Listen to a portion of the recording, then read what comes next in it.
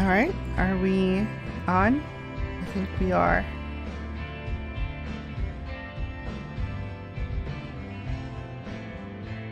Okay, sure, I have this on. Let me see here. Get on the screen. There you are. Awesome.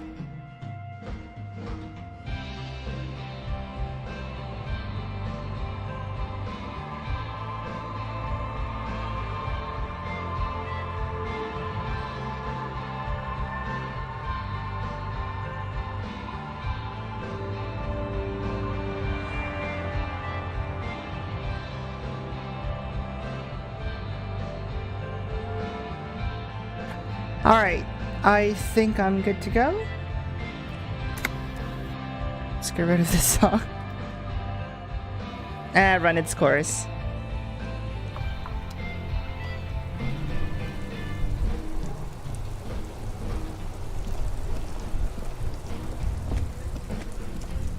Now where...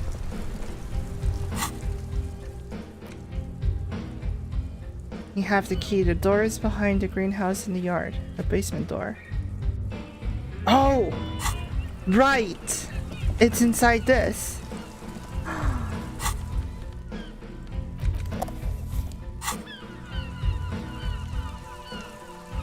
Oh, okay.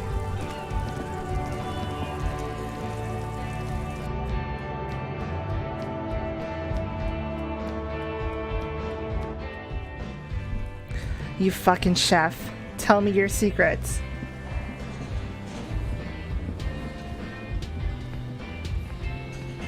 The man ponders his cooking utensils and gives you a little nod, acknowledging your presence. Leo said you're friends with Manana. Is that true? The mention of mañana gets his attention. He smiles and delivers a whole slew of unfamiliar words and lively gestures. Then he falls silent again. Ah, you wily pearl, you. What is in that bosh you're making there? Points at the large pot. The man says a couple of sentences in that strange language of his and then seems to wait for you to speak. Yes. No? Couple sentences in that strange language of his. Yes. Horse need more vodka? Oh. Of course, vodka.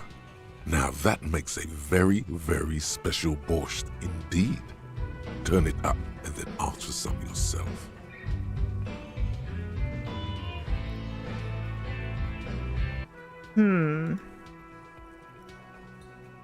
Turning it up seems like a dangerous idea, honestly. The place is a powder keg.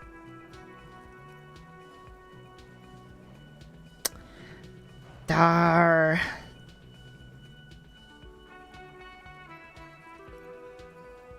Fuck it. More vodka in the mix? No, no vodka. Turn your fingers counterclockwise. Cut it. No, less vodka. The cook gives you a long, disappointed look, then turns the stove off and seems to wait for you to speak. Do you know what's behind that door? He looks up at you, then looks away quickly, shrugging and muttering something to himself. Shrugging is an international sign for, no, I don't know what's behind that door. Son of a bitch. Well, I don't need you to tell me what's in that door because I have a key, you dumbass. You see a heavy steel door with a prominent dimple lock. It's painted blue. You immediately feel drawn to the color. I am. It's for mystery. The cobalt blue surface feels rough to touch. The stainless steel door is flush with its frame on every side. Old cobalt paint, rough on the finger. Wait, don't I have the key?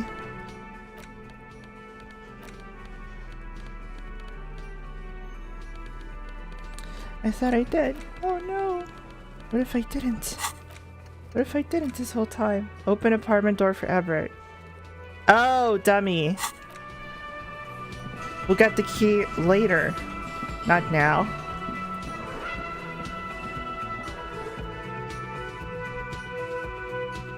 I'm gonna go do drugs with that Ken.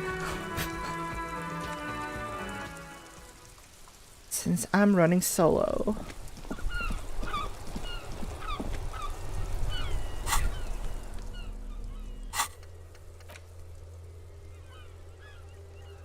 Behind the greenhouse in the backyard. Okay. I think the entrance is on its side.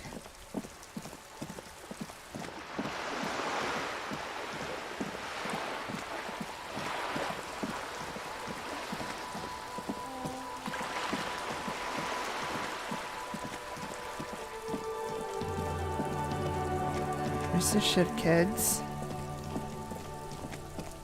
Here's the greenhouse.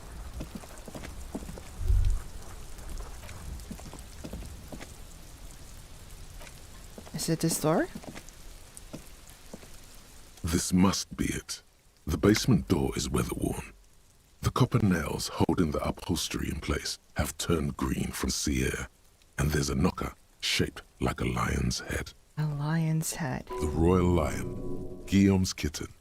This knocker will last a lifetime and then some. I have a key, bitch. You try to be as silent as you can. It takes a bit of rattling of the handle to loosen the bolt. Uh-huh. Finally, the door unlocks with a small clack. Clack. Thoughts race through your head. Good job. Let's go now. I'm sure there's nothing interesting in there. I'm sure there isn't. As you hold the open door, you can feel the air moving. A little draft, a whistle. Master investigator, you just can't keep yourself away from locked and hidden places, can you?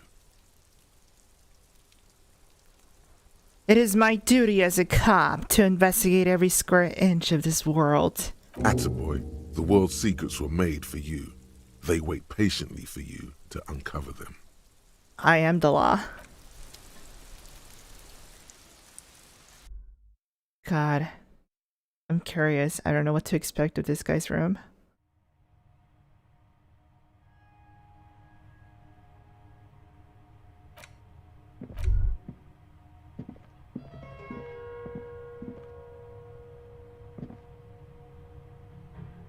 Huh. Let's rob him. Ooh, he had magnesium. We should probably do some magnesium. Let's do some hard drugs. Is it in items?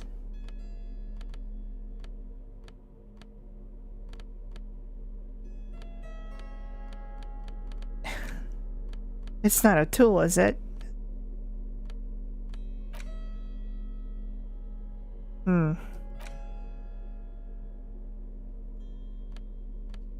So yes, last stream, we found his name. His name is Harry Dubois.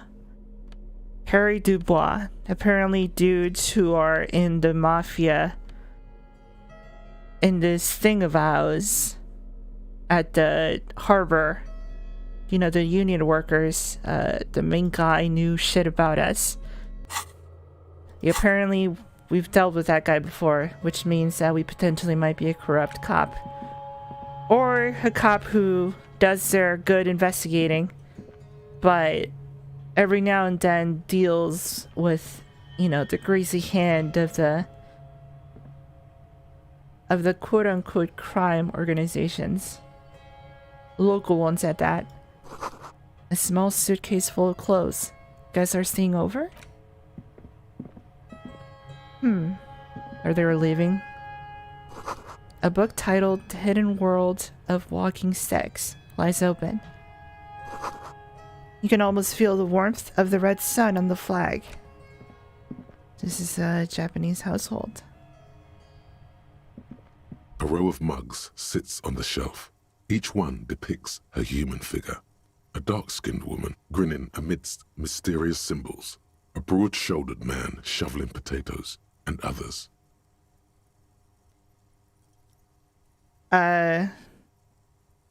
D-O-B-O-I-S, I think. D-U? D-O, something like that. But his bois is, you know, the French way of saying it, I suppose. Tap on the mug. A little ring. Though cheerful, the images on the ceramic make you vaguely uncomfortable. Whip out your yellow man mug and compare. Yes, your broken mug friend would feel very much at home here. The same humor, the same mocking lines. Oh, it's racism. Perhaps you should break into apartments more often. I guess so. Find cool stuff when you do that. Is this really the same person who put dead man's clothes in the trash? Who knows? Could be. But this clothes in the trash lead doesn't really seem like it's going anywhere. Still, good thing to keep in mind. Okay, so the racist mug belonged here, apparently. It could have been a collection of racist mugs that this guy, whoever lives here, owns. So they could potentially be involved. I'll keep that in my brain. The smell of disinfectant in the room smells like chemicals. Yeah, no shit. Whoever lives here admires fair-haired fantasy heroes with big muscles.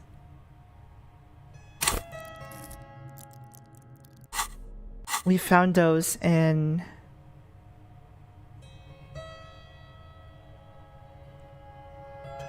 Huh. The last person who showed interest in big muscle men.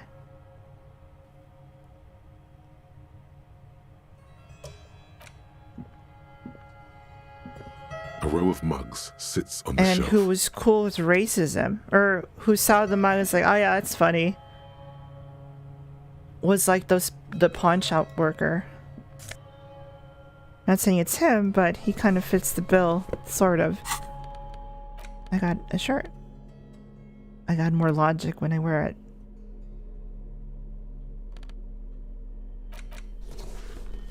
Sure. Is that it for this room? Anything else here? A row of mugs sits on the shelf. Each one depicts a human, a little ring, though. Okay, never mind. I think that's it.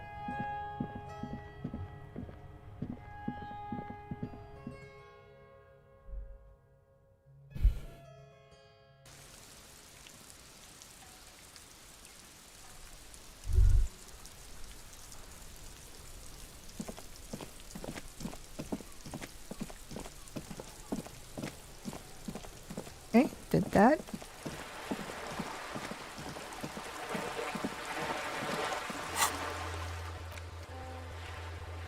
Let Everett know you unlocked the door. Okay, going back to the Union.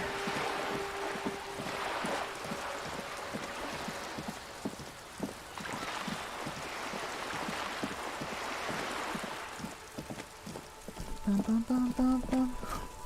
James Corden.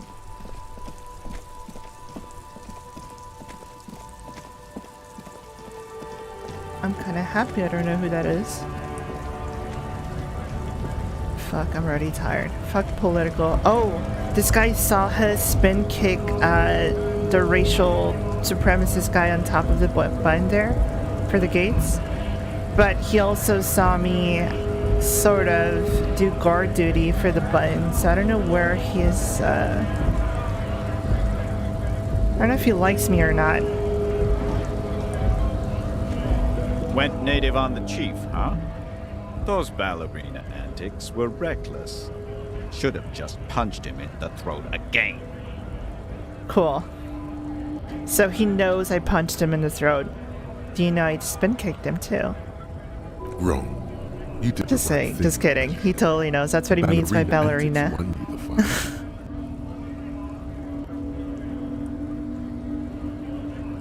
The spin. The beautiful spin. As gentle as a goose? Is that how you call it? Geese? Goose? Let's talk about our right to work. Okay, so he's not super pissed with me. He knows I mean business. But... yeah, no. He doesn't seem to have much more. What's it to you? Oh. Routine. Part of the investigation. Am I a suspect? Done no crimes. I only fight for the rights of people. Makes sense, I guess. Never mind, not gonna pry. The man has turned his attention elsewhere. Okay, so he's not gonna have any dialogue. Which is fine. I wasn't expecting much. I was just hoping an acknowledgement of my badassery. Hey, Mariana, I did it. Hola, Wandering Man. How can I help you? That weasel I visited. Turns out he was one hell of a colonial mug collection. Yeah, the janitor who gave me the key to his apartment said the guy's a bit of an asshole. So he's racist. Yes, his mug collection certainly represented antiquated social values. See how we're all busy concentrating on a racist mugs? That's what the ruling class wants. A man with such a funny mug collection can't be that bad. All I'm saying is he had lots of mugs. Fuck. We're all busy concentrating on mugs. Yeah, it would be really bad if we got into an argument about it. Waste of a good noon. Or afternoon. Or night. Anyway, thanks for helping out, friend. Okay. All I seek is acknowledgement. Oh, I'm not gonna fuck with this guy again, although I'm curious as to what he could say. Hey, Measurehead. Your raised descent has temporarily halted, but you will fall again. Okay, respect.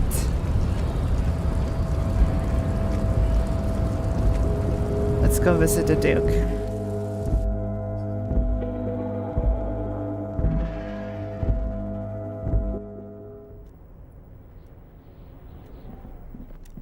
Oh no, it's not here.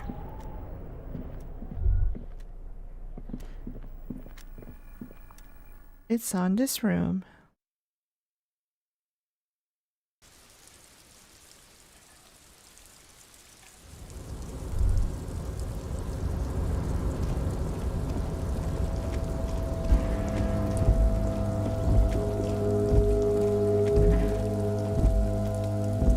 Boss?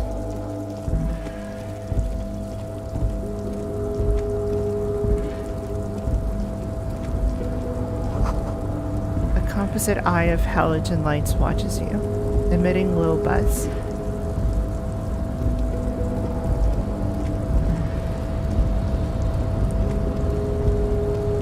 He's over here. Totally forgot he has some weird ass setup between all of these containers. Oh, hey, mister. I knew you'd be back to talk with old Leo here. Yes, I did. It's like Lady Larice said when she opened a bathhouse in the basement of my apartment building. They can only get so far before they're aching to get back.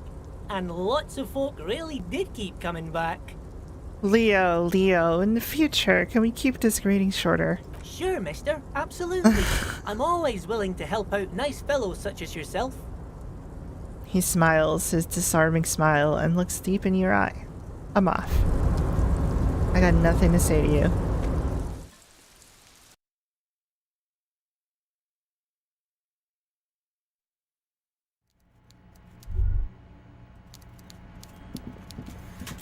Duke, my boy. I intimidated the man. Mr. Dubois, every worker... He leans towards you, waiting for you to complete his sentence. Every worker? A member of the board? That's right, Mr. Dubois. I see the socialist democratic fervor now burns in your heart, too. That's right. How can I help you today? I am doing a communist run. I opened the door you asked me. Can we discuss the murder now? I'm very glad to hear that, Harry. One question. You didn't actually happen to stumble in and see what's inside the apartment, did you? I may have gone inside and seen a collection of racist mugs. Just as I thought. Culturally antiquated mug collection. What a weasel. Pissing on Everart's Rainbow Coalition. Now let's get down to brass tacks. It's time for men like me and you to figure out who's killed who and why. Real police work is gonna start happening now. I promise you, Harry, this is gonna be good. The mug collection I mentioned was in the apartment. I found a similar mug in the trash with the hangman's clothes. Racist mugs in the trash and in the apartment? You guys are just light years ahead of me. I have so much confidence in the ability of your organization. I'm relieved you're doing this and leaving me to do what I do best. Helping people. With the power of politics. Aha. Do you think this weasel has something to do with my case? Oh, no, no, no, no. I don't cross paths like that. All I want is for you to succeed in your investigation. I would never complicate things for you. Oh, really? But this weasel might have cleaned up after the killers. Believe me, Harry, he's a nobody. Just your basement variety nobody. Can't imagine him being connected to a high-caliber case like this. But he does live nearby. Maybe it's a pedantic weasel. Fascists are known to be neat freaks. I feel like a real detective right now, Harry. Am I getting this right? Ugh. You son of a bitch. That's not how you baton someone. The technique is way off. You strike with your whole body, not just the baton. Oh yeah, I forgot to read. He imitates bashing something with an imaginary baton. No, that's not how you do it, you fucking idiot. Great technique. You'd make a great sergeant. Oh, you're too kind, Harry. Way too kind. I know I'm not a real police officer. You are. Yeah, stop patronizing me, dude. I've heard about a connection between the lynching and the strike. I'd like to hear what you know about it. By now, I'm sure you've figured out who the dead man was working for. The bad guys. Wild Pines. Sent to scare us. Another violent measure of the top hats against us flatcaps. I'm listening. Harry, this strike is the culmination of many, many mistakes made by the Wild Pines group. They tried to shut the strike down by sending in armed mercenaries. Our victim. A security contractor? Can you imagine that? Workers standing in peaceful protest, united in the spirit of fellowship, and they send hired killers to mow us down with machine gun fire? Yeah, that's an extreme. He performs a motion as if spraying bullets from a machine gun. I'm talking beasts, hardened killers from proxy wars in Yisut, Semenine, Saramaritsa, you name it, they've done it. Raping, killing, burning villages, killing little children for the Nice. Senorita Pineapple Company, Harry. Senorita Pineapple Company raped, killed villages? Those Senorita Pineapple people are scary motherfuckers. Decimating your state if you don't give them your pineapples. Making it look like Nanking was a fucking child's play. Everything they did there, they brought over here. They want to turn Revachol into a third world slum. Honestly, the only thing they didn't do is kill the village elephant. Hold on, you have a village elephant. No, Harry, the elephant is metaphorical and so is the village, but the mercs, and their brutality are very real. Go on. Now, I haven't personally witnessed the brutalities out there. Of I have course. the luxury of staying in my container, you see. Yeah, you're If I privileged. need to go somewhere, they just move my container. Ah, this motherfucker. Go on. About my fun container? It's a hoot, Harry. Who knows? Maybe you'll be in here the next time they move it. It will be very fun, I promise. So everything just moves around if they decide to move this thing? But enough about me and my container. The killers the company hired, I think there were 3 of them, all hardened commando types. One of them got downright suicidal, getting drunk, violent, a little rapey. Even their own negotiator couldn't control him. That's your boy, the one who likes hanging out and trees. The one where the guy doesn't fucking live anymore. You know the guy. You know the one. How did he end up hanging from the tree? Harry, what you need to realize is, we dock workers are not pushovers. We got grit, Harry. This whole neighborhood does. Push us hard enough and we push back. And when we do, we push to kill. So no remorse. An entire neighborhood of killers. As long as everyone is in agreement of murder, then the community says yes. What a nice neighborhood. Potentially, Harry, potentially. We got arm wrestling champions, rowing club people, ex-coal miners, tough guys, all ready to spring into action for their home base. Who exactly did the pushing? There's a militant wing inside the Union. A group of people whose duties don't involve manual labor, but peacekeeping in the neighborhood, making sure everything runs smoothly. They're like you. Idealistic people who want to make sure that bad things don't happen. And if they already have, well, punishment must follow. You believe they killed a hangman? One day Titus Hardy, leader of this peacekeeping faction, comes up to me and says, "Boss, socialist democratic fervor drove us to take it upon ourselves to kill this beast that was burdening the land." Listen, it was the democratic socialist ideology that drove us to murder this fuck. He probably worded it differently, but that was the idea. Sure sounded to me like they killed him. I gave them 2 weeks paid leave and told them to lay low to avoid retaliation. Wow, you paid him and laid low?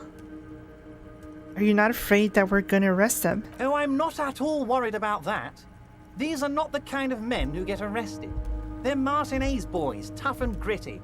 I'd like to see the man who takes them in. Besides, I sent my lawyer girl to look after them. Wait, aren't you afraid that I'm gonna arrest him? How do you know the mercenaries they were hired by the shipping company? How do I know? Let me tell you about these people. That's their MO. It's what they do.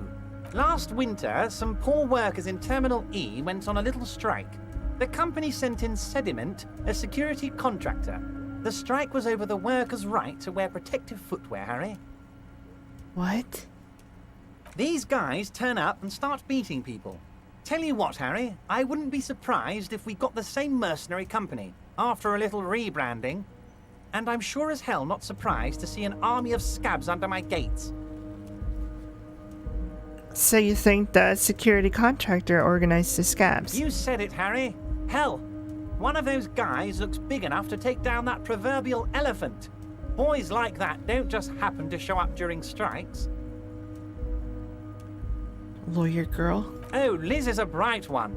I paid for that law degree myself, thinking it'll probably turn her all fancy. But hell, Harry, she came back a firebrand socialist. Sometimes she scares me with her zeal. Tell me about Titus and his crew. Oh, they are simply fine young men, all 7 of them. Exemplary union members, always working to advance their position in the local socialist democratic movement. Core members. So murder is totally cool for you. They're all fine young men. Old Theo used to run them, but things really kicked into gear when Titus took the reins and named the group after himself. Gotta love his initiative. What more can you tell me? Who's the second in command? Who's the most violent?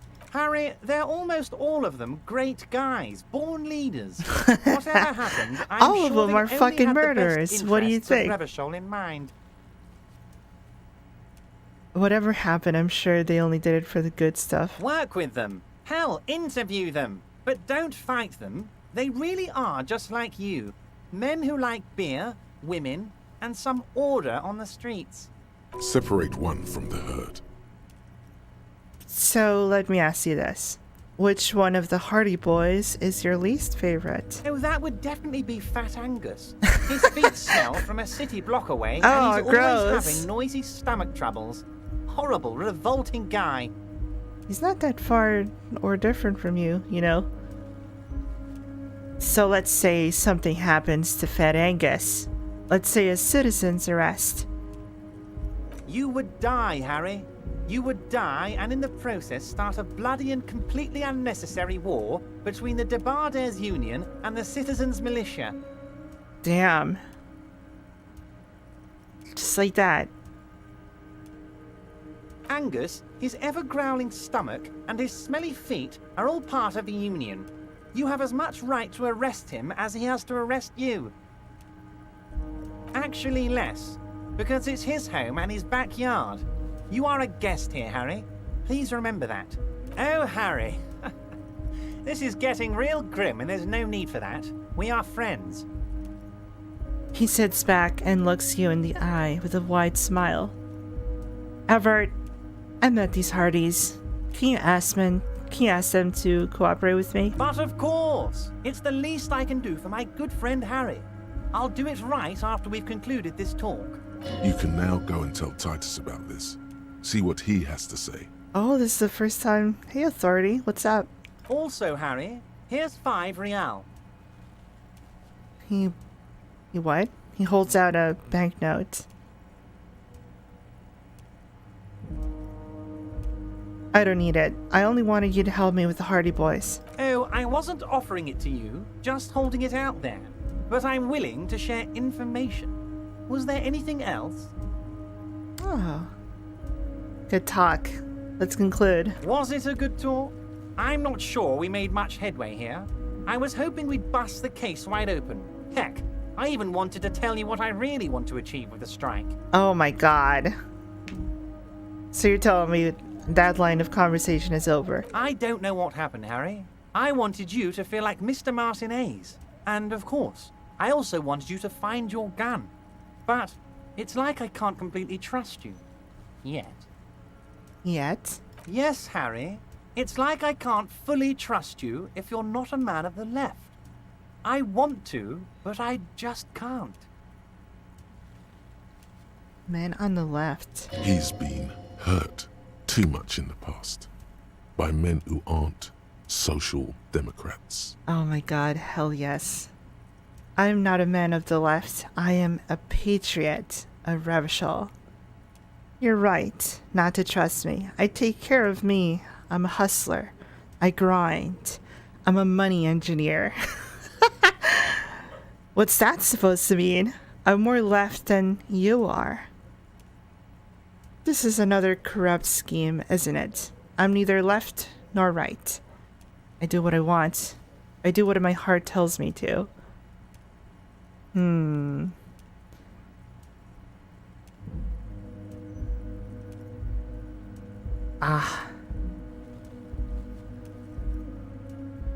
You're right not to trust me. Perfect, Harry. That's perfect. My version of the left is not against the companies. It's with the companies. Honestly, what I have in mind is a business proposal. A left-wing business proposal, but still... Oh, sweet. You liked my answer. What would this entail? Once again, I require nothing unethical or illegal of you. You just need to get 2 little signatures on this piece of paper, and then mail it to my accountant in La Delta. What are the signatures for? I'm glad you asked, Harry. The Union is going to build a modern youth centre in Martinez. It will be righteous. We're gonna get those teenagers off drugs and on roller skates. Roller skating, not drugs, Harry. You like this. Yeah, that sounds pretty cool. There's a nameless little street on the coast with some old houses around it. Most people have already signed. I just need 2 more signatures to get this mission off the ground, Harry. Where is this place? On the coast, Harry, across the canal. There's a cul-de-sac there, a little village they're calling it. A gloomy place. You'll find it. I trust your detective skills, Harry. Water drips from the eaves. A woman looks at her freshly tarred skiff. There's a pair of cavalry boots under the fish in the box, and the wind howls like a vicious spirit. What will happen to the current occupants? They are just going to have to deal with the construction noise for 6 months, and then they'll be living like kings. Right next to a fancy new youth centre, designed by the best architects from Stella Marie. Sure. You bring joy to my heart, Harry. Such a pleasure to be working with you. Here. He hands you an open white envelope.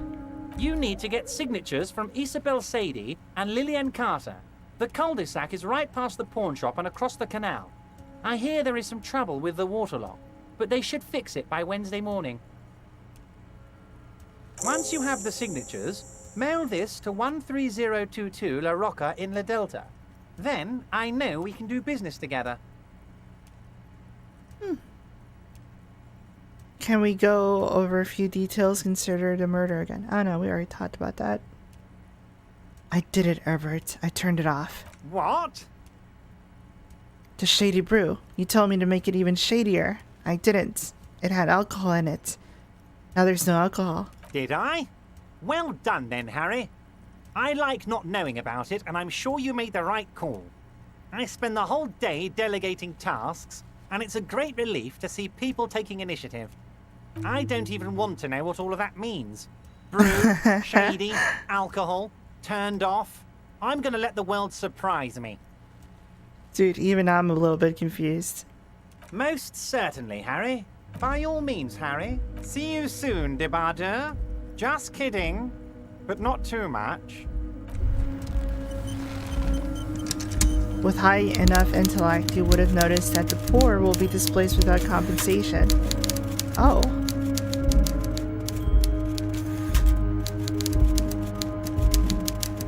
Whoops. I'm just a dumb drunk.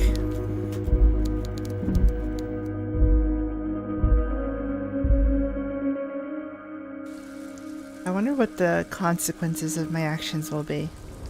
I'm definitely getting into some nasty business. This isn't about the murder anymore. We are messing with the balance. Can I go in?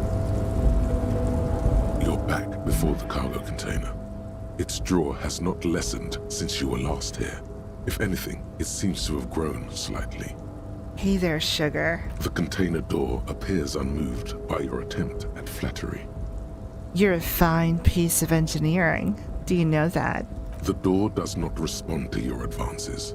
Is it possible that it seems somehow more closed than before? Oh, shut up! Why does this situation feel so familiar? Do you have a history of propositioning inanimate objects? Listen, I'm insane.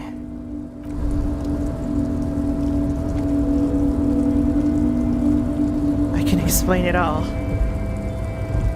I'm fucking crazy.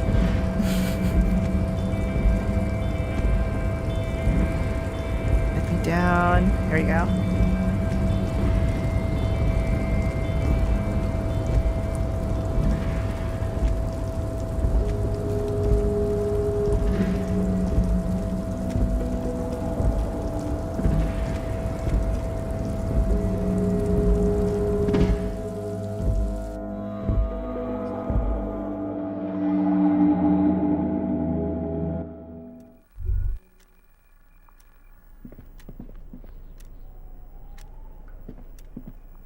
The payphone hangs mutely on the wall. There isn't much more to do here. Alright, let's go back to the streets. But before I do that, what do I need to do?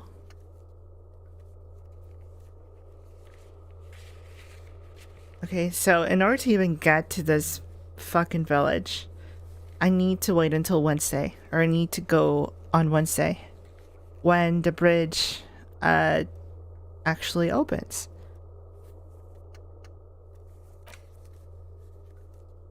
You have to gain authority in Titus' eyes for the investigation to advance.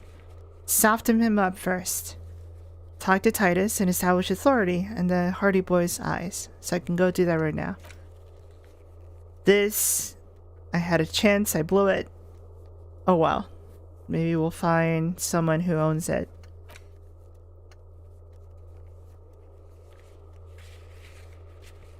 I could continue asking around about the tattoos, so I'll be doing that.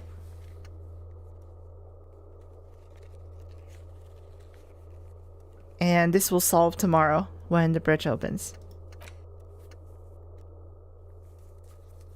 I need some speed.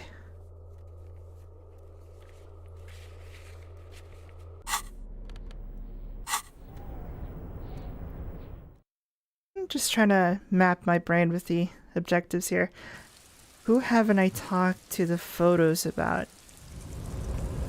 Did I talk to... I talked to Tribeman. I talked to Mayana. To Duke. The old lady is silent. The rioting worker does not give a shit. A lorry stuck.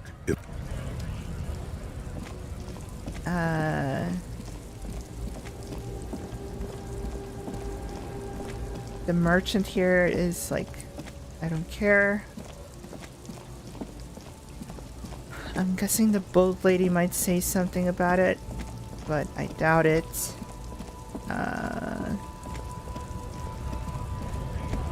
Inside the whirling rags. The racist dude has nothing to say about it. Looking for something odd? Yeah, no.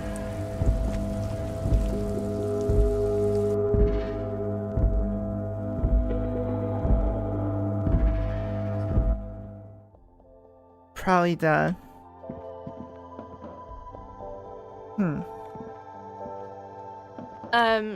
Is this about the questions again? Because I don't really know anything. I need to exchange his novelty check for cash. Wow. I didn't know you worked for the union, sir. She rolls up a giant novelty check. Looks like she's seen it before. And slips it under the counter. Anything else I can do for you? That was easy. Worryingly so. Blow the whole thing on speed and gin. Right now. Speed and gin. Great combo. Ask some local dealers, maybe. The pawn shop. He probably has some speed. The tear machine stands. Your bottles clunk into the machine. 40 cents. I'm rich. A small cabinet on the wall is filled with various medicine bottles, nasal sprays, and blister packs. They all bear the Saint Baptiste Pharmaceutics logo.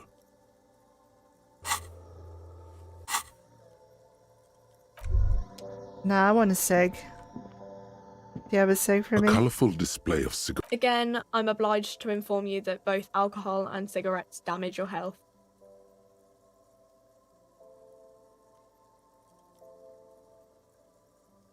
Ask for cigarettes.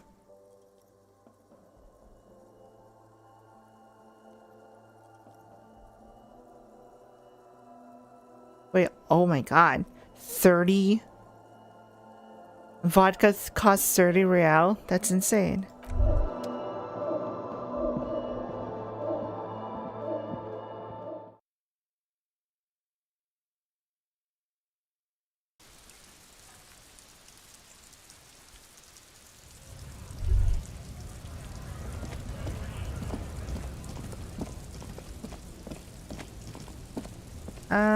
This guy. You haven't talked to him in a while. Still here. Stuck in this damn jam, my man. What's up? Nothing much.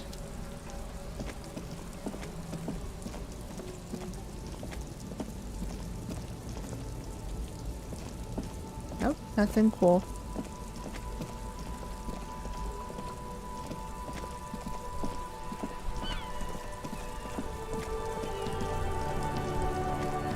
Okay. There's the pawn shop guy. Where's Kim at? He is at home. Or in their room. He'd probably called it a day. Hey, 1935, welcome.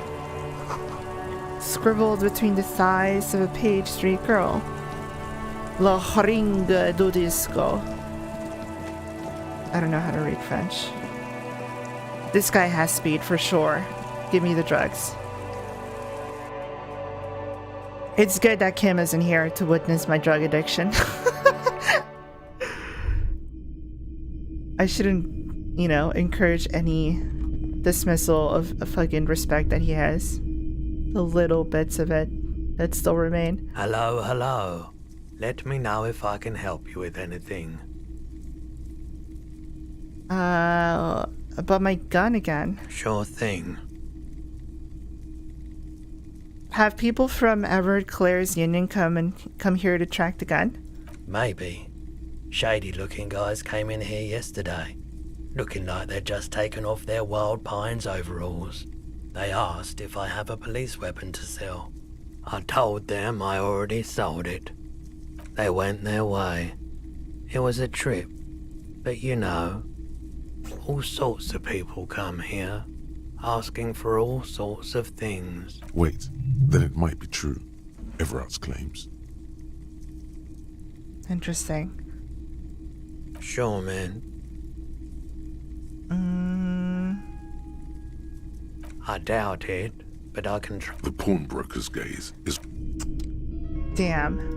A typical Martinez streetlight sits among assorted 700 floor real. and That is so fucking crazy. the boomboxes on the shelf look well-loved and well-traveled. Chipped, dented, they stare at you with the unblinking eyes of their tape reels. Stand on the tip of your toes to see more. One especially catches your eye. Deep gold and amber plastic with a big old handle on top. A classic boombox that says Stereo 8 approved. This is you. Golden orange. A sunset suite. Just make sure it works before you buy it. I'm not gonna buy it. Shopkeep. This Stereo 8 approved machine here. Is the Harman Welsh W2. Made in Vespa. Designed in Seoul. Plays all reel-to-reel formats. 2mm, 8mm, 12mm. It's even got a little radio in there. It'll set you back 12 real. Wow, that sounded a lot. What I really want to know is, could this device come in handy in my police work? If police work means playing tapes, sure. You can use it for that. Or any other time you'd need to play a tape. Are you sure this is all in working order? Absolutely. I've tested each one myself with recordings of speech, found sounds and music from a variety of genres. Even though I don't really like music. How do you not like music? You fucking weirdo. I'm out of your shop. I'm going to Walmart.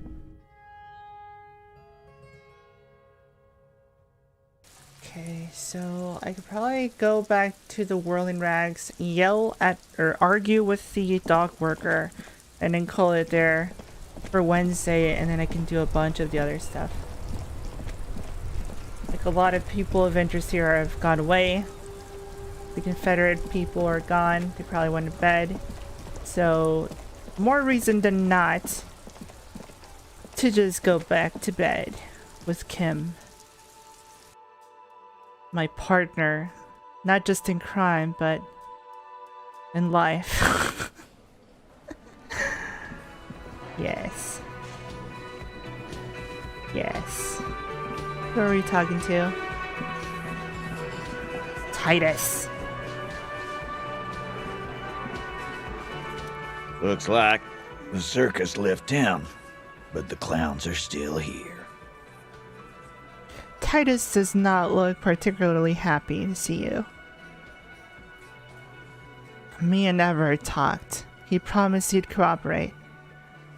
Oh, so you went and talked to my mommy, and now she's making me play with you. Is that it, lawman? And what's gonna happen if we don't? The You're little gonna guy. go and tell on us? Fucking Shanky. Very mature, guys. Everett sent word, right? Why don't you just push me some more and find out, Gimp? Yeah, that's good. I would never tell on someone. Let's change the subject. Fuck it. Why don't you find out? You gonna let him talk to me like that, Titus? He turns his eyes, full of hurt, to the big man. Let's see. Yeah, I guess I am, you big pussy. Yeah. Get shit on, Shanky. The old man sent word you'd be around again. That's the reason I'm being so forthcoming with you. Don't wear it out. Take an aggressive step closer? No. I want to talk about the hanging again. Again. Just get the dead guy's autograph, since you're his biggest fan. Good one, Titus.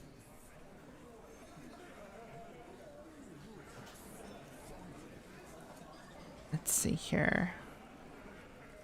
No more questions. About fucking time.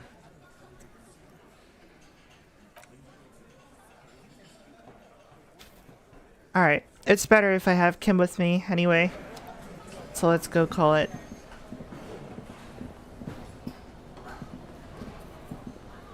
Talk to the old lady. Talk to this guy. Do I need to pay you? Can I help you? I bought my bill. You're already set for the night. Your door is unlocked. Oh, cool. Alright. Yeah, Kim sold his spinners. For my sake. I should probably pay him back.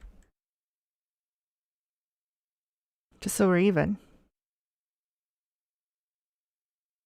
But, oh, right, no, Kim is not here, actually. I'm totally wrong. Kim went to do an autopsy report to the dead body we took down.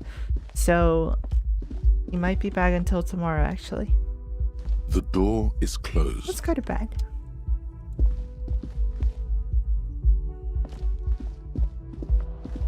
What if I go to the balcony instead? Can I take a smoke up here?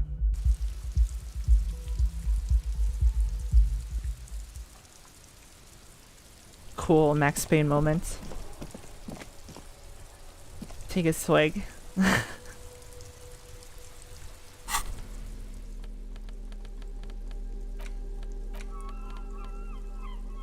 White envelope. Use and track button to inventory to inspect this item. A white envelope with a stamp attached to the upper right corner. Handed to you by Everett Clare. Inside are some legal documents for two names printed on them. Isabel Sadie and Lillian Carter.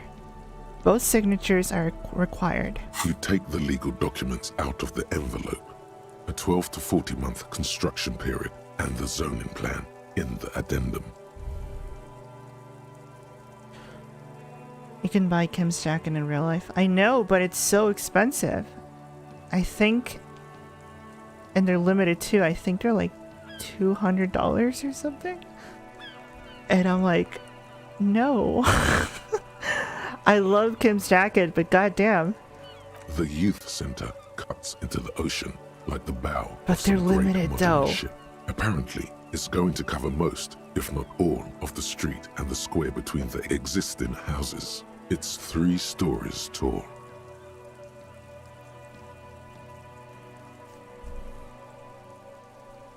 If I had logic a little bit higher up, I would notice some bullshit in here.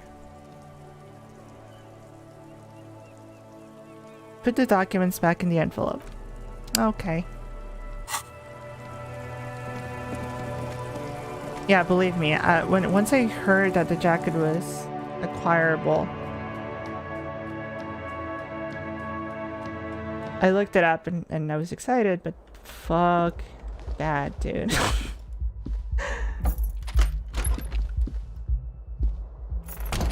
Do you even know how many you know, bottle recycling I should do to get close to buying that thing? Can I turn you on? The fan stands still. The switch must be broken because nothing happens. The lights are off again. Oh, good. Now I can fall asleep. The bed is still cold from the broken window and not too inviting, but it's yours. You've earned it. Good night. The bed is still cold from the wind blowing in from the broken window. The mattress creaks as you close your eyes and try your hardest to fall asleep. Here we are again, my broken bud. The waves are coming, carrying you away. But you can't go. No, you have to stay. Always half aware of yourself. God. The voice of this system, the limbic system, is so weird. You're not cooperating, brother man. Why? It's your disgusting body. Even through your sleep, you feel a vague discomfort suffusing it. Your belly and your sides are unpleasantly tender. You wish you could curl up into a fetal ball of safety. But you cannot, because of the pain. And there's a lot of it, ever present in your organs. It's like every one of them has their own nasty song to sing. Have I been to apartment 28? Have I? I think I have. If not, we'll go there. I think it was in... Yeah, no. Unsure.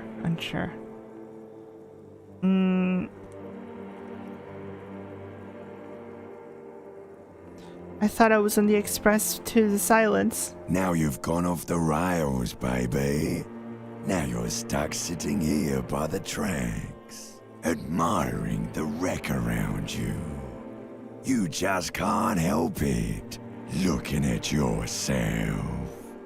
The sum total of your accomplishments.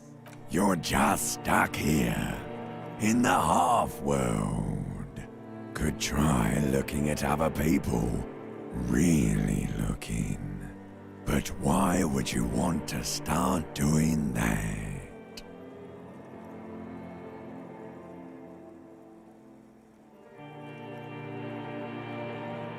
Just get me out of here then. Back to the other place.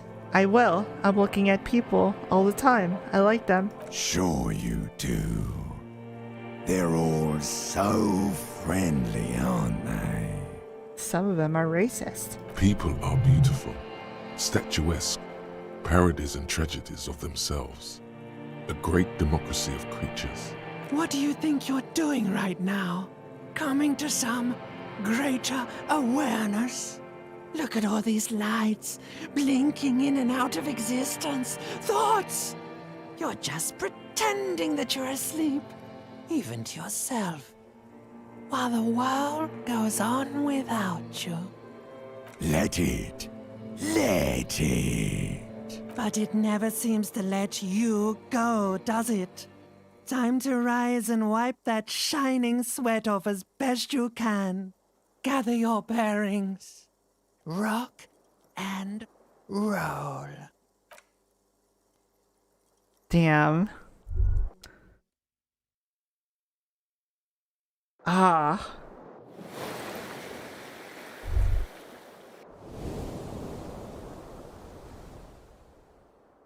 Back in this shit again.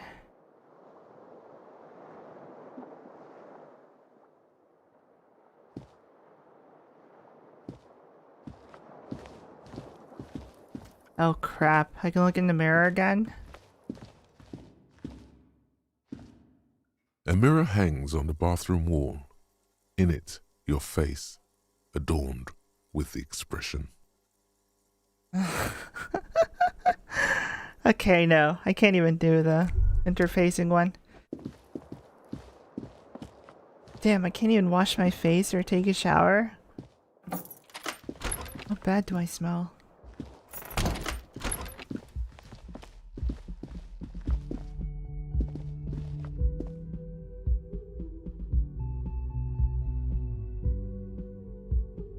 Another day, another dollar. Kim, good morning. How'd it go? Yes. Oh. Oh, we have new people here.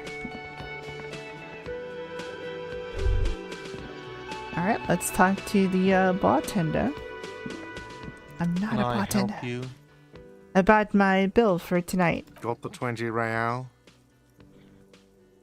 Not yet. Then why are you wasting my time?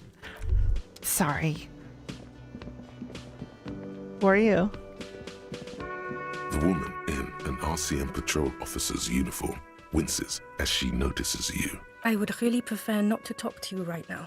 What? A patrol officer is the lowest rank in the RCM, below lieutenant and sergeant. Patrol officers lowest rank in the RCM.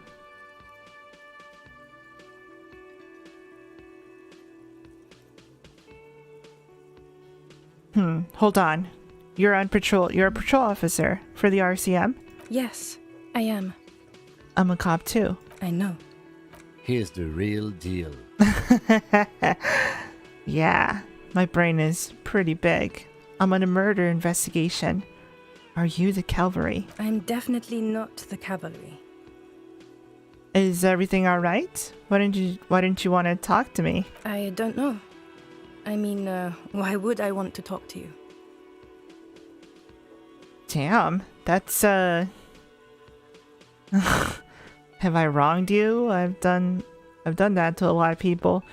It's cool to see another cop. I thought Kim and I were the only ones. The only cops ever. I'm deeply flawed individual, but I bring joy to the world. Yes. Do you now? She asks, narrowing her eyes. After a moment, she shakes her head. Okay, fine. Let's talk. What did you want? So what precinct are you from? What precinct? Fucking deranged lunatic. What I do? You're the police, right? Cool. So am I. I don't know what to say. Don't say anything, Judith. Wait, is he police? Me? No. I'm just a man with sunglasses. I like wearing sunglasses inside. Sunglasses and a fucking wig. Man with sunglasses. Me? No, I'm just a man with sunglasses. What are you, the police, doing here? I'm just looking out for... No one. I'm just a man with sunglasses. And you are... A horse-faced woman. You're a fucking asshole. Are we done here? So you're police, right? So am I. I don't know what to say. Don't say anything, Judith. What are you, the police, doing here? I'm just looking out for... No one. I'm just a man with sunglasses. And you are... Police woman. Yes. A policewoman who just wants to do her job. That's all. Ah, she's like Kim, but... can't be bothered with the stupid little jokes. Something about the man with sunglasses and you, the energy between you two is making her uncomfortable. Okay, goodbye. They clearly know who I am. I don't know who the fuck they are. Oh, hello, dear. There you are again. I'd love to hear more about cryptids. You know, to hell with it. Let's have more cryptids. Of course, officers. Is No, there a we particular have nothing cryptid new. you two are... Of course. Damn.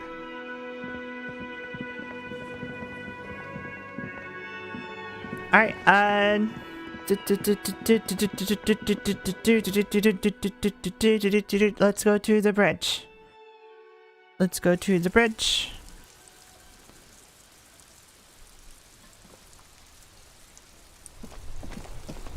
Ba ba ba ba ba ba ba. There. Working class drunk. You know what this means, right? Case solved. Cracked it. All in a good day's work. Open and shut. I don't even need to think about this anymore. Wait, what did I crack? What do you mean, what did I crack? Look at how working class that drunk is. It's her husband. The missing husband. No! Have I talked to the smoker yet? Yes. The guy by the lorry is just, stuck there. It's the future leader of the proletarian uprising. It's, some third option? It is a third option.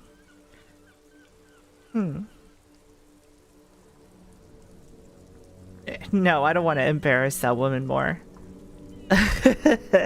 She doesn't have a husband. It's the future leader of the proletarian uprising. No, it's not. It's her husband? Yes, and you found him. Now go and tell the working class woman. Protect and serve, recruit. This doesn't add up. I'm only making a fool of myself. Do marriages make any sense? Does honor? You're not a filthy philosopher. You're an officer of law. It's time to ace this case and not brood over your reputation. We can deal with the perception management later. Give me the champagne. I'm going in. There's no need for champagne when there's honor, recruit. Go and tell the working class woman what you found right now. Shade ain't nothing to me. I make my own way, always have, always will. Oh god, I'm so sorry, lady. Protect and serve, madam. I have found your husband. God damn it, I already told you. My husband isn't missing. But you said you didn't know where he was. And I specifically added that I didn't need to know where he was. Well, I found him nevertheless. I'm that good. Very well then. Where is he? She's getting impatient. Her hands now picking on the random book cover. There, point to the working class drunk near the sea. Right down the corner. He has pissed himself. Our hammer-toting comrade was at the bottom of those stairs. I'm gonna point at the drunk. Excuse me? I don't follow. I found a working class drunk, and I thought he might be yours. Right, 'cause working class women come with alcoholic husbands. You know what? What? I'm not saying what. Something bad, I guess? I'm sorry. I say stupid things sometimes. I didn't mean to annoy. You were right. I do have an alcoholic husband. Although not that one. Oh. Ha, blam. Knew it. But you didn't say your husband was kind and helpful. I did, and he is. He's also an alcoholic. So, is he missing as well? No, he's not. Or maybe he is, I don't know. He's probably in the park or in Shamrock somewhere, drinking with his friends. I haven't seen him for... Well, to hell with him. She has completely forgotten about her book, staring blank into the distance ahead. Kim, is it me or do we have a missing person case here? I wouldn't be so sure. He replies before turning to face the working class woman. Ma'am, just to be completely clear, do you want to report it to the police? Report what? He's just out drinking with his friends. I'm sure the police has better things to do than to chase down local goofballs. Not at all. The RCM is ready to chase down every goofball in town. We care about you. She sighs, but you can detect a slight hint of gratitude and relief from her face. All right, go ahead. Do you have any questions? What does your husband look like? Honestly, not that different from you. Oh god, what if I'm her husband? So let me guess. He's disco. Oh, thank God, no. It hasn't come down to this yet. Why did you say that your husband resembles me then? Well, he's slightly chubby. Thanks. Wait, did she just imply that you're fat? You're not fat. The body type she's referring to is called a Franco-Nigerian hard body.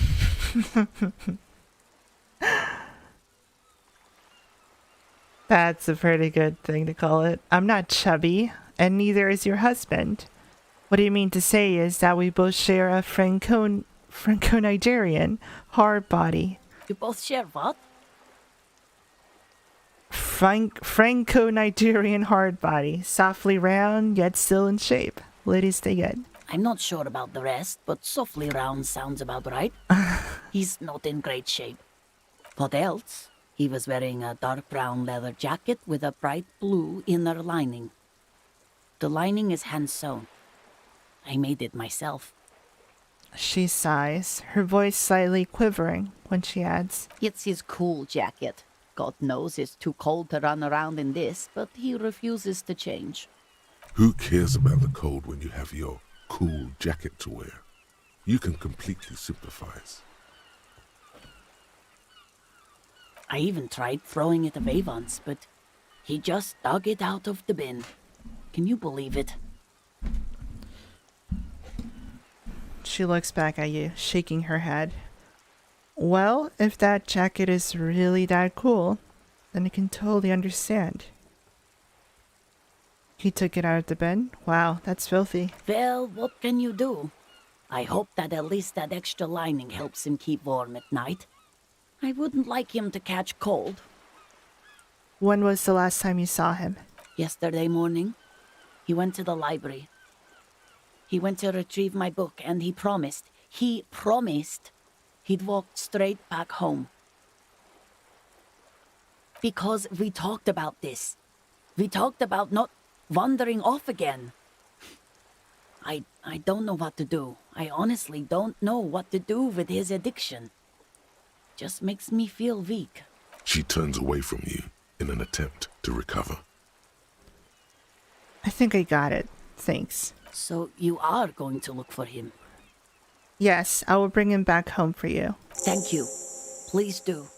Even though I'm sure he will return home by himself. I'm still sure of that. I'm sure he will too. When he does, would you let Precinct 57, Kim Kitsuragi, know? He gives her a slip of paper. I will. Of course, officer.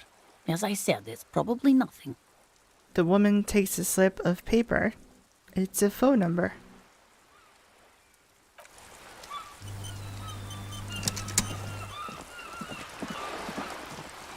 Okay. So, one of the many things we should do is visit the apartments. I want to see if, well, one, I'm sure we already cleared it out, but just to triple check since this place is so confusing. Give me a moment.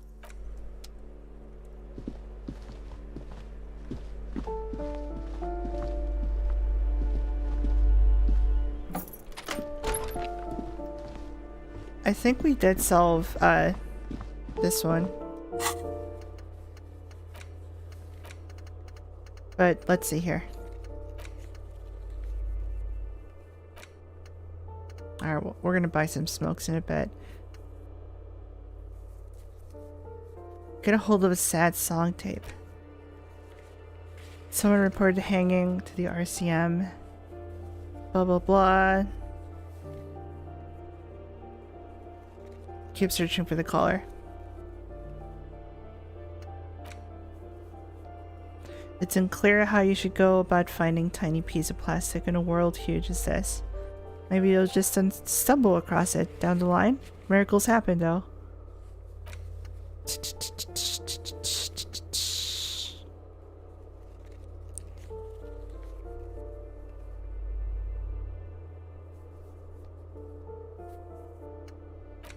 I should probably still look around the cafeteria.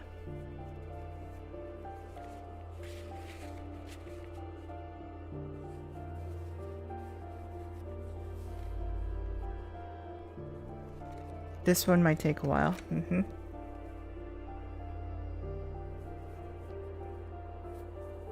And okay. Alright, let's do the ones that I know for sure we can do. Which is getting a hold of that husband. Not the hard-working woman's husband, but the cryptozoologist one. He is all the way down.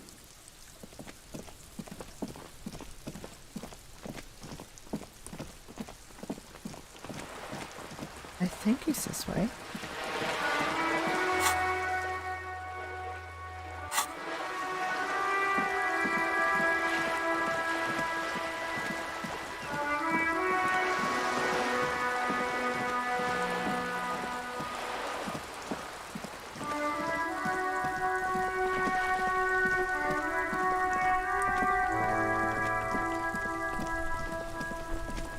Oh, there's a car again. Hold on, give me a moment. Inside, you see a set of steering levers, a radio microphone, a pull-out toolbox, and the soft glow of the fuel preheat. As you tap on the gauge, the indicator pin jerks as if startled. It's in the large orange sector, indicating the engine is warm. Next to the... Now, that's enough fun with the foldable headlights. I know they are mesmerizing. They are also fragile. I'm not going to turn it on for you again. Oh, okay. Well, shit. So that was a one-time thing where I can use the headlights to... They could show me something. Oh! Who's that? Who is over there?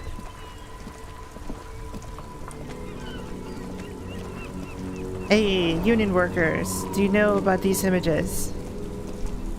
Not union workers. War It is vets. such a pleasure to see you again, officer. I want to ask you about the union. Sure, officer. They Do you are know... the good guys around here. Do you know What do you Everett? need? Everyone in Martinez. Gymnasium. What the... The old soul. The blind... Yeah, Let's yeah. try not to okay. get caught in a... Nothing No. new. I'm guessing you don't have anything new to say either. Officer. This man seems to be experiencing a mild to medium level of congestive heart problems, either due to narrowing of the arteries or high blood pressure. Renee, I found your guard booth. Yes, the Debardiers Union pays me to stand vigil during the night. Not out of any political allegiance, mind you. I'm an old man. Don't sleep more than a few hours every night anyway, and money is tight. You must have seen something on the night of the murder. Your booth looks right into the yard. Yes, it does. Unfortunately, I wasn't working that night. Been on a 2-week leave since last Monday. So, who was working your shift that night? No one. The booth has been unmanned since last Monday. There's no other guard. It's just me. No one has been guarding the container yard since last Monday. Yes. It's not actually an issue. I mean... Look, officer. The container yard doesn't actually need a guardsman. Never had one before, René. Monsieur Claire had that booth built specially for him. It's mostly decorative. Oh, wow.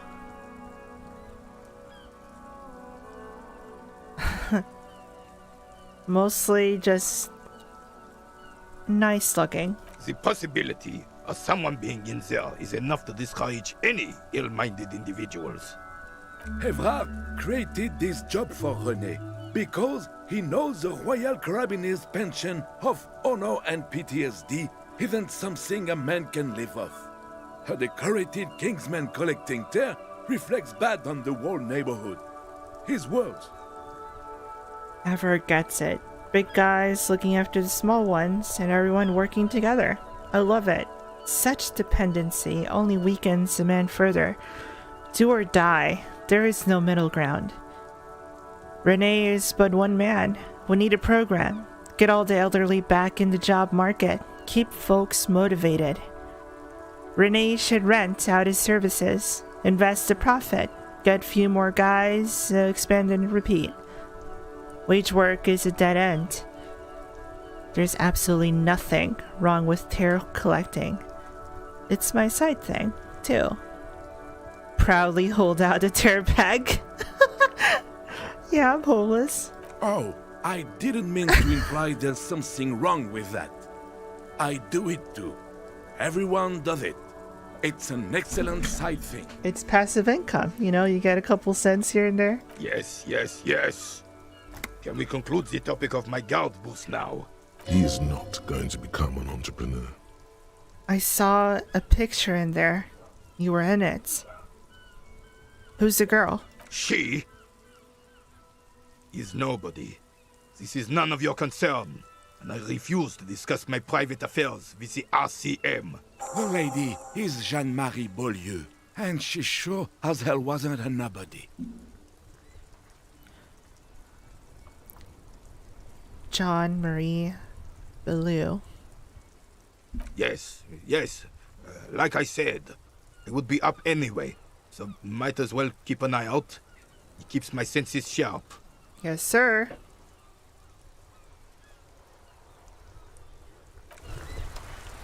Alright. Back on the road.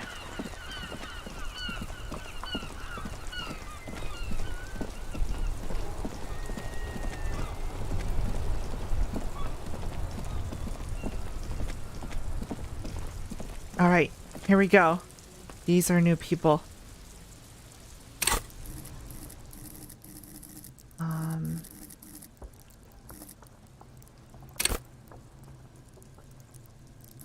What was the other one?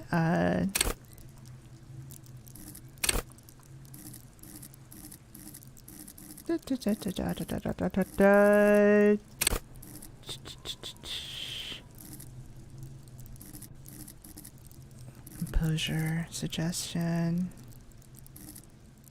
Intellect, I'm just stupid.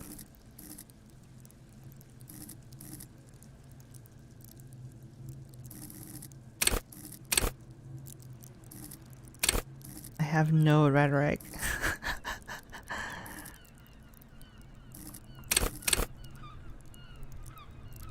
See art in the world. I love that. We've seen a couple of those, but not a whole lot. Mainly because I think it's that low of a check.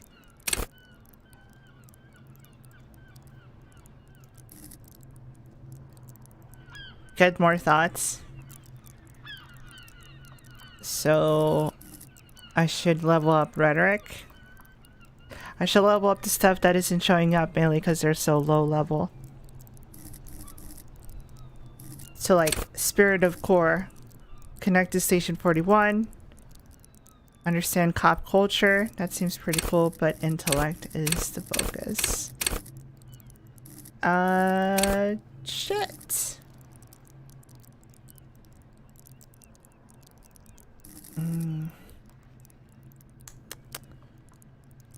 Yeah. Let's bring rhetoric. Practice the art of persuasion. Enjoy rigorous intellectual discourse. Ah! This is what I want. I want to have riveting discussions. And something else. I can level up something else.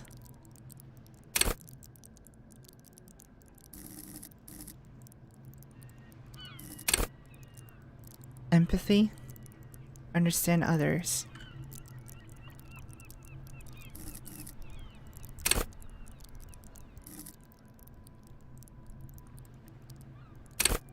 If I get the special edition of this game, I get to see Kim's stats. Oh. I wonder what Kim's stats are.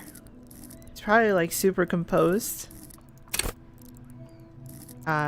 His spirit of core is like super high probably. Authority is at max. Logic is pretty high up, I'm guessing.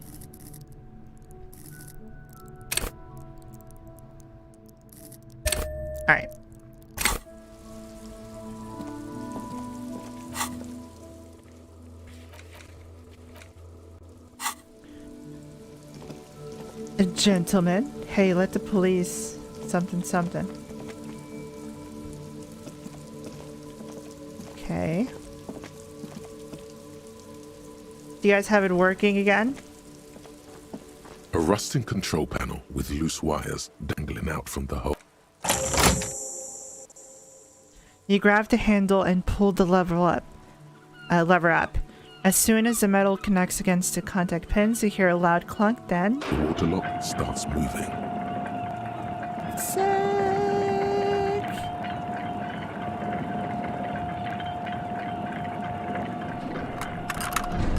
Perfect.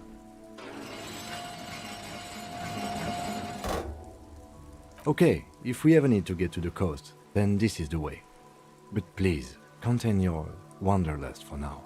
I don't want us to get sidetracked, not with everything that's going on. Well, we have to go over here. It's part of our job. The radio relay hums with electricity.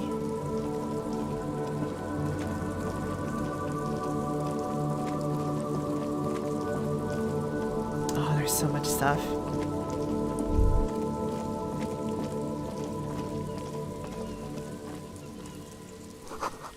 A breaker box to power the radio pylon above you. Maybe there's something inside? Money. Oh, they left money over there too. Shit.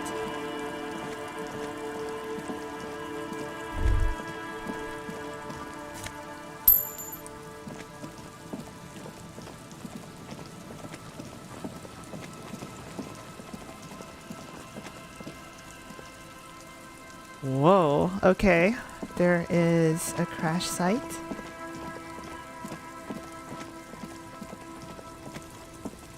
Is this gas? Banged up fuel canister.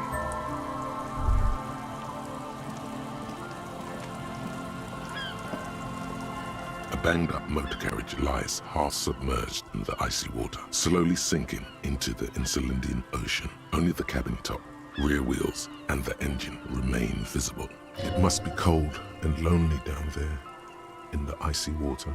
The seawater has already started to corrode the metalworks. A carriage in the sea?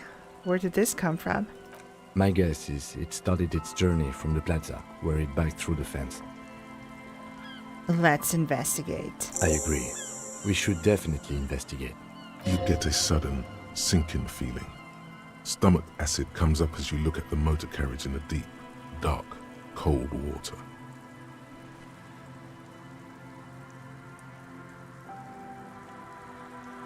Run your hand over the cold metal. The motor carriage is properly stuck in the ice. Getting it out would require a team of specialists. A single day in the salty seawater would ruin most vehicles, but this one looks worn even in places the salt water hasn't touched it. Rust, moss, and sea life have already claimed it for themselves and initiated a slow decomposition process. What is the make of this, MC? Can I see a logo? The logo is too deep in murky water. You can't make it out, but you do see a monkfish float by. How long has it been here? The ice hasn't closed around the vehicle yet. My guess is it's been here since last Saturday or Sunday. Oh, it's been here for a while.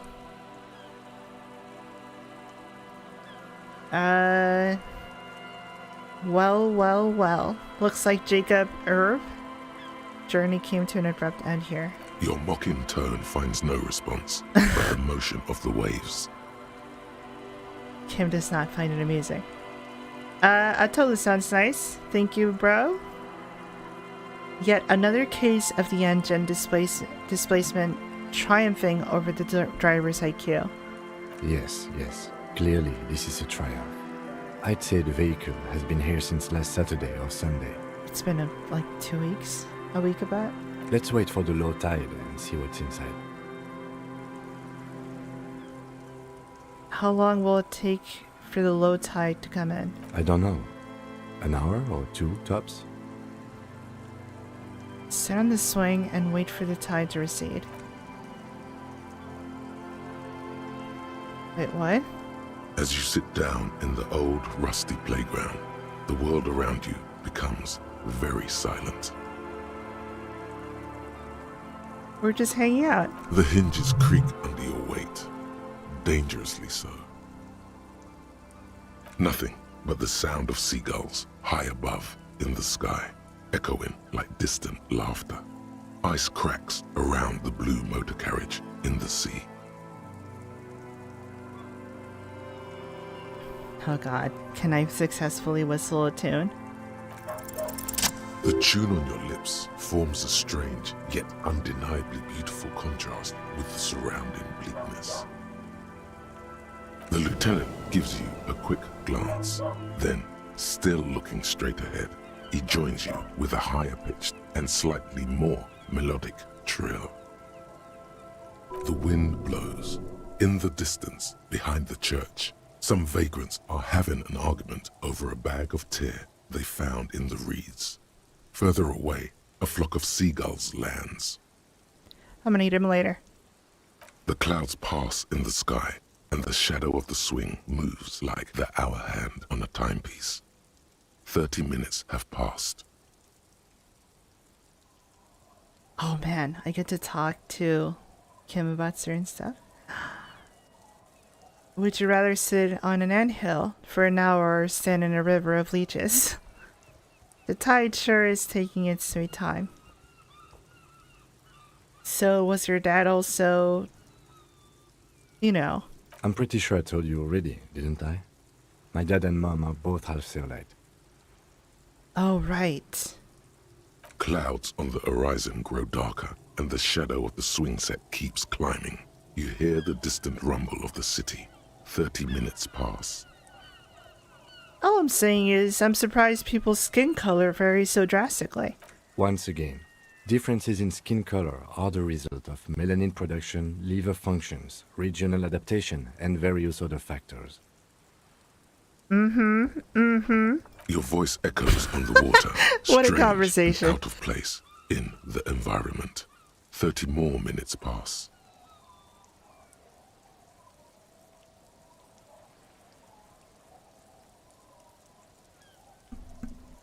Sorry, I was adjusting my chair here.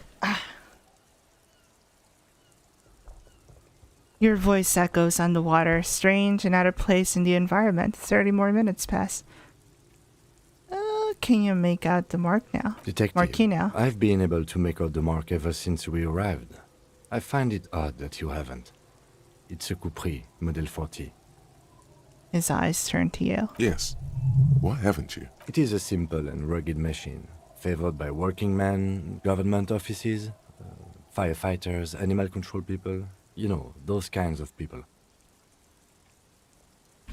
Squint your eyes and say, is that a number on the side? Yes, 41. What do you think it stands for?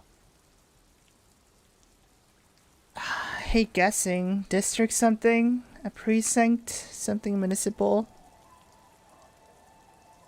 Oh god, no. No! Wait a minute! Something is dawning on me.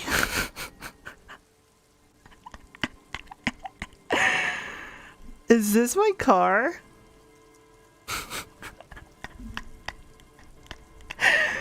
Did we just find my car? Oh god, no. I'm sorry, Harry. I'm so sorry. No, it's my car! We found my car! 41. Precinct 41. Shit, no. A massive pit opens up in your stomach, and the most terrible feeling comes over you. Oh god, no. Not my Nissan Skyline. You feel like you're about to faint and fall off the swing. Oh, fuck. Your hands get clammy, and the air tastes sour to breathe. Oh god, Harry. Oh god. Oh, Harry, no. What did you do? Oh, you're a stupid asshole, Harry. No. Just nope. Say no to this, Harry. No. No. Oh my god, it's mine. I drove my car into the sea. Oh no. Yes, your car is in the sea. Face it, so we can start dealing with this. No, I mean, seriously, it's just a coincidence. The lieutenant just shakes his head. Oh my god. I'm afraid so, yes.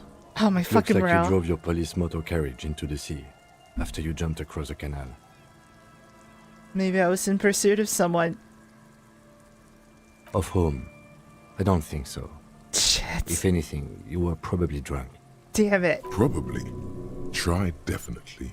How do we get it out? Detective, we don't. A rescue operation really isn't viable at this point. So it's just gonna be like that? I'm afraid it will have to be there like that for many years.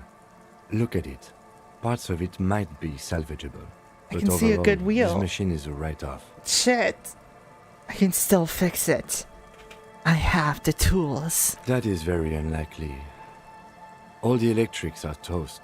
That goes for the electromagnetic steering and brake systems as well. You'd be lucky to find one undamaged component in there. In a few months, there will be nothing but rust left of this vehicle. It'll be cheaper to buy a new one. Oh my god. Well, not cheaper. This motor carriage costs 40,000 real.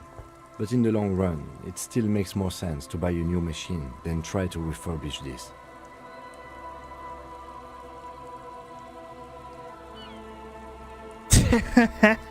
All of these fucking options are terrible. I don't have that kind of money. I couldn't even pay for the hotel bill.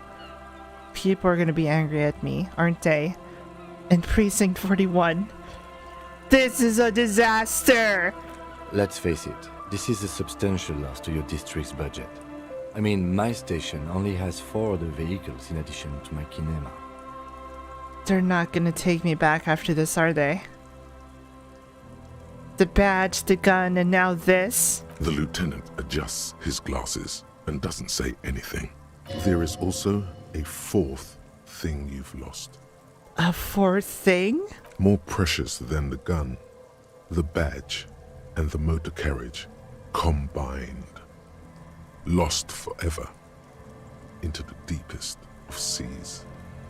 Whoa. What did I lose? They're not gonna take me back after this. People are more valuable than machines. Training a police officer is even more costly. People, yes, but not you. Yeah, I'm a consistent fuck up. Well, at least I can see what's in there now. What's in my destroyed car? Yes. Let's go take a look. Ah, son of a bitch. A bottle drained of all its booze. It's frozen to the ice. What's in my car? The ice just off the coast crackles, shifting. My badge! RCM badge LTN 2 JFR Dubois. Dubois. And my jacket. Well, at least that's something. Thick blue piece of acrylic covering a thin leaf of paper with the officer's name and rank on it. Next to the writing, you see a man stare back at you. A younger version of you. Already disintegrating inside, but still presentable on the outside. A police badge on which you see the photo of a man. You. Some seaweed is stuck to the back. I found my badge. At least something good came out of all this. The lieutenant glances at the badge in your hands. Encased between 2 durable plastic sheets is a bluish card with lines of information and a watermark in the shape of the street grid of Revachol West. You see a photo, a name, a rank, a document number, the date of issue, and, in the lower right corner, your precinct. Look at the photo. The man keeps winking at you with his green-grey eyes. The photo is old, no doubt about that. How old? 8, maybe 10 years. The guy in the picture is rather good-looking. He's got a nice haircut and is distinctly lacking in massive sideburns. And he's winking. Why? What do you think? His face is already contorted by the expression. Although it looks less grotesque on him than it does on you now, it looks better on him because he isn't in as much pain while producing it as you are now. Although there's already a hint of that pain, certainly. Ah. You can tell?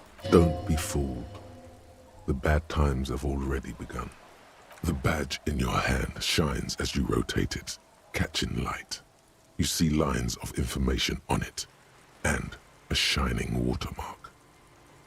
The name Harry Dubois. Harrier. That's long for Harry. So you are Harry. Evrard was half right. Probably not a lot of people know your full name. Whoever told him you're Harry Dubois didn't. Strange. It doesn't say Raphael Ambrosius Cousteau. Not strange at all. Your name is Harrier Dubois, like it says on your police badge. Wait, what kind of name is Harrier? It's a wartime name. Revolutionary. The kind mothers give their sons during troubled times, like Undying or Boxer or Ironhide. It's meant to keep you safe. Oh my god. From bullets, hunger, shrapnel, kidnappings, and worse. Harrier Dubois it is then. Pleased to make your acquaintance, Harrier Dubois. The badge in your hands shines as you rotate it, catching light. You see lines of information. My rank. Lieutenant W. Freighter. What is a Lieutenant Double Freighter?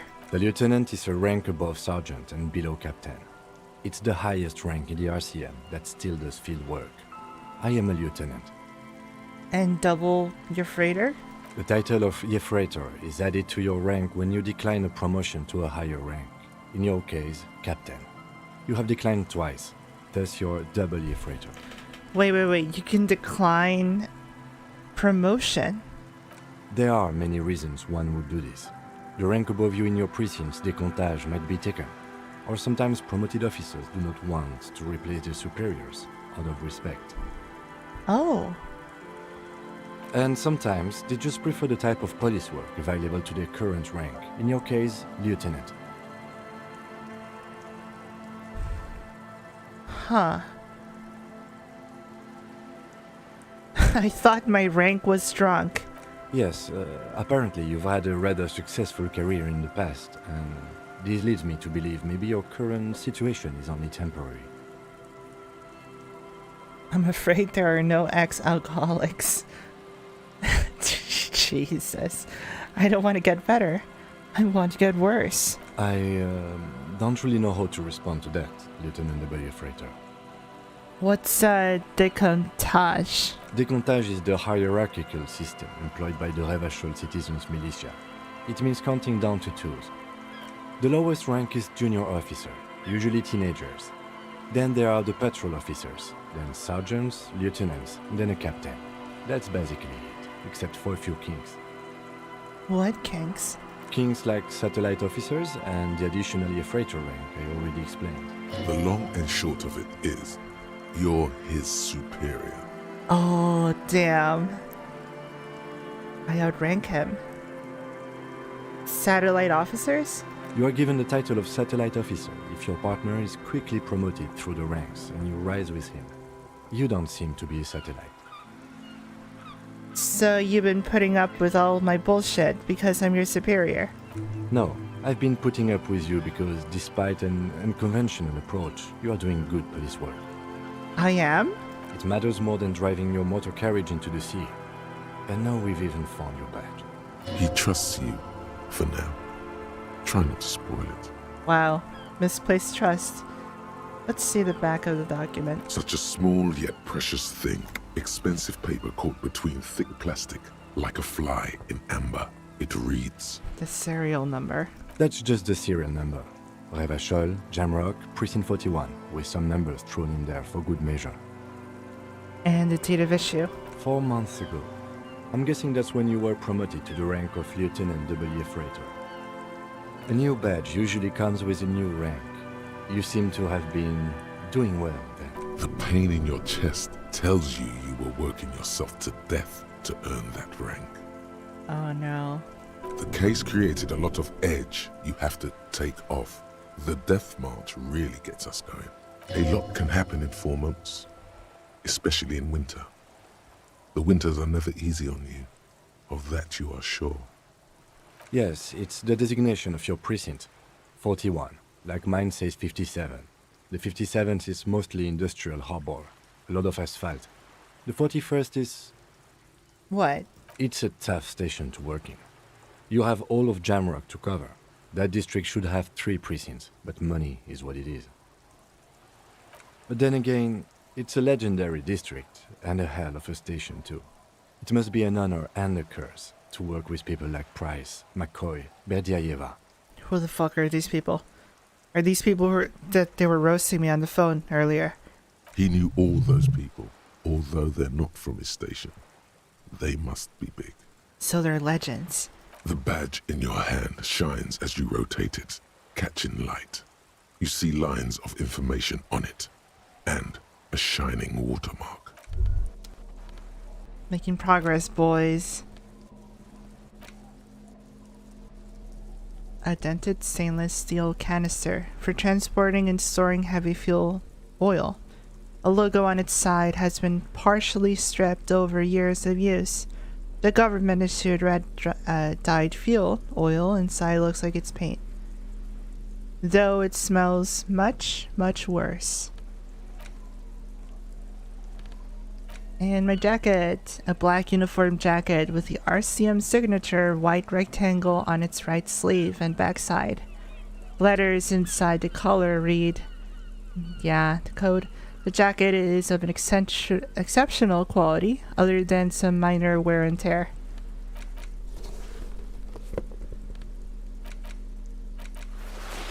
There we go.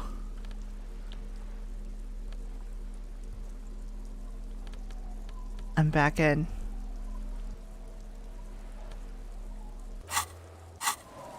I'm a real cop now. Oh, money.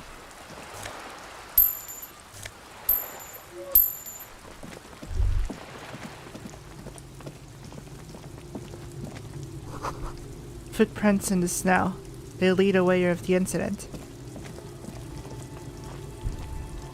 There's a boat here. There's a boat tucked away underneath the tarpaulin cover. There's a shack. Holy, how big is this?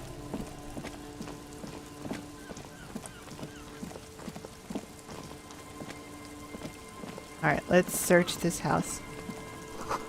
A cracking ahead, a broken axle grinding.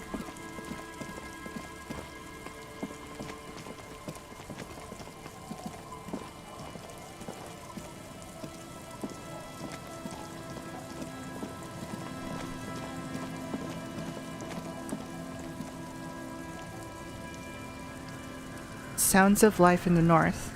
A washboard scrubs filth from fabric. Through the broken glass, dusty shelves, and a forgotten chair.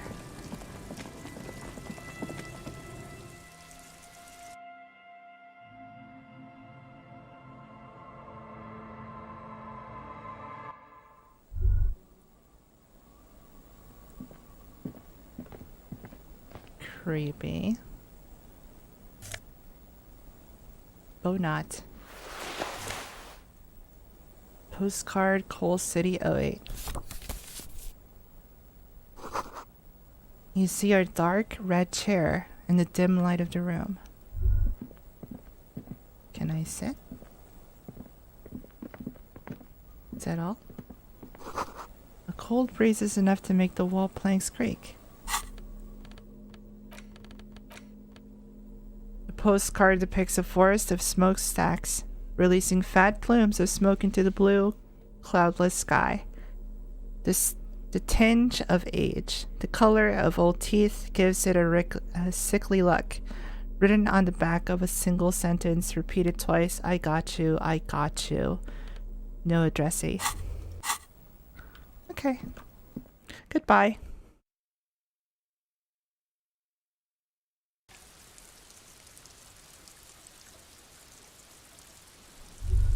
Get drunk.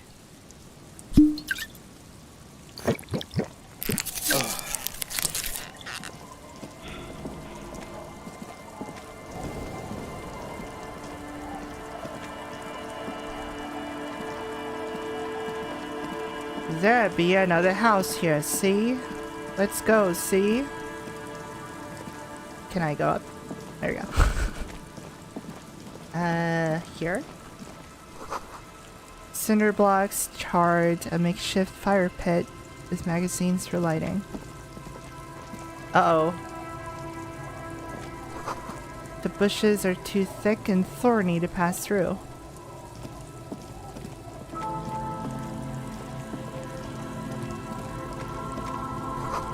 I see dust-covered linens, dried tulips on a bed.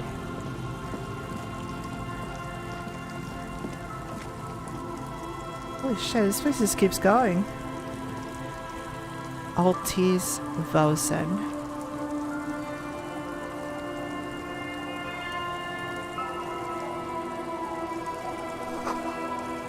White curtains have drawn shut, no looking in.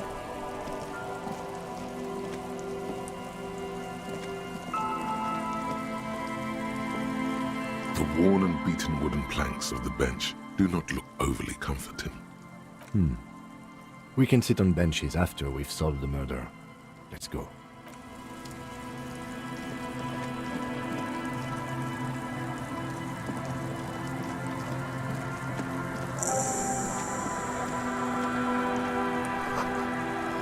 A wedding stone, well worn and covered in rust.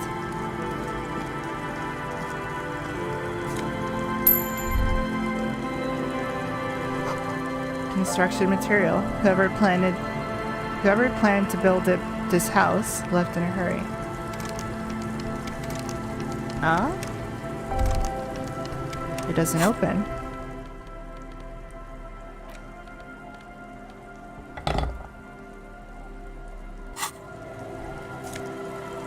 Magnesium, mana.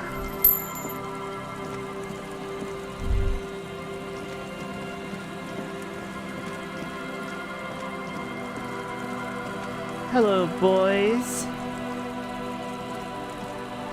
Hey, tequila! A 30-something man clad in a two-piece lycra tracksuit puts down his pilsner and extends his hand in greeting. Good to see you. How's business? How's the whole reality situation treating you? I'll shake his hand, sure. So what's happening? He picks up his beer. Wait, tequila? Yeah, Tequila Sunset. How are the, high-concept, reality-based adventures proceeding? Good. These people know your true name. Looks like it has preceded you, Mr. Sunset. More on that later. Wait, what?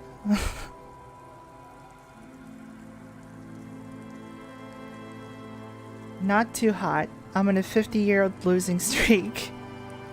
Reality? It makes me aggressively sad. Don't know, people tell me I'm a cop. I'm getting used to that. I have re-entered reality to conquer it. To bend it to my will. I am the law. That's the spirit. I used to shape reality into my image, long time ago. Those days are over now. He looks at his shit-stained lycra jacket with a grim expression. Sadly, things aren't going that well in Idiot Doom Spiral Land. Haven't found those keys yet, haven't won that great piece of ass back. No word from my business buddies.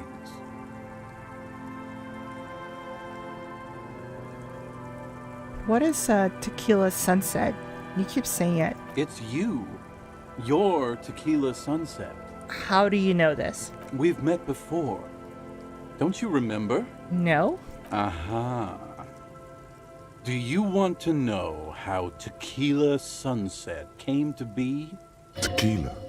Tequila Sunset. Something ominous there. For some reason, didn't mean tequila fills me with brooding. Maybe I shouldn't learn what it means. Nah, go ahead. Let me take a sip to moisten up my chords.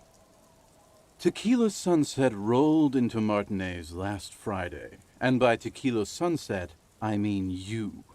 The man, the myth. Was I alone? Hey, let's not jump ahead of ourselves. This is your story, stop interrupting. He takes another sip, then continues. You got here on Friday to solve a case, hoping to be the early bird who gets the worm. And by the worm, I mean the buzz. Because as far as I know, all you did was get piss drunk. Word on the street is you went around the local hostel telling people that you're a police officer, and that it would be really fucked up if you shot yourself in the head right in front of them. He heard of this? That's pretty high concept, if you ask me. I love that. Oh yeah, that's totally your style. That's two people telling me the same thing, so it definitely happened. The lieutenant's brow is furrowed. He's listening as casually as he can. Oh yeah, not the first time this comes up. Coughs awkwardly. Yeah, sure I did that thing. What of it? Please continue. It was a late Saturday night when we, the Union of Moribund Alcoholics, were getting our drink on. Nothing remarkable about this. We get our drink on 24/7. Makes everything warm and glowy. I trust you know the feeling. I think. One moment we hear the sound of a motor carriage revving up somewhere on the plaza, followed by a series of dings and bangs. Do you remember the sound of wood cracking? The billboard? Naturally, loud noises pique the interest of anybody owning a pair of ears. That's just the reality we're in. Naturally. Anyway, there was a brief silence. A gasp of silence, if you will. Followed by a real commotion. We heard the carriage careening towards the coast at top speed. Sounded like someone jumped the canal. We grabbed our brewskis and rushed to the jetty. Never underestimate the speed of an alcoholic. How fast can a drunkard be? 3 men are standing on a wooden platform. As fast as a fucking extending cheetah. out from the shore of a dilapidated fishing village. Their cheeks red, spirits high, bears in hand, eyes glazed over. What we saw was a sight to behold. A beat-up police carriage containing you. Right there on the beach. You revved the engine and screamed at the top of your lungs, "The time hath come!" So, naturally, being the curious cat I am, I asked what time hath come. To which you replied, "The time hath come for tequila sunset, the end of all things." Oh my god, I came up with that stupid fucking name in the drunken stupor. Oh god, what happened next? Your reality contracted. You jammed the pedal, plowed right off the jetty, and through the ice. Your hands cramp on the steering levers. We ran towards the ice, whilst you crawled your way out, miraculously unhurt, covered in seaweed and shit, like some kind of sea monster. When we finally got there, you were sitting on the beach crying. You said that your badge and uniform were in the car. It was too late to get in there, though. The carriage had sunk too deep. Recognizing a brother in need, we offered our condolences and invited you to party with us, which you naturally agreed to. What else was there to do? Thank you, brothers, for your helping hand. So, after crashing my fucking car, the local alcoholics came to my rescue, seeing that I was, too, a fellow alcoholic. Truly no better community than the AAA. We asked about the whole tequila sunset thing, and you told us it was your name now, and insisted that we all call you that from then on. Wait, so is Tequila Sunset an event or a name? I'm not sure. I think you were the event. Tequila sunset. You know, as opposed to a tequila sunrise, which is long gone. Tequila Sunset, huh? Sounds pretty good. That's not my name. I'm Raphael Ambrosius Cousteau. My real name is Harry. No, that's just what your mother called you. Your real name is Tequila Sunset. Fuck just it. Embrace it, brother. How long do we party for? Hours. It was an all-night drink-a-thon. Oh, hell yes. Then, at some point, I think it was Sunday morning, you got belligerent and wanted to talk about Revacholian women. How they're beautiful and also whores and so on. How one of them fucked you real bad. After a short while, you crossed the event horizon, looked sullen, got up, and left without saying anything. Wow, that's quite a story. Damn. Yeah, I bet Tequila's a fucking legend around the precinct. You must be proud to work with him. If you only knew. Did I tell you anything specific about this person that fucked me? You were pretty vague about it, but you kept saying you got fucked real hard, and that we've all been fucked too. Please, don't open that door. No one's fucked me. I do the fucking around here. Abigail. Uh-oh. These are starting to talk now. It seemed pretty painful, to be honest with you. If I had to guess, I'd say you're still working through some shit. Did I mention losing anything else? Beside your gun and your badge? You said something about your hope or heart or something. To be honest, the details are a little hazy. In retrospect, I guess you lost your motor carriage too? That's a big one. It cost 40,000. Did I say anything about my prestigious colleagues? You told us that they were a bunch of fucking losers whose main interest was cramping your style. These dickheads always cramping my style. No specifics, though. It was more about you that night. You were the star of the show. Did I say anything about the case? Yeah, you kept talking about how the coal mine owners were fucking us all over, just like that woman fucked you. Oh, we're talking about politics, whoops.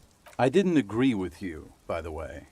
The spectral hand of the market makes sure everyone gets exactly what they deserve. Did I say anything about the case, though? Yeah, you said it was no biggie and that you'd solve it in no time. And that you didn't need anyone to do it. You're doing it solo now. Yeah, I'm a lone wolf. A lot of cops go solo and hermit once they reach that level of alcoholism. Oh. Do you get a read on what kind of cop I was? You kept calling yourself a goddamn superstar who'd cleared 501 cases. Wow. I mean... As you've already determined, the actual number is just over 200. But what's a little embellishment between friends? No thanks to the squares at the precinct, as you put it. Again, I'm a lone wolf. It's a hard thing for a man to confront his past. That's why I avoid mine at all costs. Ah. Good strategy. What do you guys do around here? You seem like you're characterized by your own storytelling ability. Want to tell me another one sometime? Whoop-de-doo. So now I'm a fucking storyteller. Right. Why not? Better than a beach bum. Yes. Want to tell me how you became Idiot Doom Spiral? I haven't questioned its name whatsoever. Idiot Doom Spiral. How did it come? It depends, really. Are you willing to help me out? Oh boy. The gleam in his eyes and the slouch in his posture is so incredibly familiar. You want booze, don't you? I don't want it, man. I need it. Can't tell stories without it. Dry stories are boring, see? So, have you got anything for good old Idiot Doom Spiral? A bottle for a story. Seems fair to me. Ah.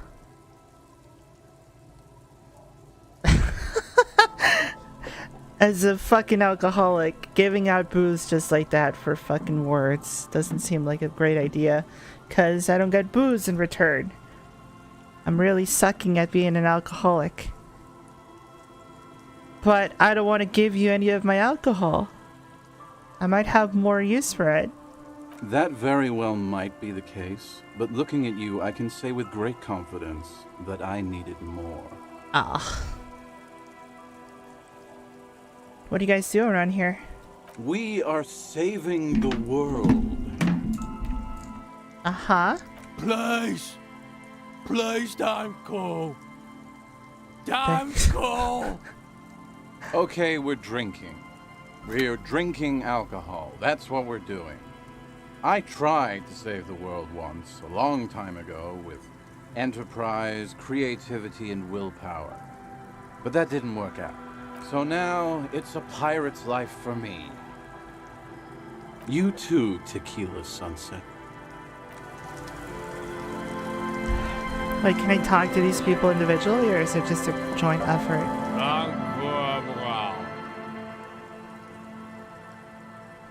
Grumbles an unshaven man with a ruddy nose. Ruddy nose? He narrows his eyes at you as if in recognition, then turns his head away. The noxious odor emanating from the drunken man is strong and familiar. Don't you call her? Yeah! Don't call Abigail! Shit. I am the law. You really don't have to. Besides, he won't understand you anyway. Abigail. Oh, Abigail. He mutters while trying to brush something off his extremely dirty trousers. His movements are slow and awkward. Who's Abigail? Uh-huh. Abigail. Don't you fucking call Abigail. Never thought you'd see such a thing in your life. But this guy's a little too drunk. Who are you? What's your name? Don't call Abigail! Where am I? What is this place? The man hiccups, then mumbles something unintelligible. Why shouldn't I call Abigail? He snorts and beckons you to lean in closer. I lean in. Don't call Abigail. Don't call Abigail. He then waves his hand as if shooing you away. Hey, I'm on an important investigation here. I demand you answer my questions. There's no use in yelling at drunks. He's barely holding it together. The drunk man starts coughing, a really disgusting, hacking cough. He does not sound well at all. He's fucking killing himself with drink. Of course it is. Tell me about your friends. Don't you fucking call her! Hear me? Abigail? Don't call. Slowly, his head nods off to the side and passes out, tongue dangling from his mouth. There was little chance he'd be a reliable witness anyway. Good to see you, friend. Do I have deals set up for you, buddy boy? He spreads his arms as if wanting to embrace you. Good to see you too, friend. So what do you want? I got smokes. They're cheap. Very cheap. I got Pilsner. Great deal. You won't get a better deal on that piss. Spirits I can let go for 300 real. I also have speed. And by speed, I mean amphetamine. Oh, what a friendly guy. Thanks, Rosemary. But... amphetamine? Aye. By amphetamine, I mean speed. I think you didn't hear me when I said I'm a police officer. Sure did, buddy boy. That's why I said amphetamine. I mean speed. I mean amphetamine. I got both. Right, got it. Good, my man. Now what can I offer you? Quite the business venture you have here. Oh. The system's been good to old Rosemary here, and I'm milking her like a bitch goat in the backyard. What do you mean? You see, friend, man makes his own luck. And I made mine real good. Got my hands on 3 bottles of liquor exquise. Sold 2 to the fellows around here and immediately invested the profit. Bought cigarettes, bought beer, even bought a bit of speed. And look at me now. I got everyone on my hook. He spreads his arms and smiles a crooked, toothless smile. Looks like you're on your own hook, too. Of course. It is what it is, you know. What it's always been. People, buddy boy. It's the people. He has long forgotten what you were talking about. Yeah, he's just absolutely just talking randomly. blue medicinal spirit. 300. Why does the bottle of spirits cost 300? See, friend, it's real valuable. Worth every real, if you catch my drift. Got it from a bit of a business venture. Okay. You know, it's funny, actually. He's finding it difficult to focus his watery gaze. What is? What? What do you mean, what? What do you think was funny earlier? This guy. He says and shakes his index finger at you. Okay, can I just get the spirits if that's okay with you? No, I don't want to pay 300. You know what? I don't even know what... Okay. Where did you get the bottle? Oh, this is medicinal spirits. The good stuff. Got it from the doctor's office. I got one of those scientific ampoules a few months ago. Torpedo, they call it. It's supposed to keep a man from taking a drink.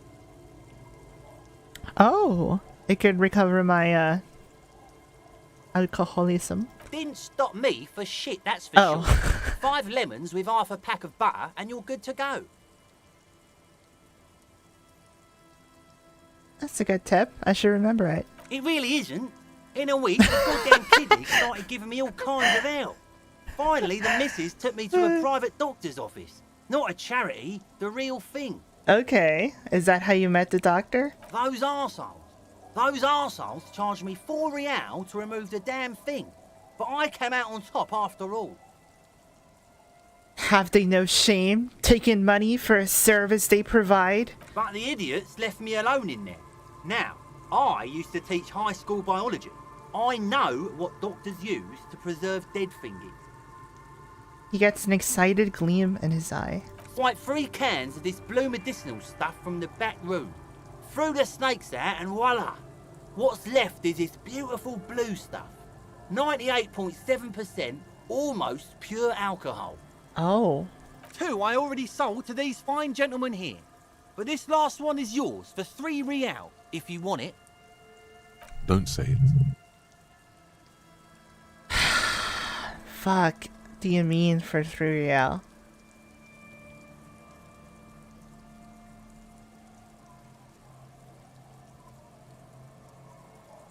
Can I smell it first? Yeah, be careful. It's extremely flammable. One spark and the entire city of Revachol is wiped off the map. Feels like someone set a mustard field ablaze right inside your nose, then drenched it in tear gas.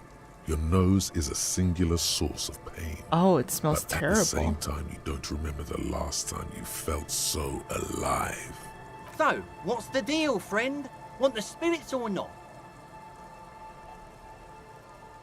I think it will prove useful, yes. 3 real and it's yours, friend. The deal of a lifetime. I kind of want to get it. It seems very stupid cheap to not get it. Well done. You got it. So he lowered the price from 200 to just 3 if I just talk to him about it. Let's go. Just make sure to enjoy that one, friend. Son, you will not kill yourself with this. Not today. So we're going to store this as a sellable item. Go sell it at the pawn shop for a profit. But what if good drunk times though? Give me a pack of 6. My kind of guy. Here you go, friend. And also, nah, I'm not gonna buy the speed. Fuck. In the civilized world, it's a custom to tip the shopkeep, friend. But come back anyway. Oh, shut up, dude. I'm gonna tip you. The liquid has an unhealthy blue tint, the kind that might or might not, but definitely does glow in the dark. This is 98.7% pure alcohol. Keep it that way from an open. Keep it away from an open flame.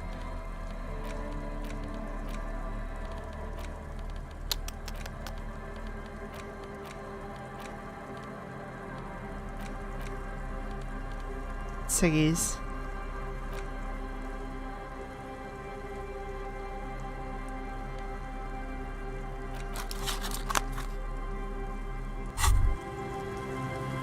There it is, a brave little army in your pocket. The 1st Smokes Platoon. 20 brave souls standing in salute, ready to step into fire for you, sir. Pull one out of the pack. You picked the best one. This soldier is fat and succulent. What are you waiting for? Light up. Re-become yourself. I don't want to light it up right now. People are watching. Who cares? Light it up. Get a load of this rock and roll cop here, people.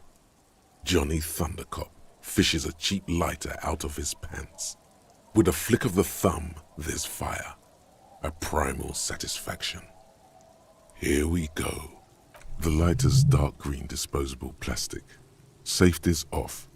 In your case, the safety is always off. What are the repercussions if I do this? Repercussions? There's a high risk of glory, with a mild chance cool genius. Oh, Smoking cool makes you genius? into an intellectual. Everybody knows that. It makes me cool and smart. Well, why doesn't everyone smoke then? It will help you concentrate a bit. That much is true. The nicotine. Dip that bad boy in the flame and breathe it in. Thick, warm smoke gets sucked down into your My lungs. intellect actually got raised. Oh, but my cancer started acting up. Body. Oh, but my XP was gained. A nostalgia but I for got a new skill yourself. point. The man you were in your youth. Johnny Thundercop is back. Johnny and he's chill Thundercock. as balls. Oh, cop. It's cock. Let's be real. Thick, warm smoke gets sucked down into your lungs. Immediately you feel warm nostalgia fill your head, body, and soul. A nostalgia for yourself, the man you were in your youth. Johnny Thundercop is back. And he's chill as balls. Yeah, I'm sick. I'm the coolest cop ever.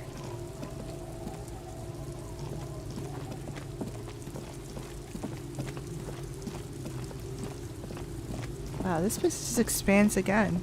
Big time.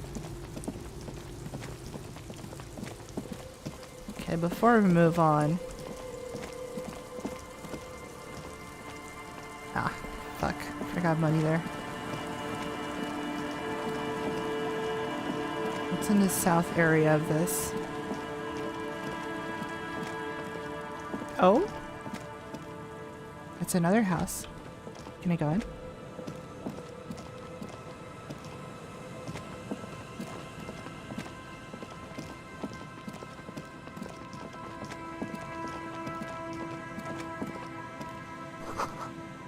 Someone has broken down the fence and the barbed wire.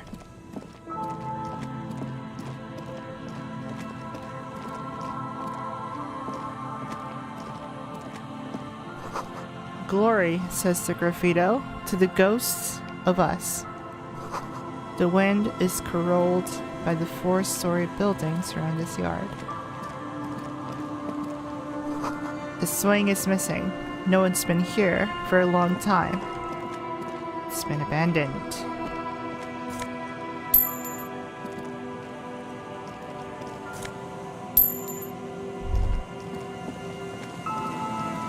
Rust peels off the bent iron posts of the swing. The wind whistles through the skeleton of the small house behind you. There's desolation everywhere. What happened here? In this yard? The lieutenant looks at the small building. A flock of gray swallows takes off in the distance. Someone thought they could have a summer house in a bloc obscure for cheap. It didn't work out. They abandoned it about a decade ago. Wait, what's a block obscure? A black bloc. A part of the city left unrenovated after the war. Or one that has fallen to gang violence. Or has become inhospitable in some other way. So this part of the coast is a block obscure. Practically, it's not an official term in any way, but look around. No sewage, broken power lines, crime, drunks. Life is tough in the blocks. It's no place to build a summer house. Maybe they left something useful behind. Yes, for you to pick up as part of the Jamrock Shuffle. He gives you a wary smile. It's not meant as nagging, just an observation. Yeah, just roasting me. We I should get it. move. I don't think we will solve the murder with forays into the urban hinterland, at least in this phase of the investigation.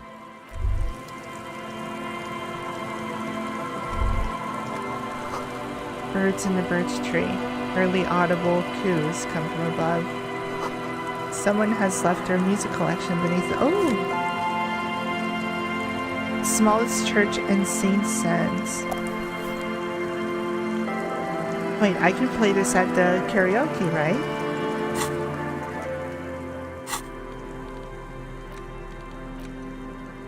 The tape we found on the shack on the coast.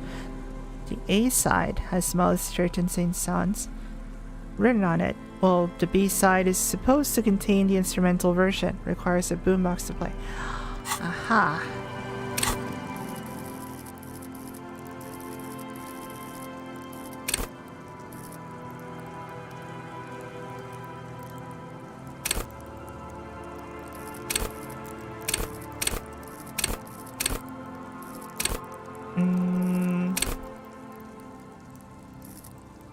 Oh man. Sick.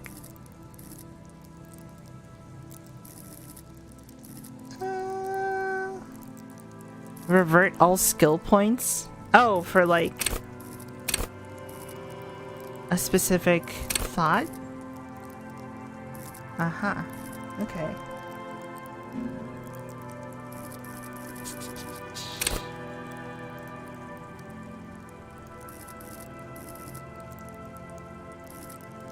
Fuck it.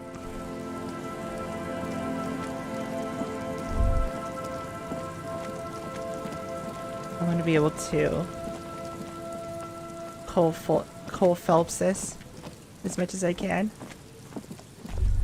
Detect when someone is nervous. Catch him on the lie.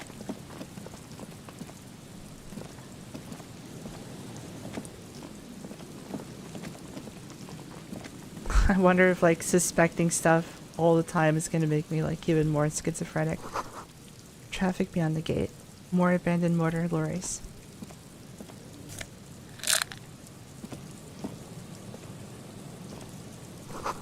The sign says no entry. Someone scribbled an inverted star on it. Communism? Communism.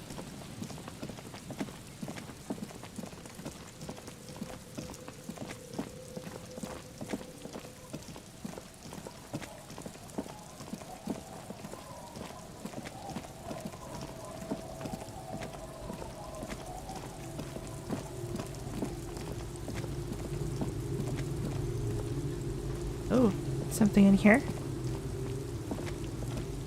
Crowbar?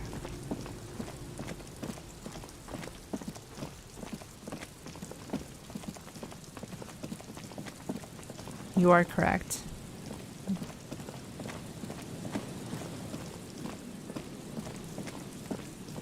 Maybe crowbar will help.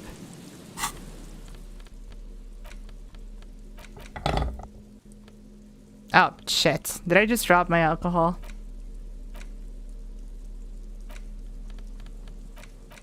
Fuck's sake. Nope. It's there.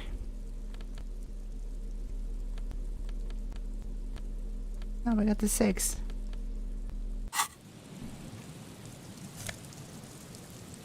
Jamrock Biker Cop Sunnies.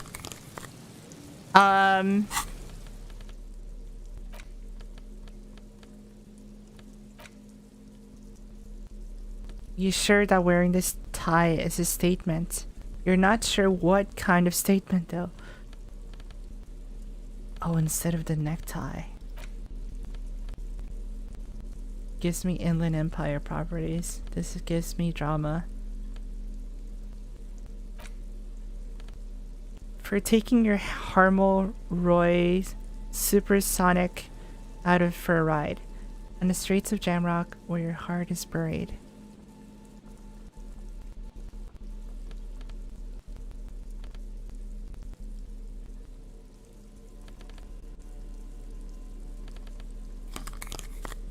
Looking cool.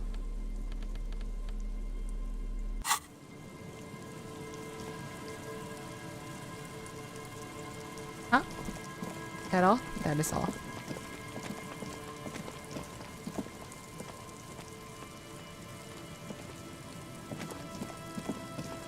There's definitely like a different entry point. Probably.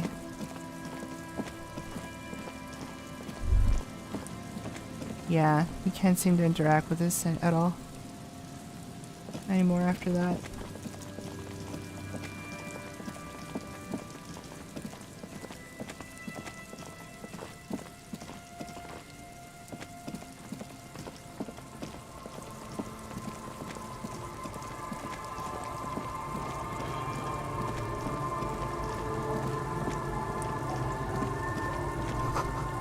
The underside of a boat has recently been tarred.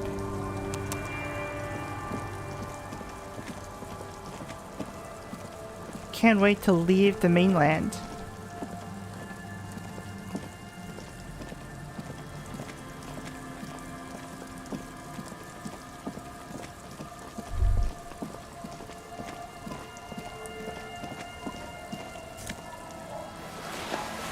Intersolary. What? Tailored trousers in light brown, moderate in every aspect. They're absolutely unremarkable. In other words, perfect. They give me nothing. 1 to Kingdom of Conscious. Moralless pants. Get out of here.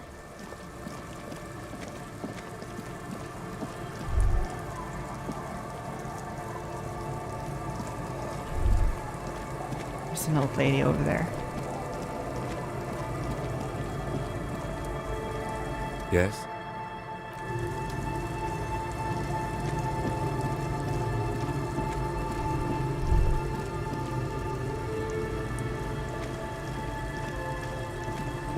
Okay, before we talk to that old lady, hello? What are these doing in the fish?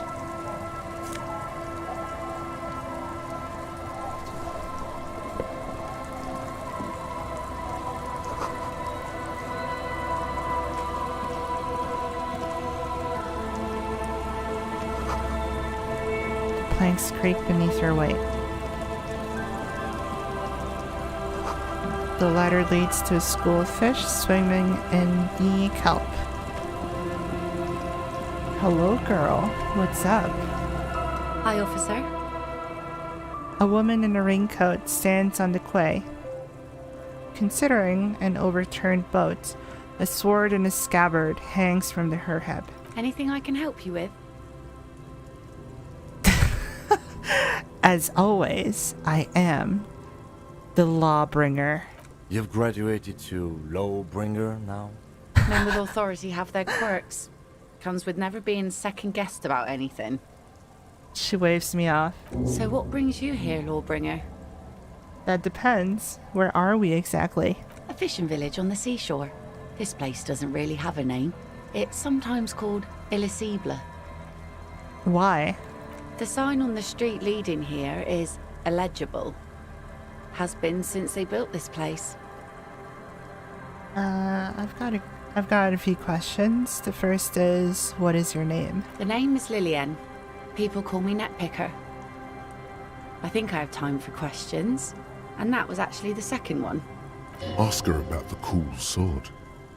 Helps to break the ice. The cool sword. In a moment. I'm looking for someone. Maybe you can help me. Let's see. Who are you looking for? I'm looking for a missing cryptozoologist. A working class husband. Oh. The husband first. The crypto one. I don't think I know what these are. Care to elaborate? People who look for imaginary animals. People who look for animals who are hard to find. People who look for animals mainstream. Scientists deny exist. Okay, now we're gonna go with they're pretty hard to find. Aha! Like snowmen. Snowmen? I haven't heard of those. 2 old guys have been wandering around here, nose in sand, talking nonsense about snowmen and the like. Where'd they go? I don't really know. Further down the peninsula, I guess. I mean, that's where they were heading.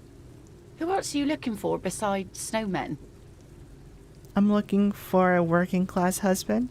Yeah, I'm not really looking for that anymore. Not much into the middle class ones either. I could use some landed gentry.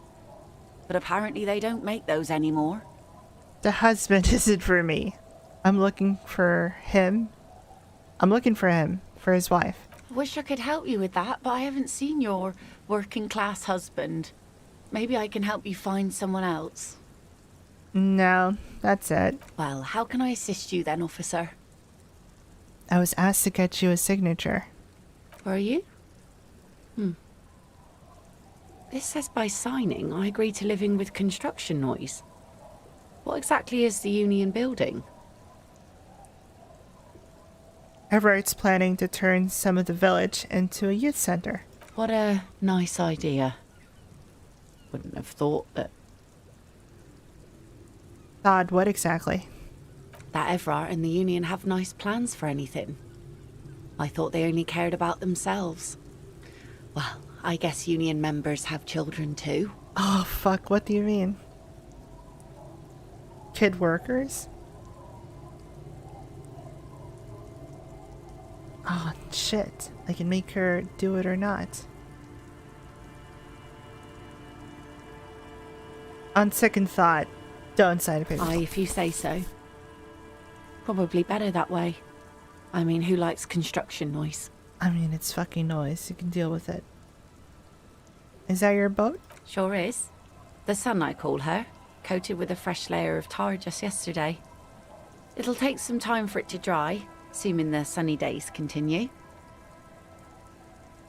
Say nothing. She looks at the boat, dripping with slush, and nods proudly. What do you do around here? Like I said, fish mostly. Sail the waves, take care of the kids, pick nets.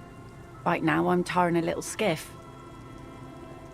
And what else? I sell the fish to people in the Delta to serve at their fancy restaurants. Authentic Insular Indian cuisine. Is that enough to make a living? Sometimes I also walk to the beach to see what the sea has given up. The sea is full of surprises.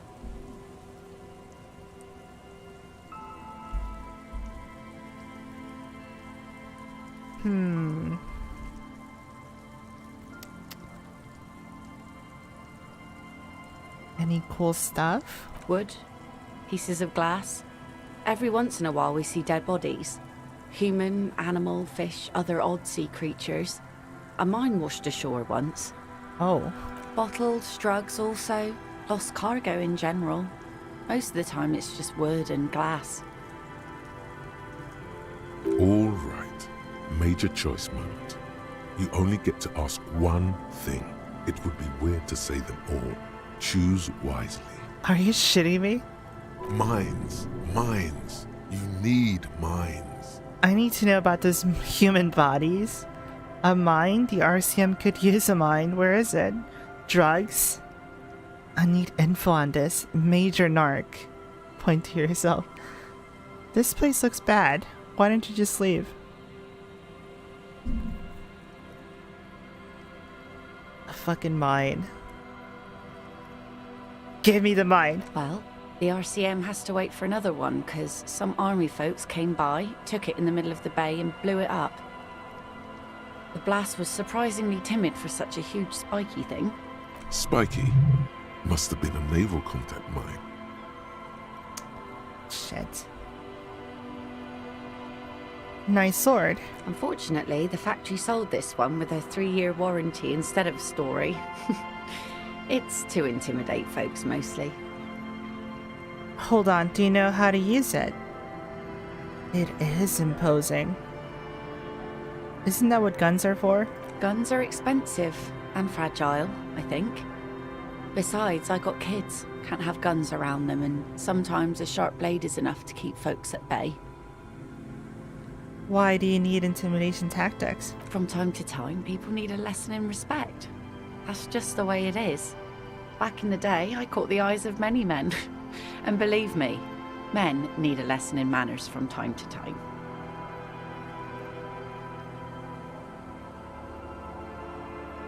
Can I borrow that sword? No, I'm afraid not. Tempting to confiscate the blade I use to keep these animals in check? You would put me in an early grave. Is she flirting with you? A little? You think she might be? Why don't more women arm themselves if it's so effective? What makes you think we haven't? The truth is that almost everyone in this life is scared and tired and stupid and too dull for that. That goes for men too. But they put on an act for us. Pretend like everything's good and living in shit doesn't bother them. Like anyone falls for that. That does not go for real men. It does not go for you. Show her. Show her the wonder. Coach means the expression. Oh God. Here, have a look at my ugly ass mug.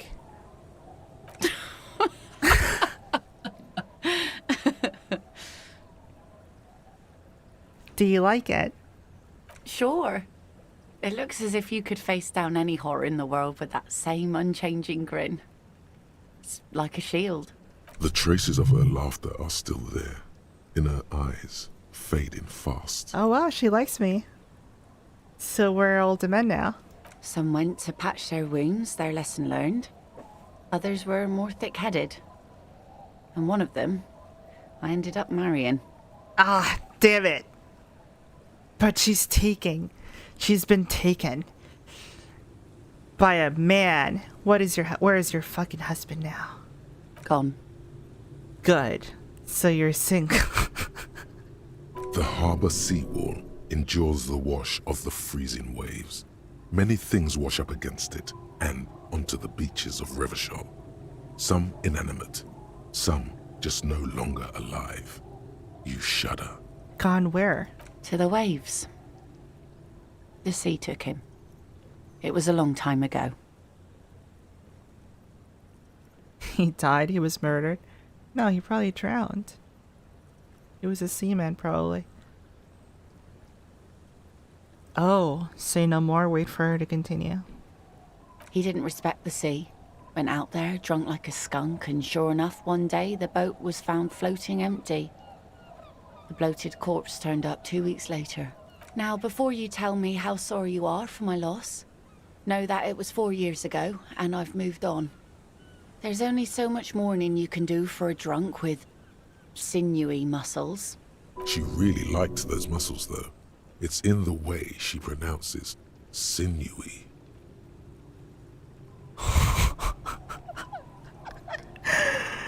Wow, one of the replies is, you should have thrown yourself in the waves after him. Not sagely. Time really is the best cure for sorrow, isn't it? It's healthy to let go and move on. Gotta keep the wheels spinning. Yeah, death is nothing. I shit on death. That's a joke. It's healthy to move on. Us working folk don't have the luxury to be bedsick with melancholy. I buried him, mourned for an appropriate amount of time, and went on. Life didn't really change that much for me and the kids. She glances at the village, where two little kids are playing with what look like rocks. This is neither a touchy nor a very interesting topic for her. Yeah, she's just like, yeah, that's reality. What can I tell you? She looks like she's ready to go on a date with another, better, drunk. Ask her. Both of you could need some action. Oh my god. Very low. She needs to go on a date with another drunk. Badly. 3%.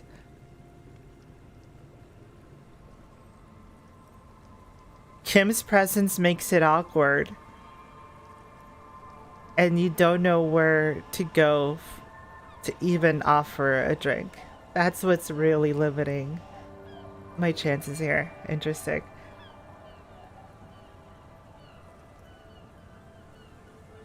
Ah, I'm looking for someone else, actually. Oh? Oh, no, never mind. Well, how can I assist you then, officer? Be seeing you. Okay, maybe I can come back later with better info in my brain.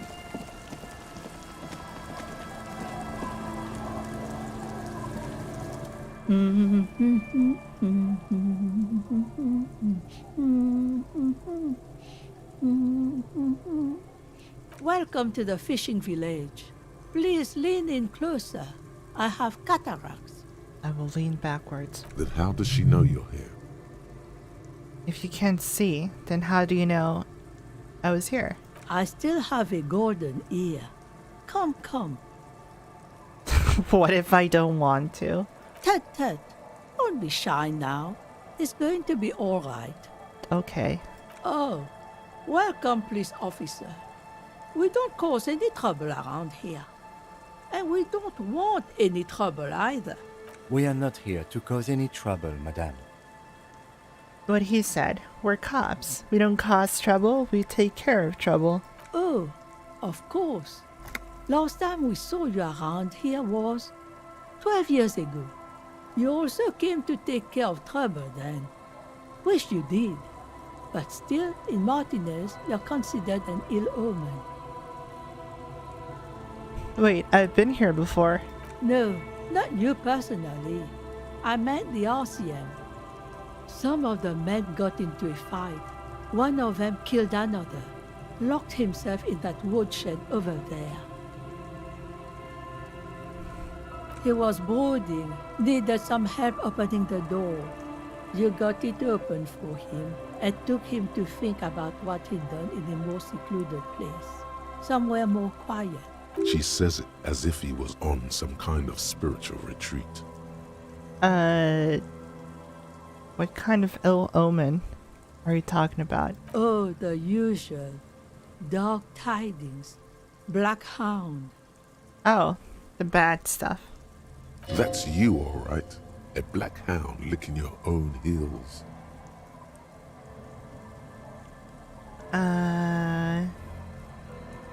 If I'm considered an ill omen, why hasn't anyone told me that?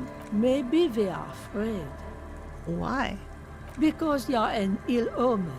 But you're still welcome here. As long as men with guns aren't chasing you. And maybe even then. Because that's the kind of fishing village we've built. I'm sorry there's not a lot of room to park the motor carriage. And not a lot of houses. Or a lot of people. My kids are long gone, searching for treasure. So are others. Ah, look at me ramble on. What brings you to us? God damn. She is very, protective of her people. She knows what she has. Where could someone stay around here? Stay? Most people here are trying to leave. That said, if lodgings is what you're looking for, yeah, hotel. I've got a free room in the shack. Oh. How much is it? I won't charge you for it. Take it as a gesture of goodwill from the village to the RCM.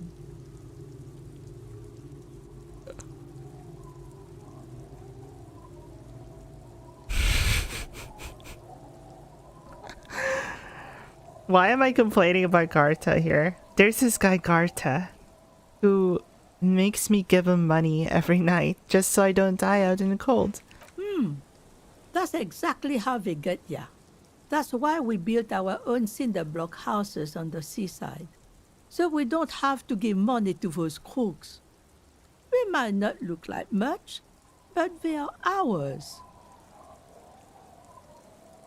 Wait, why isn't anyone using the room? My kids grew up and left like they do. The house is long empty now. I live in the small side attachment. It's easier and cheaper to keep warm. One more time. Can I just have the room then? Aye. The room is pretty bare bones, but it's got a bed and roof over it. That's more than some folks have around here. It would help me stay in touch with the proletariat. The communist route still. Nod. This could be the first chapter of my rags to riches memoir. Now this is real Revicolian hospitality. That Garda must be half kipped or something. You're a little bit racist. Unfortunate that incremental development hasn't elevated this neighborhood yet. I see potential here. I'm gonna go with rags to riches. Surely not the first one. So are you interested or not? You got yourself a tenant. Don't make an old woman regret opening her house to the police. Well, if you are not in the hostel in the morning, I'll know where to find you. Here, in a shack. What is this? Fishing village. Just us. It's barely a village anymore. We almost don't exist. What do you mean? This is pretty much a non-place. A gap. A blank spot on the map. Just a cluster of nameless shacks on a nameless street. There's got to be something here. Tell me. Over there, you can find more of the same. Shacks and trees growing wild. That's the pox. Between here and Jamrock, a dusty sea of old trees, all covered in industrial soot. Small houses under them, an overgrown park. What a weird name, the Pox. An old military hospital and its surroundings. Or it used to be, during the time of the suzerain. After the war, it was turned into a goodwill hospital for shell-shock veterans and folks looking for some quiet in the old sanatorium gardens.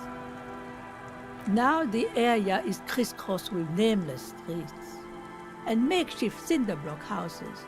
Shacks as far as the eye can see. And what happened to the hospital? The goodwill ran out.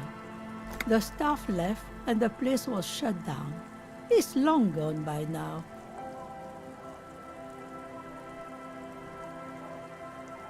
And who else is in this village? Well, there's Lillian and her kids. A few new folks live in the house to the east, but they are away right now. And then there's the drunks. My boys. Not a pretty sight. No. But there's little we can do about it. Home is home, even for them. I met Lillian already. Lillian is tough. Tougher than the men here, at least. If it wasn't for her and the kids, this place wouldn't have a spark of life left. I also think I met the drunks. I'm sure you did. Nature keeps them in rotation. A new face pops up every now and then, and an old one disappears and is forgotten. This is who we are. Is there a way to make some money around here? Here? For you? No, officer. The only money we have here is some coins the drunks tried hiding from their women and then forgot about. Under carts, boats, in little boxes. It's not hard to find. Yeah, it's highlighted. It's pretty easy. She nods, rinsing another piece of cloth. Fucking tell me about yourself, old woman. Me? No one. Just an old washerwoman. Mother called me Isabel, if that's what you're asking. And my married name is Sadie. Now it's your turn, Mr. Lieutenant Double Refraider Harrier Dubois. Quite a handle you got there. So many titles. One of them double. Hey, Bond. What's further down the coast? Not much. There's the abandoned church, the DeLorean Church of Humanity. It's been there since before my time, even. Some things just don't fly, officer. Look around. Who'd go to church here? They built Me, it I would go to 300 church in years the ago. fucking trash Must pit. have been nice again. I love it here. I love the smells that the sewage produce. So, they don't hold services there anymore? The Ecclesiastes?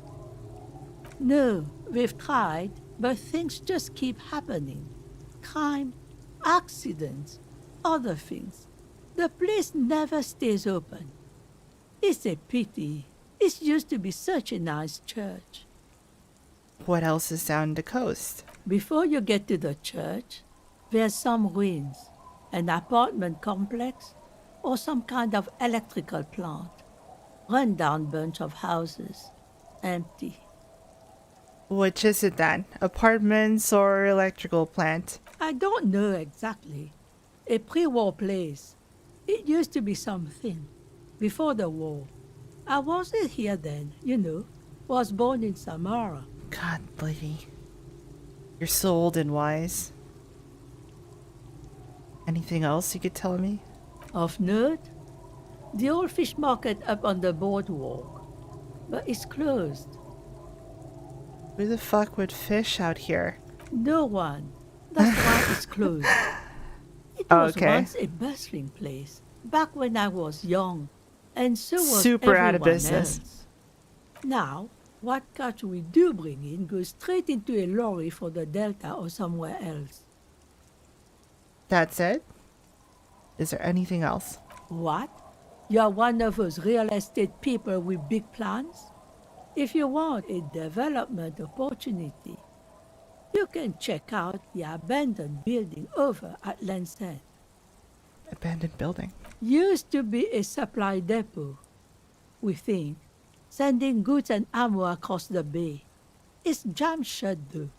We tried to get in, see if there was anything to sell or scavenge, but it's impossible. And now you know everything there is to know about this coast. Okay.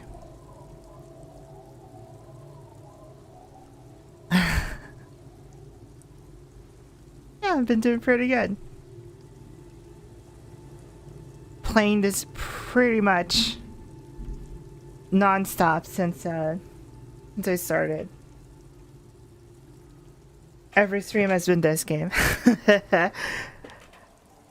And I know it's a lot of reading. And some folks are like, oh, but what happened to the Yakuza? Soon. As soon as I solve this murder, you see? I gotta solve this murder. But I'm doing great, thanks for asking. It's a pretty chill day. I was asked to get your signature. Eh? What's this about? Come now, I can't read all this scribble. Tell me what it says. Everett wants to turn part of the village into a little youth center. Huh. I might be half blind, but it looks like part of the village is gonna be a street. The best part. The part we need to get out of our houses. Yeah, terrible shit for Have you. you asked Lillian about this? I won't even consider signing till I know she's on board.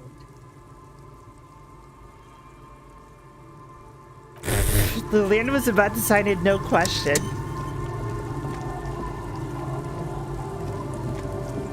I kind of want to, I don't know. The street sign is illegible below the graffito. Fucking. Do I destroy these people's livelihood? For a strip of streets? I can't see into the house from this angle. Fuck this house. Children? Are you nice children, unlike Kuno? The scruffy-haired little boy kicks a stone. He can't be more than 5 years old. He watches his brother kick the stone with his tongue lolling out of It's his so mouth. funny. It's the same portrait, just flipped.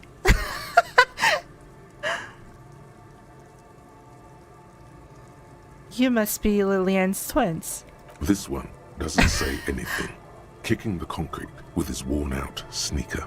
Like the beanie stays the same color even though the models over here have it completely different. Lily's our mom. Explains the other one. tongue still lolling out of his mouth. I already said that. The stone kicker laughs suddenly. His head is too large for his shoulders. The other one laughs as well. The stone kicking isn't even of very high caliber. Anyone can do that. Children are stupid.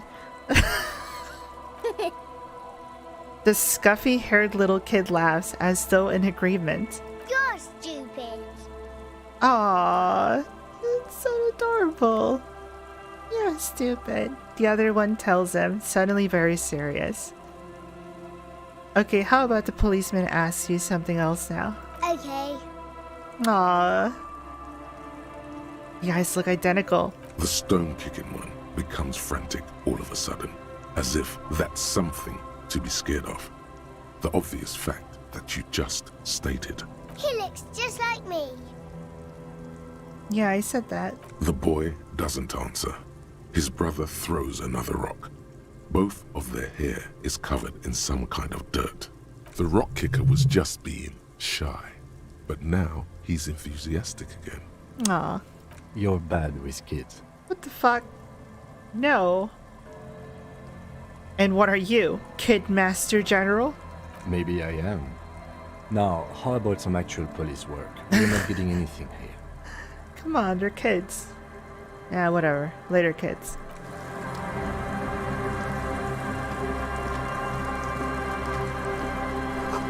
Hard to see details. The colors, all warm and welcoming, are cozy though. The flower through where nothing really grows. Maybe in spring?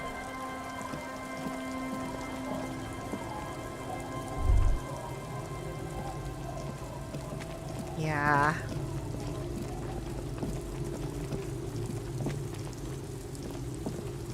Let's see, I was able to go into this house. Inside you hear a cozy sound of some kind of heater sputtering. The door has seen better days. The layer of paint has started to peel off due to the salt and wind from the sea. Even the lock looks slightly rusted. Unlock the shack with the key. I'll wait outside to give you some time and privacy to check out your new living arrangement. But just so you know, after we are done with the day, I'll still be staying in the whirling in rags for the night. We'll meet in front of the shack in the morning. The key turns with a satisfying click. You can enter the shack now. So now I'm kind of glad that I didn't pay that money to Garta. Because if I just have a house here, then it's good. How good does this look though? Is this livable? Anything could be better than the, you know, a sofa filled with just dirty clothes.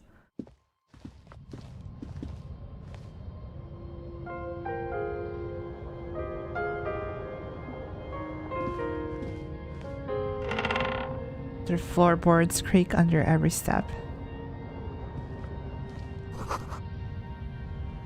Oh, nothing popped up. Old science fiction magazines, books about bird watching, an almanac from 39. A brisk coastal wind still howls against the window of the shack. Occasionally, the waves crawl in under the foundation, producing a low hum. The room feels muffled, like you pulled your hat over your ears. Outside, it is cold and windy, but you're inside, and it feels safe and warm. What is this place to you? My new hangout, where I could silently sit, drink, and die while looking at the waves roll in. My forward base for the coastal part of the operation. It's free. That's good enough. I could live here. Looks like this is my new home. Wonder where the old one went. Westward, across the canal, towers the whirling in rags. Door number 1 on the second floor is locked. Behind it lies a trashed room. 1 floor below, behind a counter, stands an irritable man. Carta. In a small shack in the fishing village, a baroque heater hums quietly, emanating a sense of comforting warmth. A wash basin lies on the table. the water inside reflecting the somber face of the world. Far away, on the corner of Perdition and Main, a nondescript building, obscured in a haze. It's vacant and lost, just like its tenant. Thank you, Strange Sensation, for a fair assessment of the current situation. Outside, the howl of the wind has picked up. The waves crash against the stilts again. It's as if you think the thought, but in someone else's voice. Look, under the floorboards. Oh no. Why are you telling me this? You see the waves to see a church. An old mirror hangs on the wall. You see the reflection of your face in it, adorned with the expression. Cool, everything I need is here. Oh, there's food. On the table, you see a bowl of water, a rough soap, and next to it, a small hand mirror. A straight razor soaks inside the wash basin. Is shaving the right call? Oh shit, I can shave. The water reflects back a vague image of your face. Nose bulbous and red, hair unkempt, wrinkles lining the eyes and forehead. Finally, I can groove myself. Is gigantic. You'll be looking like a pansy without the chops. A fucking pansy. I'll look presentable. A fresh start looms ahead. I'll look like my ID. Clean yourself up and be born anew. What if this improves? It's better to hide that grin.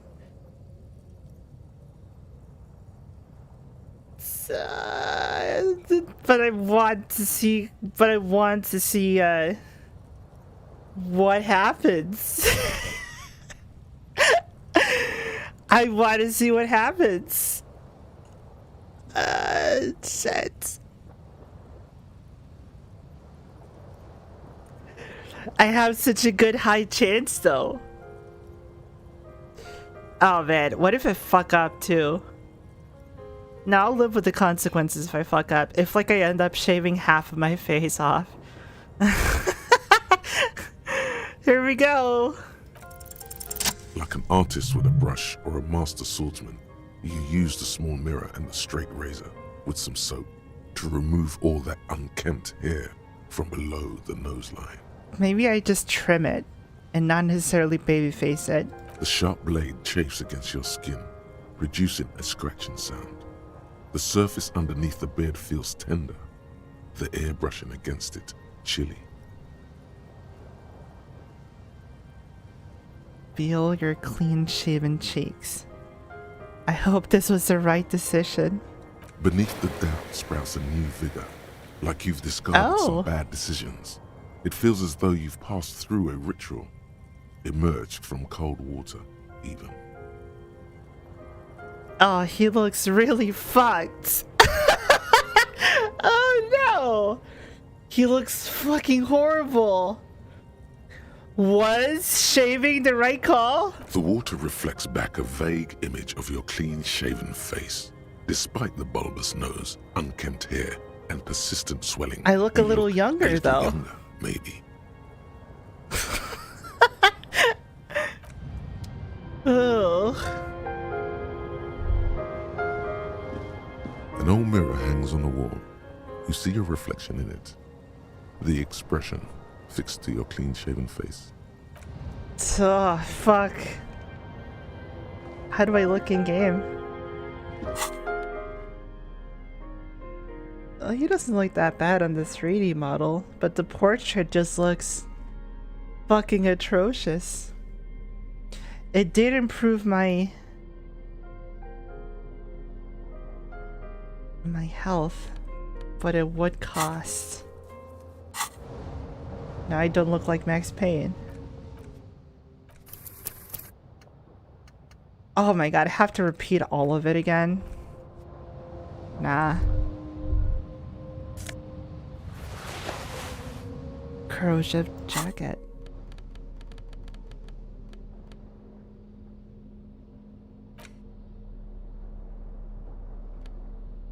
This swanky checkered jacket. flatters your form in a way that makes you feel the fun kind of serious. It has really nice roomy jackets too. A better view from above.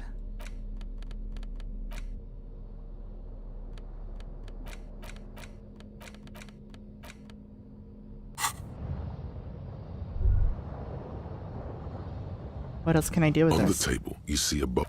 No.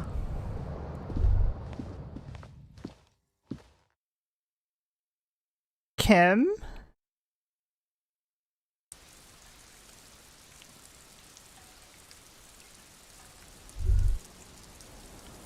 Oh boy.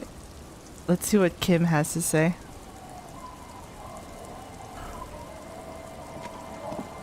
Yes? So, points to your face. I shaved. Yes.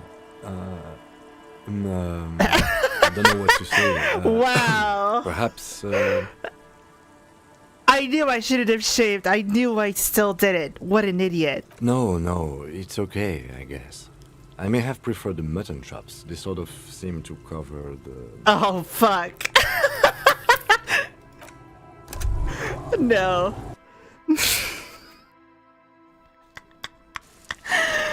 No, sometimes having a beard is actually good. Oh, fuck. Speed run. Catch up to where we were. For Kim. I'm just doing it for his sake.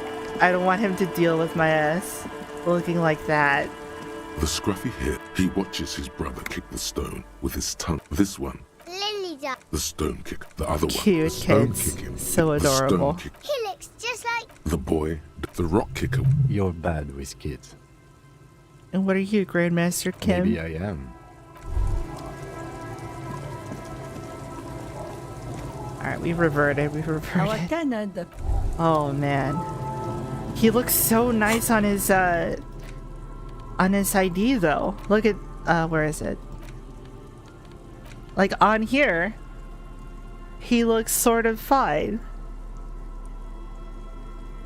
But jeez Louise.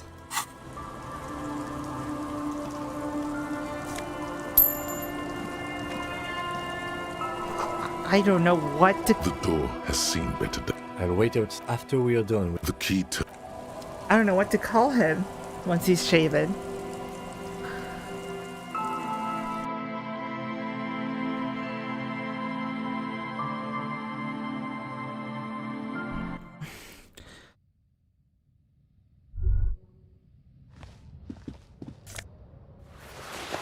Butter has become a member.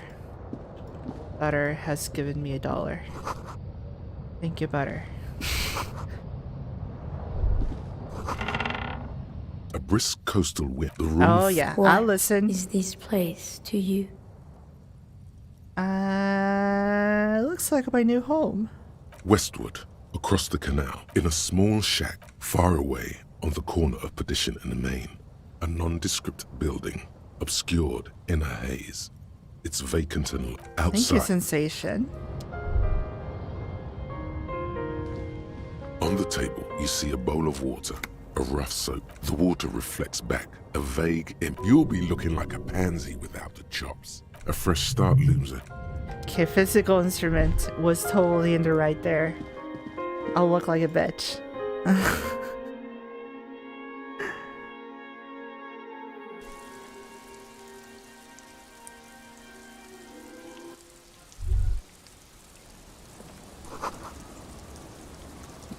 Ah, finally. Is destroying this neighborhood, even though the neighborhood is filled with drunkards and like poverty, a good call? Would they get a payout of any sort to maybe better their situation? Telling them to just fuck off seems very rude. A little black swallow circles above you. You hear a chirp.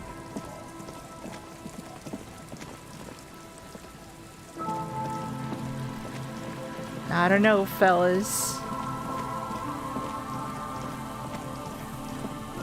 Where the fuck am I going? Winter, slow to let go of Revachol, flecks some more wet snow from above. This place is massive. The snow falls lazily, making the beach sand paler still, mixing with the rust-colored sewage runoff. And to think, it seemed as though it were already spring. How does it feel? You're warm in your hat and your coat. Like a well-equipped explorer, you comfortably survey the white landscape. What's in the west? More winding coastlines lined with abandoned buildings, crumbling piers, salt water lapping at their dark piles, grey and red forgotten city blocks, what remains of the pre-revolutionary effort to gentrify the coast. And beyond. The waters turn black, Coal City in the shadow of San Martin, a boom town. Back when coal extracted from countless shafts near the city was needed to power Revachol. No more. The coal was supplanted by petroleum from the ocean floor and hydropower from the Esperance. Everything crumbled. These days, only the weakest remain in Coal City. Their hopes of getting rich linger in the defunct shafts under their feet. What is there? Below the old mines, L'Océan Municipal, Revachol's underground cemetery. Le Petit Rat braved the underground passageways. Le Royaume.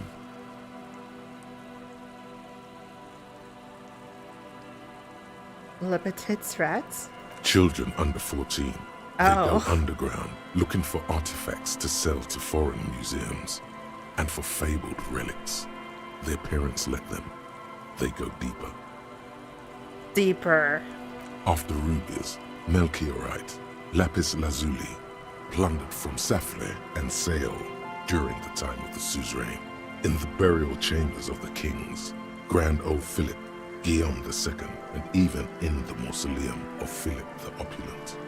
2 kilometers underground, in a winding shaft along whose walls mirrors have been placed, so that daylight may eternally fall upon the richest of all the kings.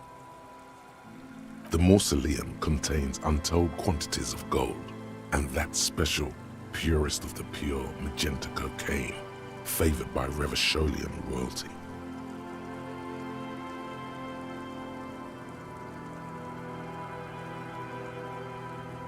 So it has gold, yeah, sure, but it has a shit ton of cocaine.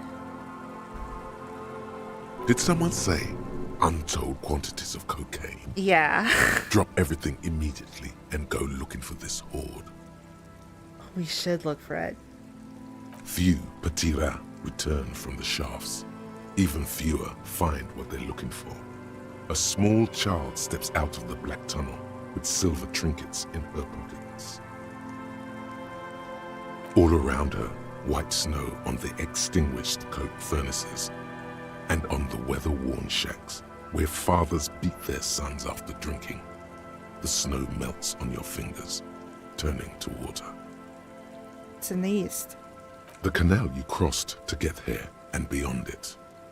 Martinez proper, the district the police forgot to police. There is laughter, lights, attempts at entrepreneurial activity, cynicism. Someone is scraping snow off their windshield at the roundabout, in the midst of which a statue of Philip III serves as a destination for grade school field trips and a fine perch for winter birds. Huh.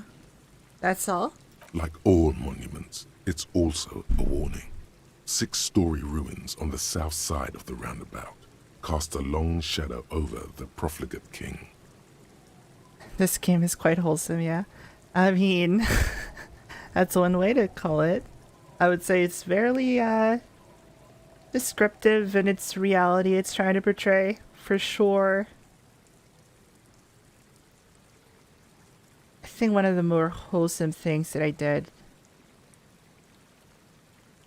was...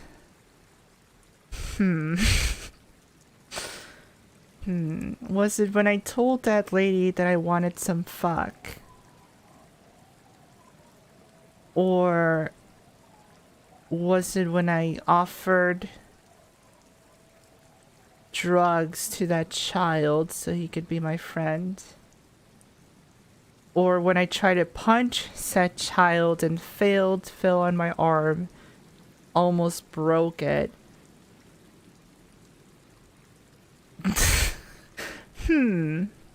Which one was the most wholesome moment? A fenced-off yard. There's a truck belonging to a logistics company parked next to the gate. Bright light from a building behind the fence reflects off its hood. What's in the north? The abandoned church, one of 2 remaining stave churches, which were collectively called Les Sept Sœurs. The other 6 sisters were destroyed during the revolution. Even further north. Give A me serpentine more. strip of land weaving its way into the Martinez Inlet. Unfortunates on the run from the law, from themselves, sometimes hide out on nearby islets. Little dots in the ocean that are occasionally submerged when the tide is high and the weather foul. And on the islets. The remains of a camp on a jagged piece of rock, a tent, old dishes and cutlery, long since abandoned. A hermit crab scuttles among the debris, looking for a new shell. Further out, the lights burn bright on Resurrection. Way beyond Martinez, a popular spa destination for ample-bodied Ozon kids with equally ample pockets. Ozon kids. On the other side of the inlet. Then there's Ozon, but the snow falls too thick. You cannot see that far. Before that? Before the curtains are drawn. The Bay of Revachol. Vastness, great depth. Over 1,200 meters at its deepest. Water, air-brinier than here. It is crisscrossed by huge cargo ships bearing company logos. Wild pines. Zam, Maurien, and at the farthest reaches of the Bay of Revachol, the shadow of the coalition warship Archer, on perpetual patrol duty, ready to unleash artillery fire if you were to rise up against the market. You shudder. Damn.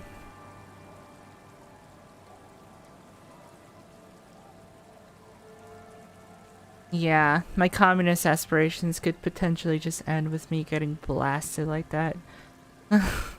What's in the south? The raised motorway, 881, separating Martinez from Jamrock. Vehicles whoosh past one another day and night, while those who reside in the labyrinthine alleyways beneath the motorway attempt to carry on with their lives in the snow and the slush. And south of the 881 is the Pox. The Pox. Okay, I've been hearing a lot about the Pox. What the fuck is the Pox? Give it to me. Was once a park, a place for reflection and recuperation for the patients of the old military hospital. In the 20s, it was used as a quarantine center during a measles outbreak that killed many children.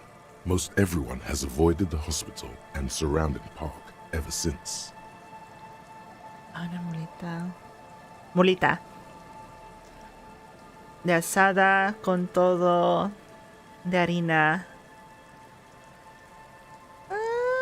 Creo que es todo. Took him ordering at a taco. Se me da dulce asada con todo. No le quite nada. Póngale más. The Pox is completely wild now. Salsa roja, por favor. Thickets covered in snow and industrial dust. Feral dogs Gracias, and even wolves gracias. roaming in packs. The police try to keep the deepest corners cordoned off. But still.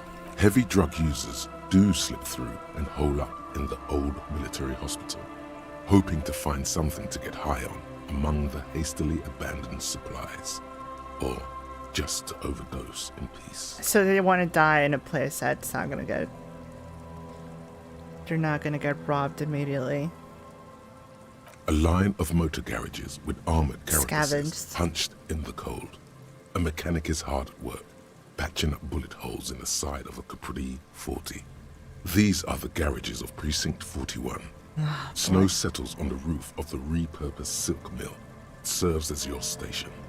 Shivering RCM personnel hurry in and out of the main entrance. Around you, the snow continues to fall. To the west, the ocean swells.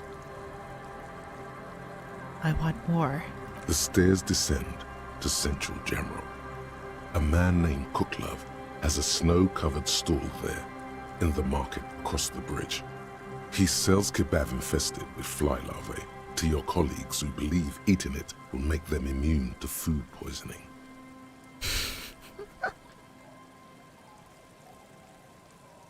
So what, like the fly larva? Ugh. Fucking gross. Snow falls on the utility district, the library, the florist, the Sarah Mauritian restaurant that offers homemade wine, and also on the brothels and drug dens, and the chop shops of the Zemlyaki. All of this built around a lake that formed in a meteorite strike. At the center of this lake, there is a little ship. There are lights at the bottom of its hull. They are lights directed toward the seafloor, looking for something, like whiskers. For what? A chill comes over you, crawling down your back. The sand under your feet is wet. Somewhere in the south, tarpaulin flap in the wind. Holy shit. It's just giving me the everything about this area. What's above me right now? More Coalition aerostatics. Occasionally, lights flash as they maneuver through the falling snow. One large airship carries crates in its belly.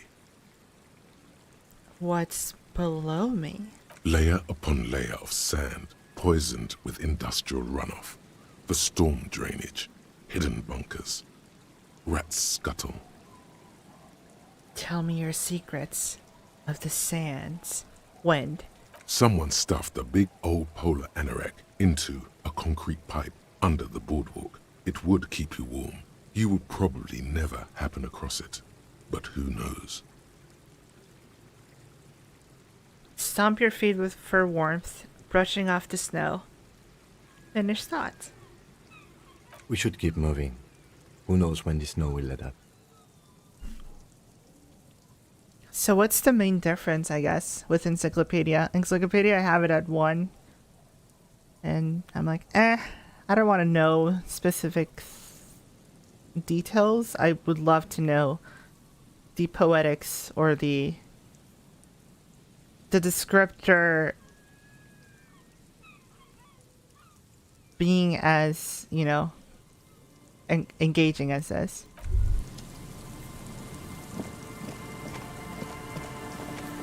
I imagine encyclopedias straight up just facts. Rust-eaten letters said Masoud. The rear tire of a motor carriage adorns these reeds.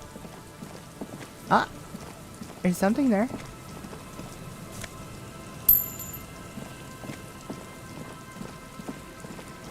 Mullah.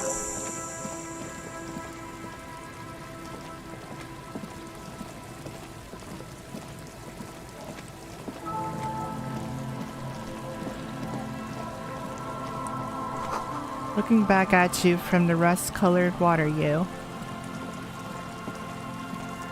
Damn.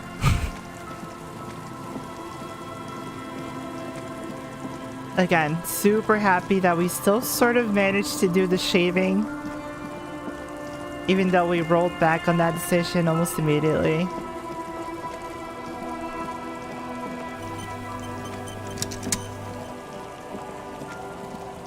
The fact that we still had the chance to do it. I wonder if everyone would just look at me after that point onwards and be like, ugh, you're just too ugly to talk to right now. A kick drum pulse. The music is coming from somewhere on the ice. A second school of fish huddle around a fence post. and scatter into the dark. I can jump. Yeah.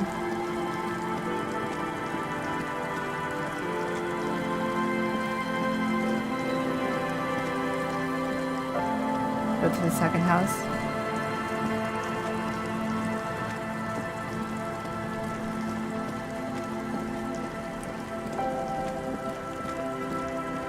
Wait, which one?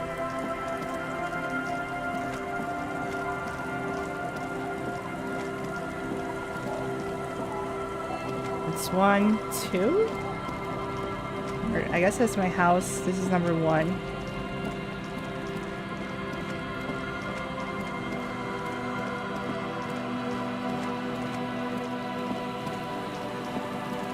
Oh, by the kids.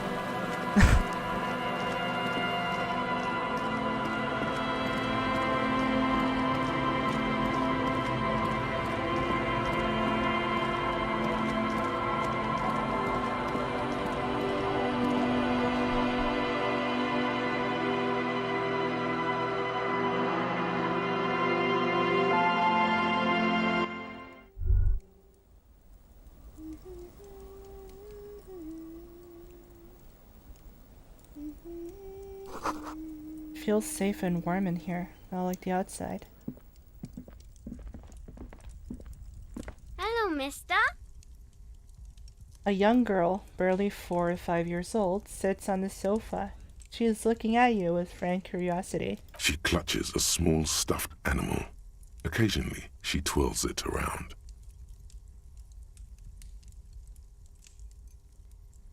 Are you Lillian's daughter? Yes, I am. Little Lily. You know my mom? Yes, we met earlier. That's nice. My mom is great. She's never angry or anything. Are the twins outside your brothers? Yes. They don't want to play with me. They're older and play outside. They look the same. Sometimes I can't tell them apart. They look identical, right? I said the same thing. They look identical.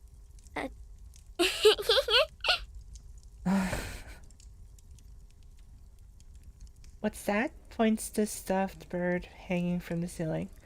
What's that thing you're holding? The bird. It's a grouse.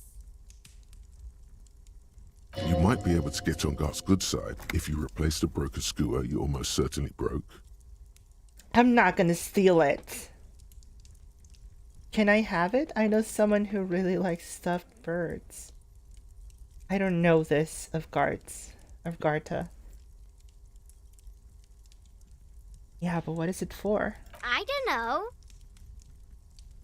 Can I have it? Sure, just go and get it. I don't like it anyway. It looks angry. All right. You just need to grab it from the ceiling and go. What's that thing you're holding? It's Lammy. He's my friend. Sort of. Like... She holds the fuzzy beast up to demonstrate. Lambie is a stuffed lamb that, admittedly, has seen better days.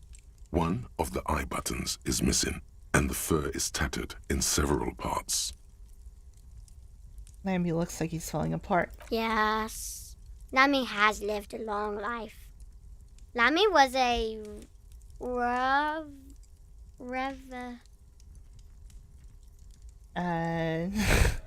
Revolutionary?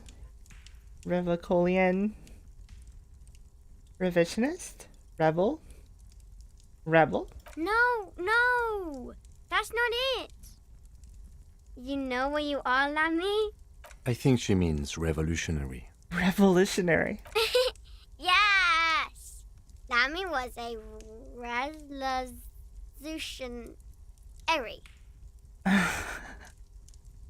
Aw, she's adorable. Bye! Later. Thanks for the bird.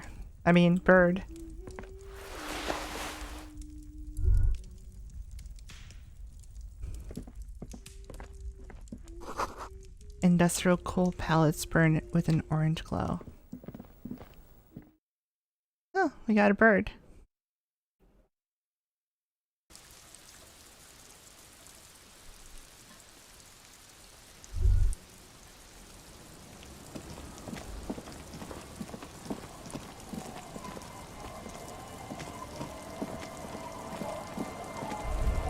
Okay, let's keep going north.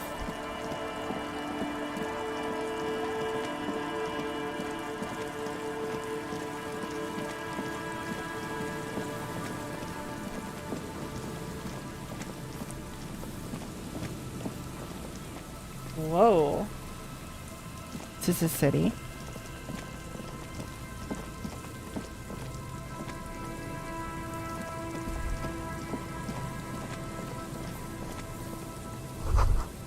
Bars cover these long, dusty windows. The remaining windows rattle from a strong gust of wind.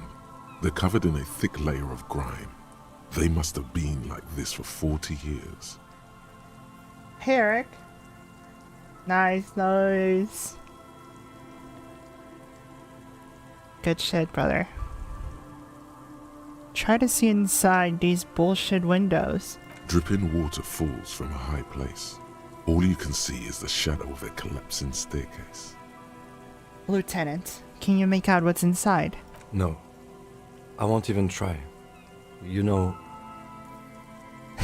he takes his glasses off. I had a partner once. They called him Eyes because he had to show me things. It's that bad. Oh. Can you still shoot though? Yeah, why did you try to shoot then? If you were bad with your eyesight. Well enough, actually. It's odd how that works. I'm no sharpshooter, but I passed my shooting courses 7 out of 10. Shit. So you could have shot down the corpse. His hands lead 70% the way when it comes to chance. that. And his shoulders. It's reflex. Okay.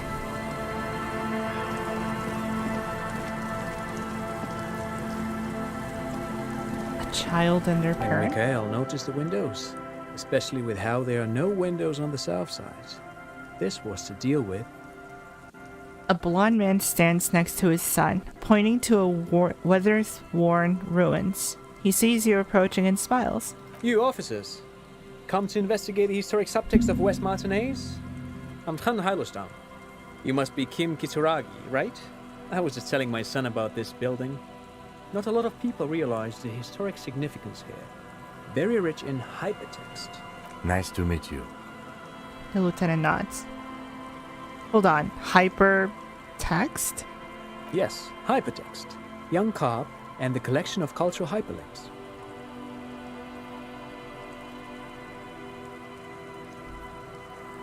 He's just making up fancy words.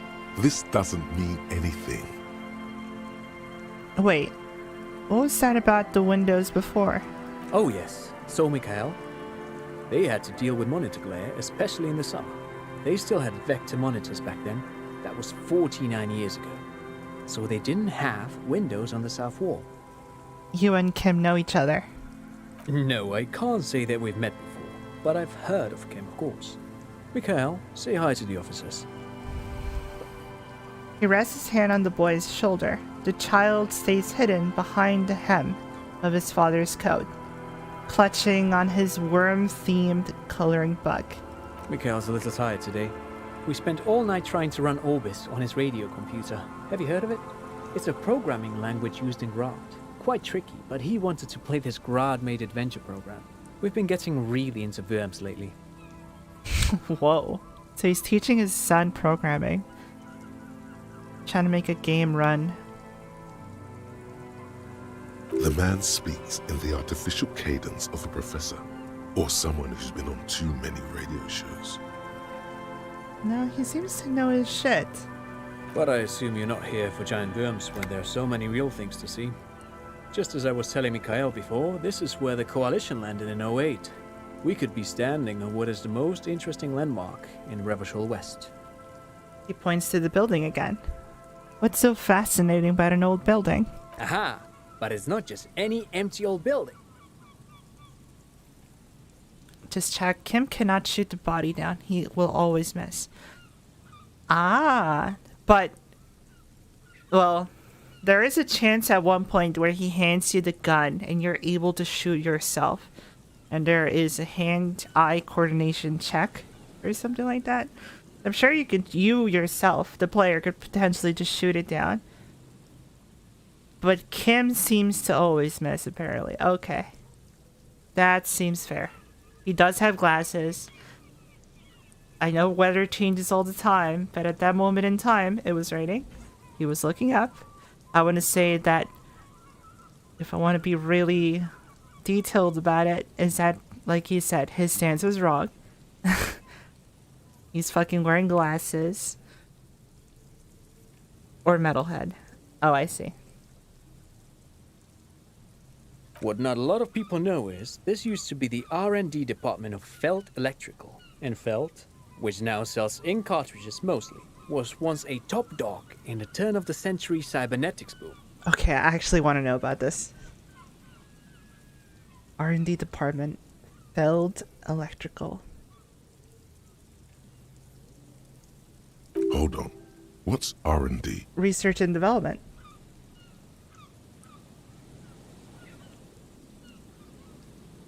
Look at the building looming over you. It looks old and weathered, with seagulls picking apart its stone and metal carcass. Bushy undergrowth has taken hold of the collapsed rooftop. Some kind of bird has set up a nest on a broken windowsill. Apologies, it's an acronym for research and development. They don't use it anymore. He smiles brightly, laugh lines around his eyes. You're probably more familiar with RTD, Research and Technological Development. Okay, here we go. So R&D is an old, ancient term. They use RTD, Research and Technological Development.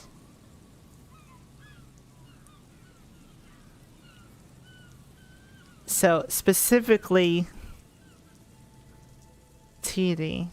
T. Okay. What about it? That's not surprising. Only a vestigial ink cartridge and ferrotape manufacturer remains. They started out as a midway electronics outfit in Königstein 2 centuries ago.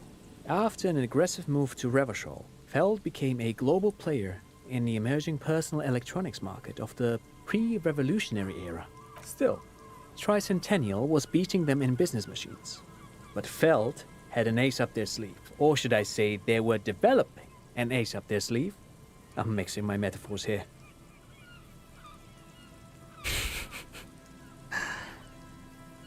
What was that ace? It was here in Martinez, possibly in this very building, that they developed prototypes for a tape computer. Okay, a tape computer.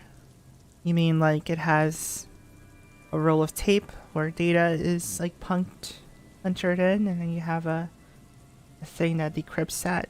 Mm-hmm. An elegant folding mechanism of rollers and ferrotape ribbons, portable enough to be a take-it-home solution.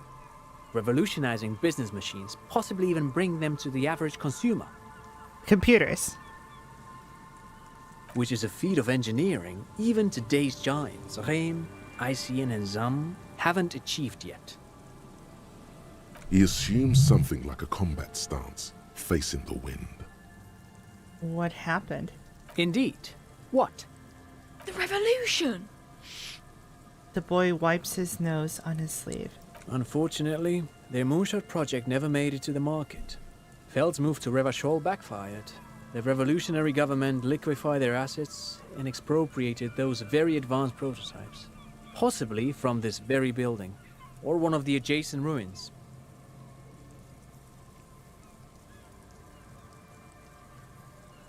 Interesting. So, under the coalition, which is mainly a communist-centric sort of, well, not really before the revolutionary shit happened, there was a boom in technological communism, scientific communism or something like that, where a lot of boom in technology happened, but not necessarily towards information trade, which would be the internet, I suppose. Home computing systems or whatever was still not a thing that people could get access to. It was more relatively left for the government / RTD departments trying to work on that. But it wasn't a thing that people were allowed to have or even own as a consumer product. Interesting. Interesting. So not everything revolves around the fucking internet around here. It's always been about either finding how to live, ideologies and whatnot. Yeah. Absolutely.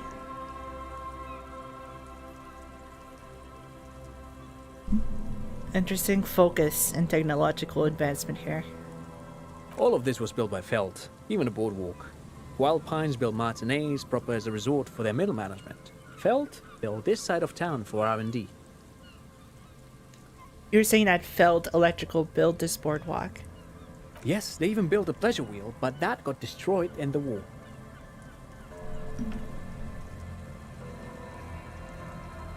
A pleasure wheel? A pleasure wheel? Yeah, I've never heard of that fucking phrase before. The lieutenant looks wistfully at the horizon, as if picturing gondolas rising to the sky. Yes, to lure in their star engineers. This part of Martinez was nothing but reeds before Feld arrived. They had to make the prospect of living here attractive. It was supposed to become a global center for innovation in cybernetics. But history had other plans. So because of the government going into war, all of these developments kind of halted. Since the shift of focus was probably into the war effort rather than this. Interesting. I love the world building this game does. It makes me want to add this much detail to my D&D. Yeah. My D&D sessions and my buds are like this. Oh, that's awesome. Dude, I miss hanging out with people. Oh, that sucks. My local card selling store, card store, has these well, used to pre-COVID used to have these nightly sessions of either your usual card games, but also R&D D&D sessions. But like, oh man, COVID happened, and also, I mean, they used to always have them late at night, so it never was an option for me. What happened to the engineers, the company people, the talent? What happened to the scientists people here? Where did they go to after this was basically abandoned? Oh, I'm afraid it didn't end well for the boys. But this story is a bit too dark for little Mikhail here. Now, if you were to ask about tape computers... Oh, nice. Good shit, Eric. Congrats.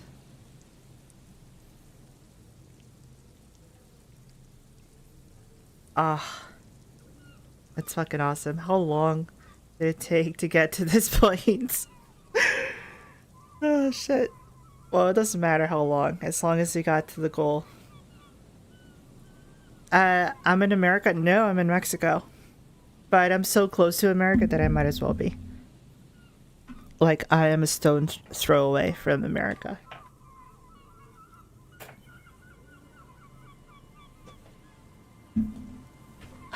My nerd center, Stockton, was just Warhammer figures and has been open since, from decorations, etc. It's a very nice community of people there. The community center that I would go to seemed pretty chill. But, like, if your community center is only just silence and not people, you know, going off, and disagreements might happen of whether or not this move was the right move, and if you don't have like a guy there, you know, who's a supervisor, just who knows the rules of the game, who can interject when there's an argument going between you know, participants, if they can't just diffuse it with game knowledge, then you're not gonna have a good environment. I'm only saying this because, like, I remember in that one particular game center, one of the employees there just did not know how Magic the Gathering worked. Or at least a certain part of it. And I honestly forget what, which really makes me look stupid. But basically it was trying to like put down the situation, this argument between two.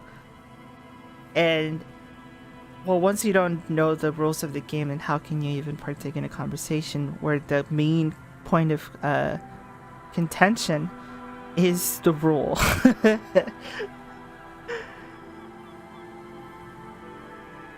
But anyway, I miss that shit, dude. I miss getting tensed up when seeing two dudes fight within the game. Yeah, Party's probably the closest, dude. Honestly, thought you were Canadian. Why did you think I was Canadian? The way I say a boot?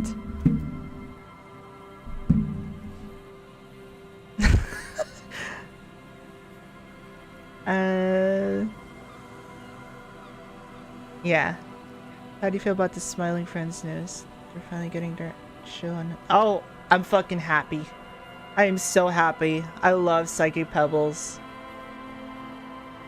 I'm not super familiar with that other man who's making the show, but I trust him that he's fucking hilarious. I remember seeing that little clip, the episode with Mike from Red Letter Media, who's the guy who's constantly with a gun on his head, about to pull the trigger, attempting not to kill himself, sounding kind of like how I do, dead inside. It was a great episode, so I'm glad they're getting a full-ass show. Super happy.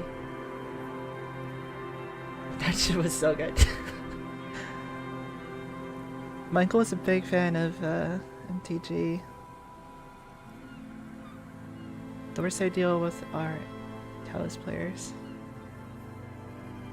Dude, having to actually play that, respect.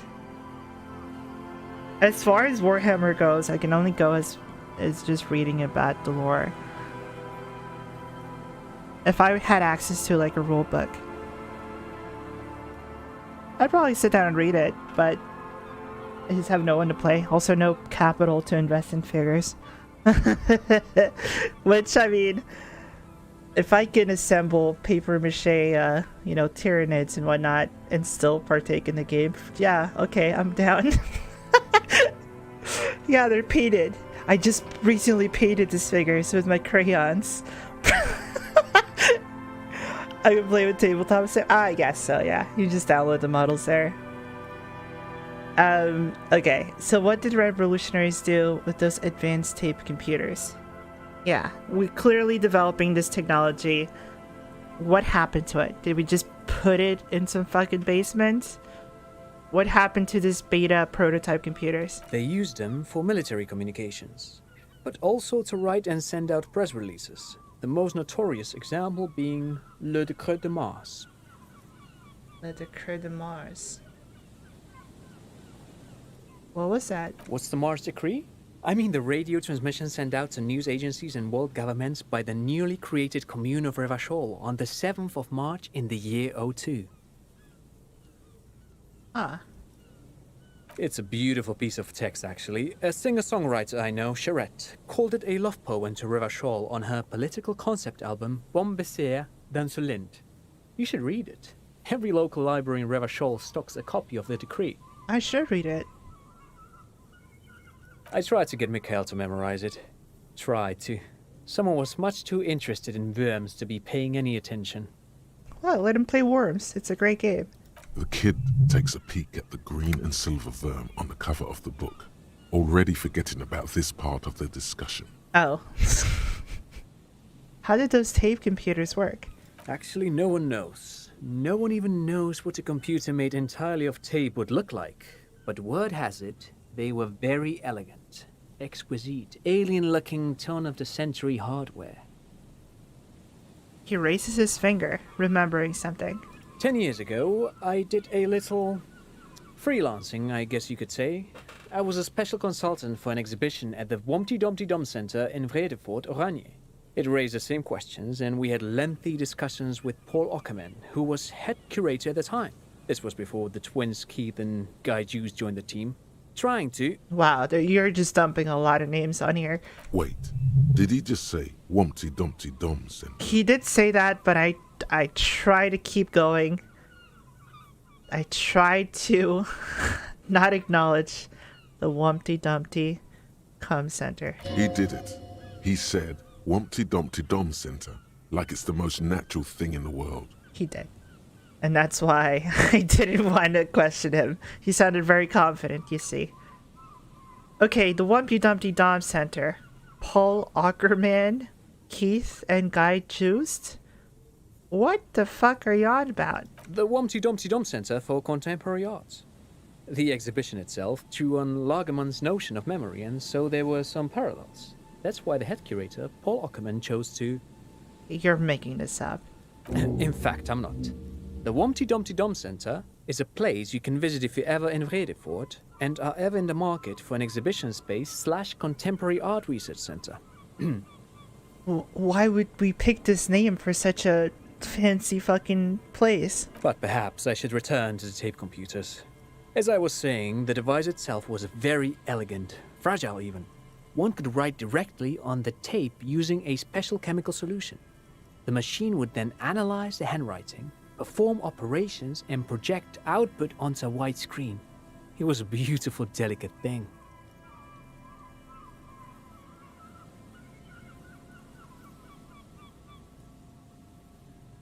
So it would actually still need your input be handwriting.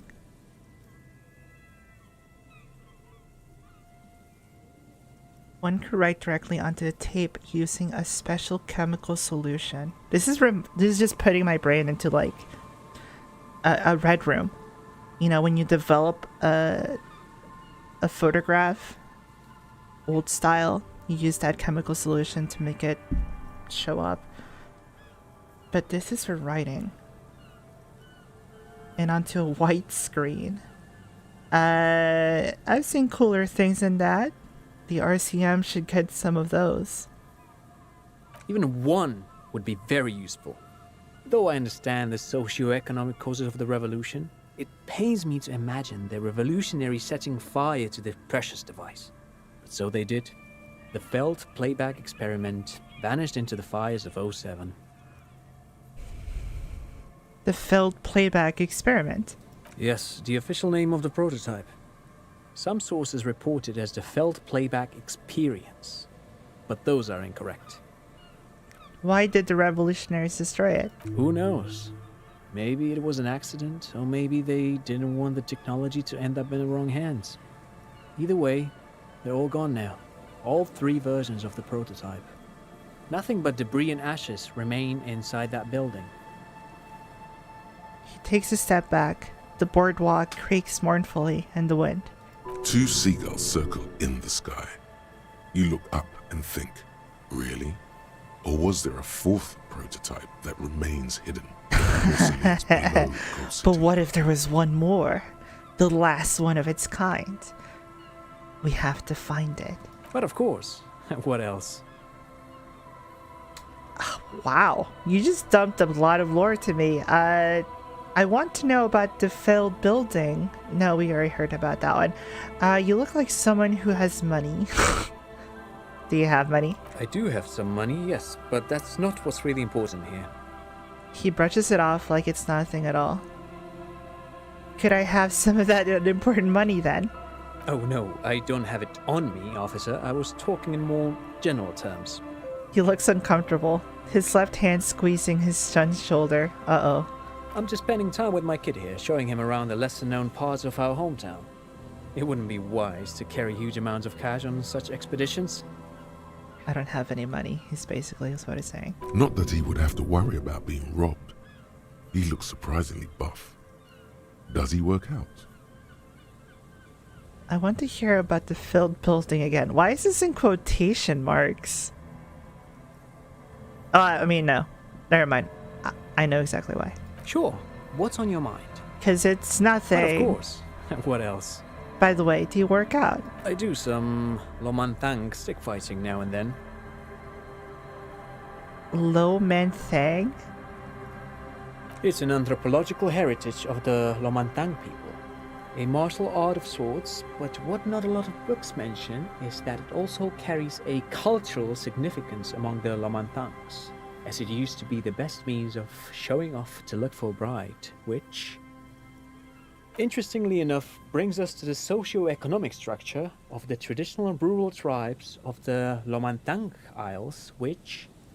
He goes on to give you a detailed overview of their way of life, the amiable, slightly nervous smile not once leaving his face.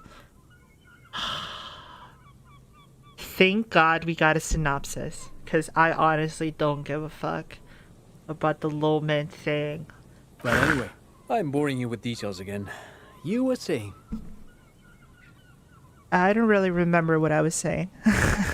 I'm not really interested in the practice. I just want to know how often you work out. Now and then. That's what, like once a week? Lomantang stick fighting is a little like a Berolidin addiction. I've been practicing it for nearly 20 years now, so you could say that my doses have grown a little. Wait. You just take drugs? Oh, it's like a parallel. Okay, it's like an addiction. Wait, what does this man know about Pyrrolidon addiction? Wait, no, true. How do you know about this? Or is it when people say it's like cocaine, but they've never tried cocaine? Or when people say crack energy when they themselves have not done crack? How do you know? Hold on. Pyrrolidon addiction? What an interesting metaphor. Or perhaps not a metaphor at all. You got me, detective. But my history should hardly come as a surprise. Oh shit. We caught him on the lie. Or not the lie, the implication. Dad's fighting with sticks every night after dinner for 4 hours. He has a special room for that. And a special costume. Oh, really now?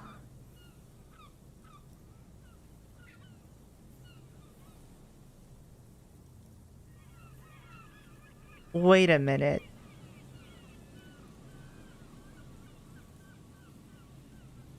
That's right, Mikhail. It also has a meditative quality. Helps to clear my head. But anyway. He does it for 4 hours. He locks himself in his room. And he does stick fighting. He has a costume for it as well.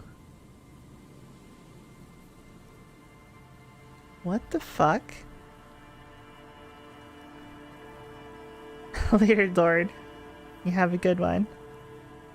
Thank you for all the interesting information, Mr.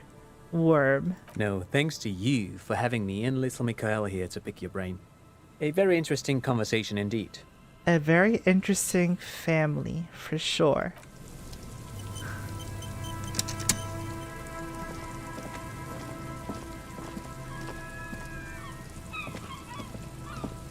You see a once bright mural towering above you. The signage has peeled off over the years, but you can still make out Feld Electrical R&D. A slogan used to intertwine with the loops a long time ago. Now, only a shadow of peeled letters remains. It says, tomorrow is just a whisper away. Looks like tomorrow never came. The lieutenant raises the collar of his bomber jacket. Nice one-liner.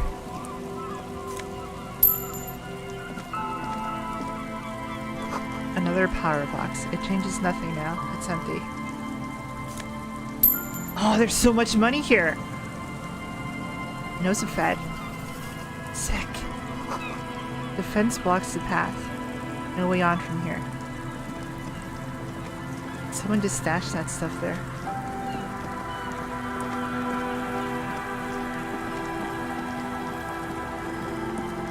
Wow, there's so much shit here.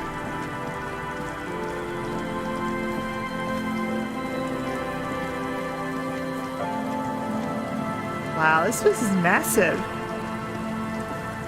Let's go to the payphone. Is that a payphone? Someone must have worked hard to smash the plastic dome. A metal payphone under a yellow plastic dome. You could use it to call someone, unless you're out of change. Pick up the handset. You hear the tone. The machine is inoperable. A random number. Calling. Still calling. This feels wrong. Should you be doing this? End of tone. Someone picks up. Pierre, is that you, Pierre? The voice is female and sounds about 100 years old. Yes, it's me, Pierre. I might be. What's Pierre like? No, this is not Pierre. She sounds very worried. I'm just trolling a poor woman. Oh no. No, it's not. Do you have any news about Pierre? Who is Pierre? He's my sister's grandson. He used to visit me as a lad. Fine young man. But who are you then? A salesman of some sort? Modern goods are rubbish, and I can't afford them anyhow. It's a shame what you did to our country. The woman moans, and the phone lines howl in unison with her. I'm not a salesman. I was just calling a random number, and you somehow ran with it. Yes, I'm a salesman. What exactly did we do to your country? Oh, we learned something about her perspective here. I don't know who I am, but who are you? No, I'm a police officer. To hell with the police! To hell with you! Oh.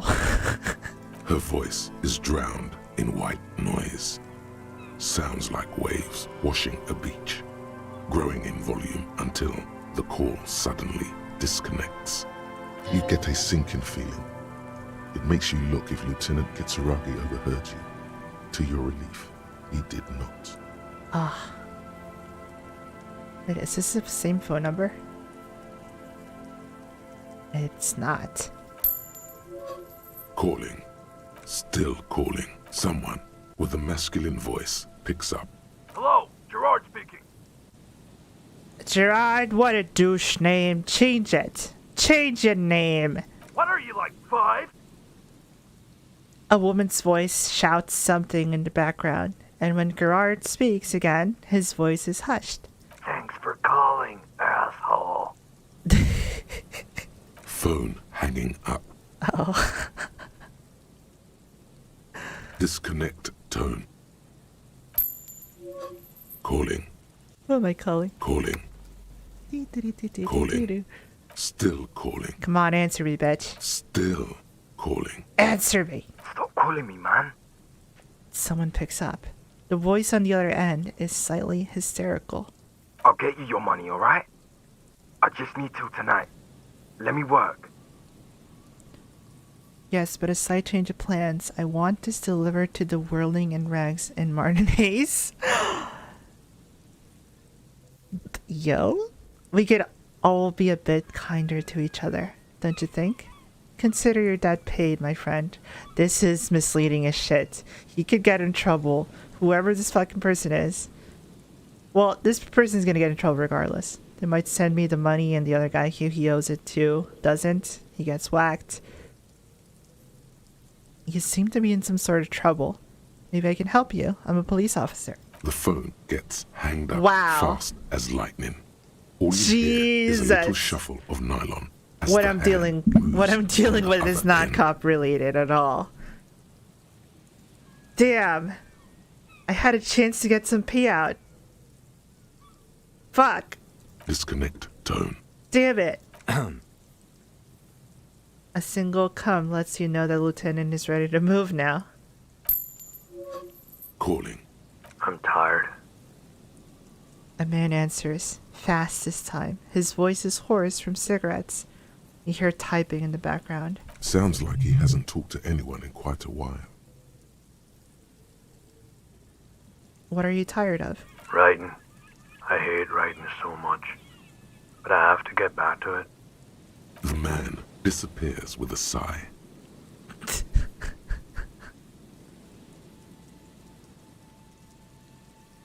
That was the writer of the game themselves.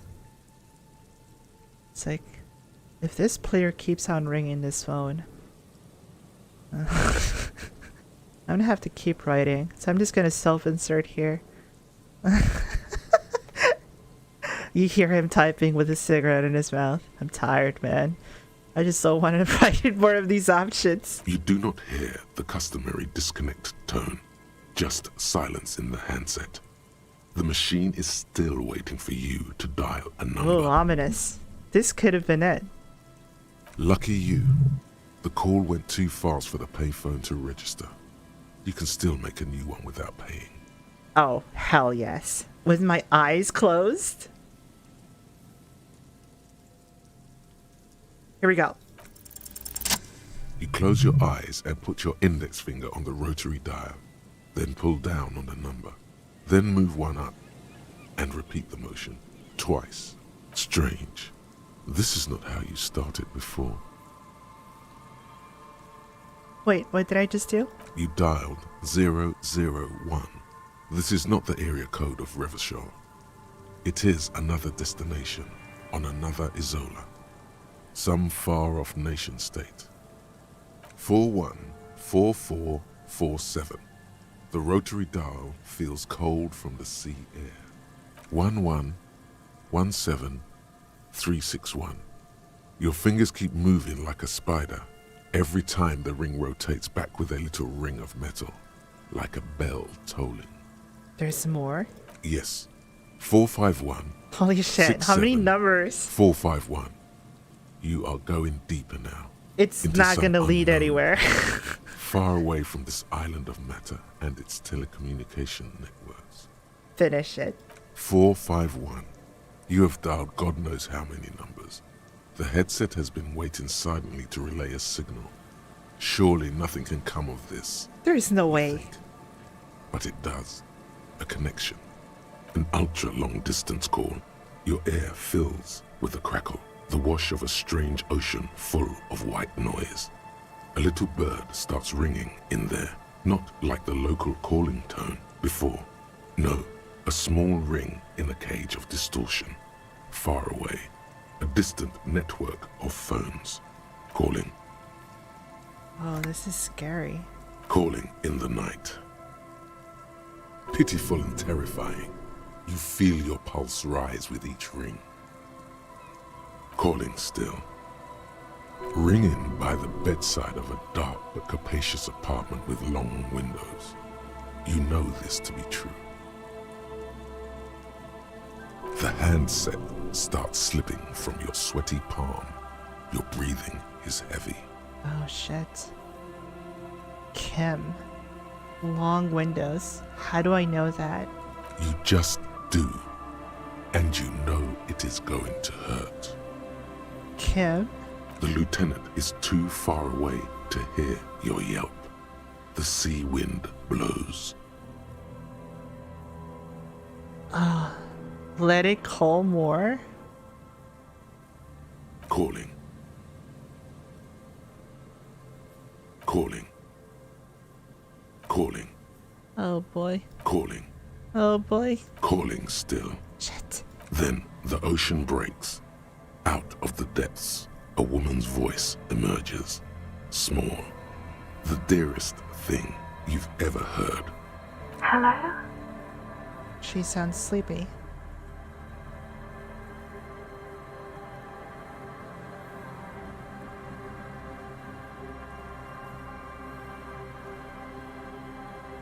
Hello, I want to die. Who is this? I'm a revolutionary servant of humanity.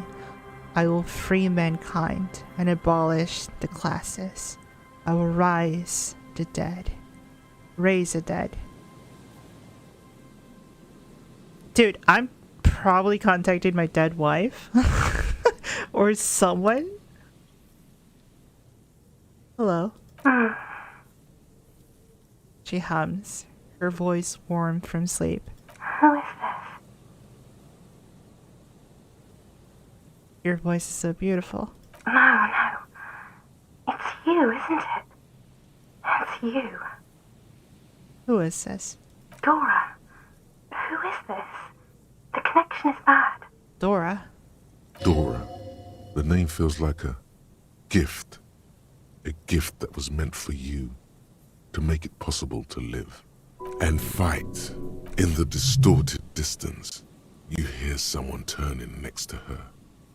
Bed springs rattle. Don't react. It doesn't matter if you react or not. You still think you hear a man's voice in the background. It's covered in pain and white noise. I want to die. What? It takes a second to realize what you just said. I want to live with you. I don't know why I said that. Oh no. Is that you? Her voice sounds like she's waking up now. Still plaintive, tired. Goodbye? A sigh. She heard you, but she does not hang up. And neither do you. You can't.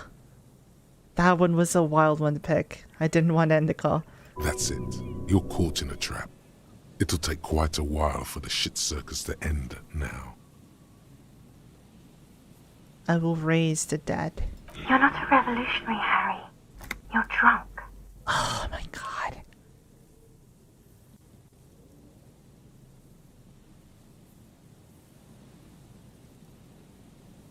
Harry, how do you know my name? Harry? Who's Harry? Are you sleeping with him? I'm also Harry. I'm not drunk. Okay, I'm drunk. What does it matter? I'm still me. I'm not drunk. I'm high. I'm not drunk or high. I'm just hurt. Why does it hurt to talk to you? Oh, God. There's silence. It's heavy as tin. The white noise howls. Hey. Do you know what time it is? It's so late here. Sounds like she's looking for a clock on her nightstand. It's 4 o'clock, Harry. I need to wake up in 2 hours. Do you want to party? I want you to talk about me. Who am I? You sound like you know me. Where are you? You sound like you're in another world. Where are you going in 2 hours? To work. Where? The academy, where I work.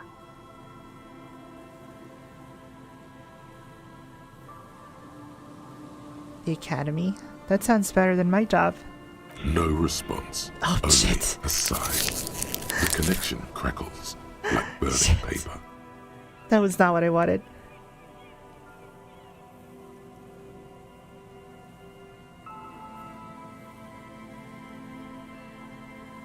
Damn. I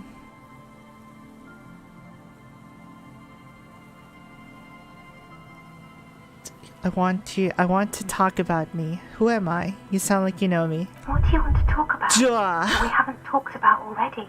This is bad. You feel your right hand on the handset cramping up with pain.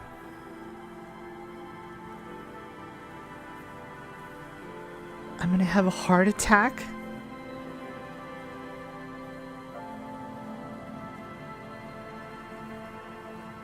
You sound like you live in another world. I'm in Morova, sleeping. Morova.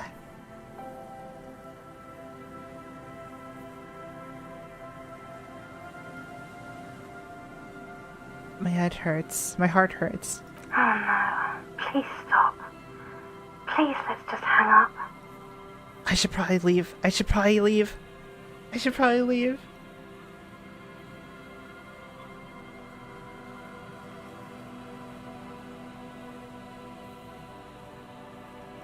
I'm doing the case. I'm doing the hangman. She does not answer anymore. I'm gonna solve it. It doesn't matter. This case doesn't matter. None of it matters, not anymore. Can you help me solve it? I need to solve it. They won't take me back if I don't. I'm gonna solve it. Harry. Disconnect tone. The machine ran out of money. Damn.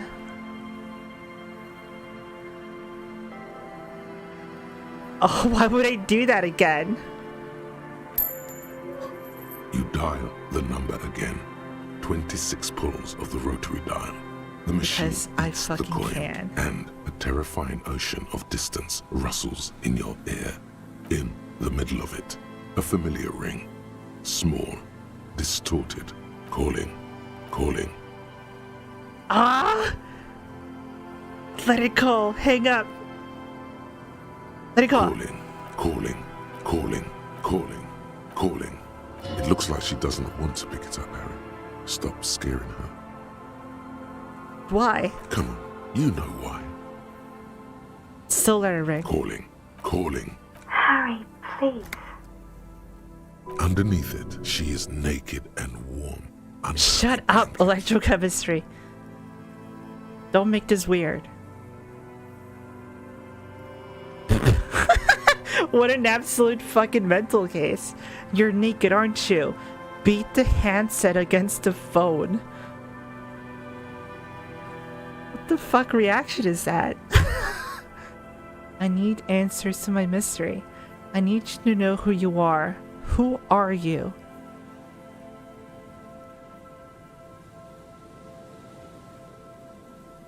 Please. I'm going to hang up now, okay? Phone hanging up. Damn. Disconnect tone.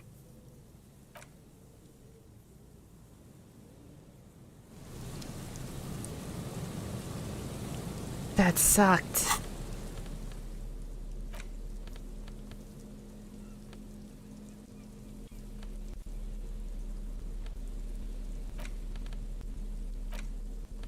There's no way to listen to the tape without a working tape, but even true. just holding the tape makes you feel a little sad. A pawn shop would have a tape player. God, that blew ass hard.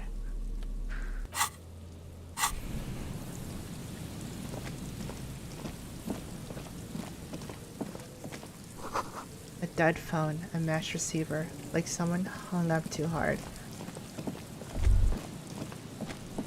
Damn, that was a phone call. I got massive fucking critical damage from that. You feel the shadow of a very large building fall on you. The sign reads St. Bruin, 1147. Dusty pews in the shadows. Many seem to be missing. An altar shrouded in the dark. Or something like that. It's too dark to tell.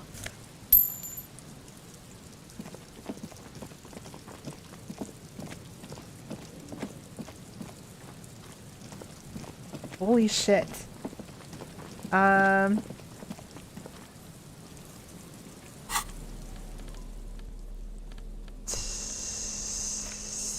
Balls?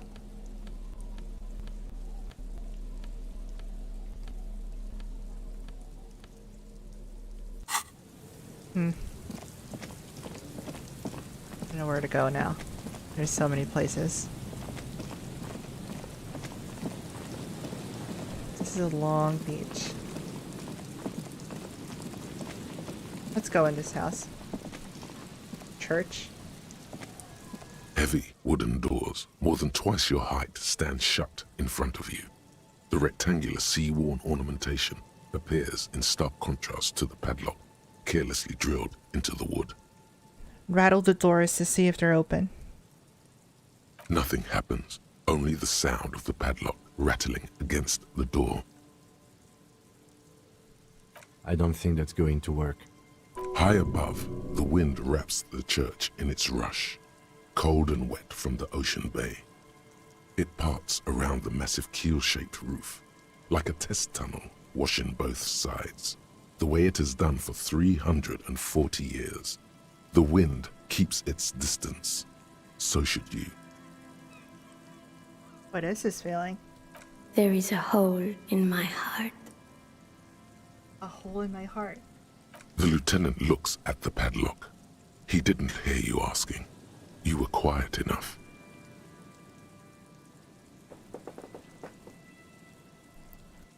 Inspect the carpentry. The carving on the door is block-like and angular, like the church itself. 2 large beams shoot downwards, sinking into the wood before they reach the threshold. I want to touch it. The surface is smooth from the wind, but moist to the touch. Naturally, we are in a beach area. What's up with the padlock? This cheap-looking padlock is sturdily built. It shackles together a hasp and a staple screwed into the wooden door. The lock is adorned with a yellow sticker. It'll be easier to break the staple than the lock. Also, that sticker is interesting, somehow. Get the sticker? You see a yellow circle with 2 X's and a big curve below them that looks like a mouth. You're pretty sure you haven't seen it before, but what the symbol depicts is clear enough. A smiling dead guy. The curve makes it smile, and the X's make it dead. I can take another look. This cheap-looking padlock is sturdily built. It shackles together. It'll be easier to break the staple than the lock.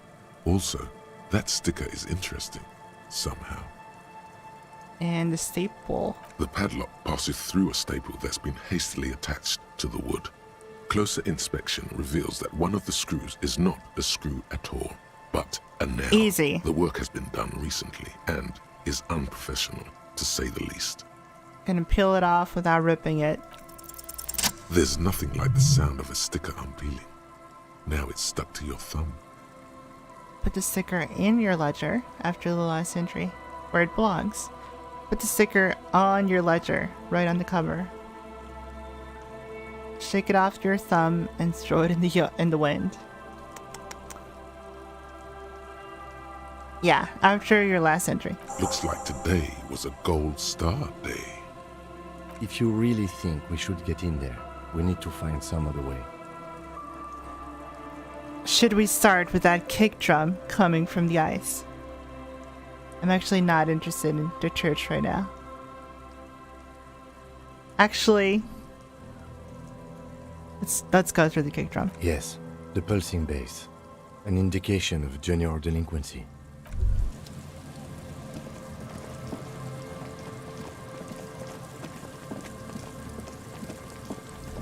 And this is getting darker and darker.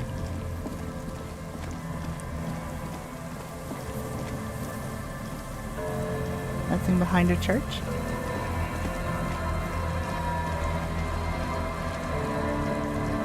Whoa, is that a bunker? These rusty gears used to turn the whole machine.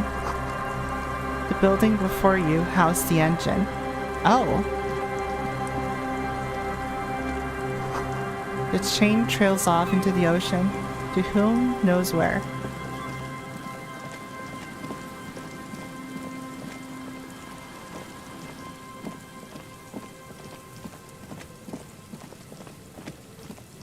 On the right side of the church.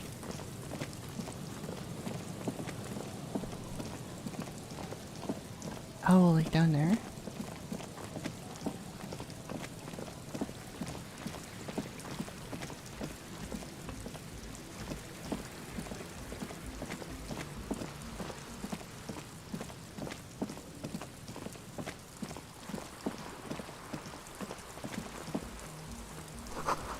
It must have taken a lot of patience to do this. Oh, hello. A shaggy-looking girl in her late teens or early 20s kneels on the ice with an electronic contraption in her hand. Hearing you approach, she looks up. Oh, hello there. It's cold out here, but she's not wearing a hat. She must be freezing. Everyone knows drugs make you invulnerable to cold. You bet this one likes to party. Oh my god. Every time with the drugs. Dear child, it's freezing. Where's your hat? Huh? It said you should have a hat on. So should you. You don't have to do anything. Shit. Don't I have a hat on right now?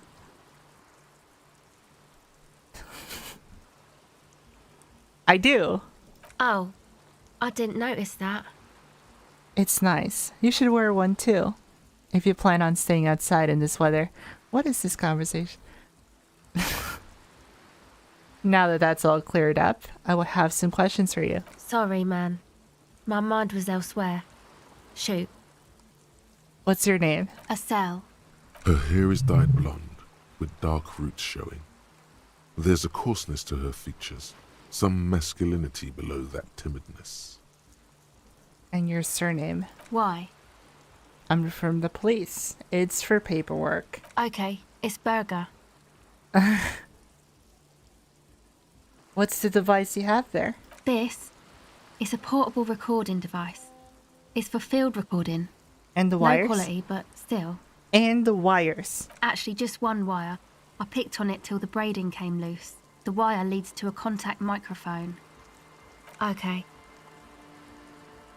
Wait, hold on. What? This, actually just one. A contact mic records sounds from inside things, like this ice. Nice. You could maybe bug someone with it. Wiretapping. Where did you get this? Same place I got the recorder from, the Elysium. What's the Elysium? Oh man, you haven't been to the Elysium? It's the coolest place in this whole drug-addled shithole. It's a music club and a synthesizer workshop on Boogie Street in Jamrock. Musicians live there, like real musicians. I once saw Arno van Eyck. Sounds like a place for congregating homosexuals.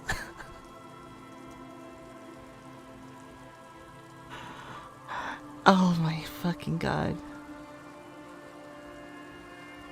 Yeah, there might be some. I don't think they look down on the homosexual underground there. The Elysium's not that kind of place. It's cool. Oh, shit. Because I have a problem with homosexuals. Major problem. Oh no, the homophobic route. Don't get me wrong, I'm all for it. This Elysium just sounded like their kind of place. Oh no, you completely misunderstood me. I might be a homosexual myself. You don't know. Well, we do know. This Dora person is probably Harry's ex or something. Yeah, I guess the middle one sounds like. Okay then, that's cool. Now, about that Arno guy you mentioned. There's a whole thought you can internalize to find out if Kim is gay. Oh yeah. Oh, I guess even with your modern take on sexuality, you wouldn't be in the Van Eyck demographic. I get down. I don't know what that means. I grind. I don't know what that means either. Nor do I, but I have a concrete evidence that I rock, in the form of a record tape player and a completely trashed hotel room. That's cool. She breathes on her fingers. Looks like she doesn't know what to say. You're right. Time has deserted me. Sucks, man. Damn it, no! Was there something else? About the contact mic, perhaps?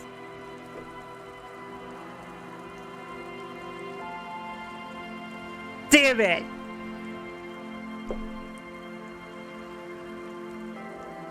Actually, I have some non-mic questions for you. Okay. What are you doing out here in the cold? Recording, I guess. And what are you recording? I think I'm recording cracks in the ice. But there's no way to tell. Not without headphones. And what happened to recorded your those footsteps headphones, too. baby girl? No, my boyfriend sold them. Your what? I don't know, man. Things. Just stuff you need for life. A lie. They were probably pawned off for something suspicious. And what are these recordings for? The cracks, the footsteps? The musicians in the Elysium used them for making music. They looped the stuff, cutting the tapes together. They make music out of cracks in the ice and keys jangling. Crazy sounds like that. It's hard to explain. Anyway, I thought I'd make some too. It's supposed to be, like, a music place anyway. She rubs her shoulders and looks around. I don't really know what I'm doing. They use synthesizers too. I don't have a synthesizer. The sharp drop in endorphins is almost visible, like a warm blanket has fallen off her shoulders. The wave of chill, the quivering jaw, indications of a drug high. Quivering jaw. She is on some kind of stimulant, amphetamine or methadone, and its effects are wearing off fast. She will begin to experience more and more valleys now, and fewer peaks. Take this, you're cold. The lieutenant begins to take off his jacket. No, man, fuck that, I'm cool. I'm sorry I said that. I'm sorry about the fuck. It's okay. The lieutenant backs up. He throws you a glance. Yeah, she's totally high. Go ahead. Fuck. That's it for now. Okay, bye.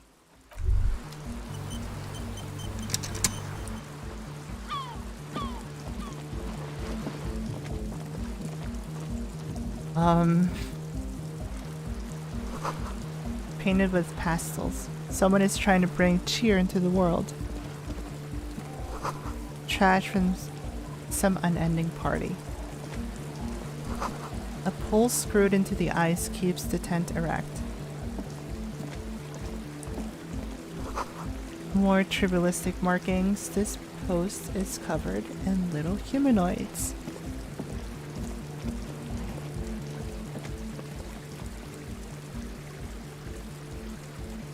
The fuck is this? A pane of Eternite has been planted into the snow. 2 poles are holding it up. Barely holding it up. It could fall over any minute. A stronger gust of wind might be enough. What is this? It looks like a makeshift bridge. Could be convenient. The pane falls into the icy snow with a soft thunk. Nice. We've connected both worlds. I can move back and forth. From my shitty little shack to Party City, USA. This is someone's home away from home, just like yours.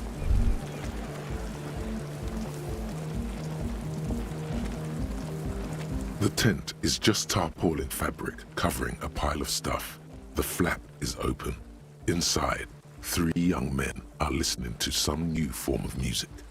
It's like nothing you've ever heard. One of them looks at you. Come on, get in and close the flap behind you. The warm stuff's getting out. The worms. Are they just high inside of a fucking tent? They're hotboxing each other. Sorry, we barely have room for one. Kim, you stay outside. You go ahead. I'm too old for this. I'm actually not, he thinks. I just dislike delinquents. I'm sure you will feel right at home. I'll keep watch. Oh boy.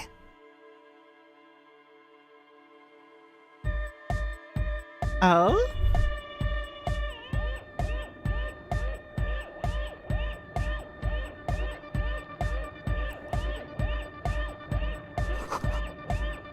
Canisters filled with what appears to be water. The label says distilled.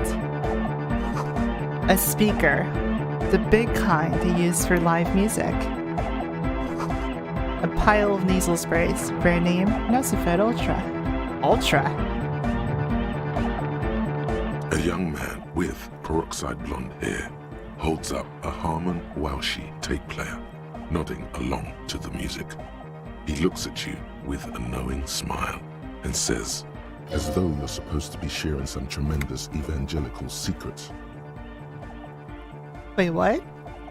Hardcore! Is it? It's hardcore!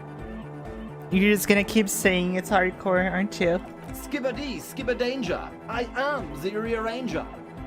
Hell yeah, nice flow. Could there have been a right way out of this garden of forking paths, you think?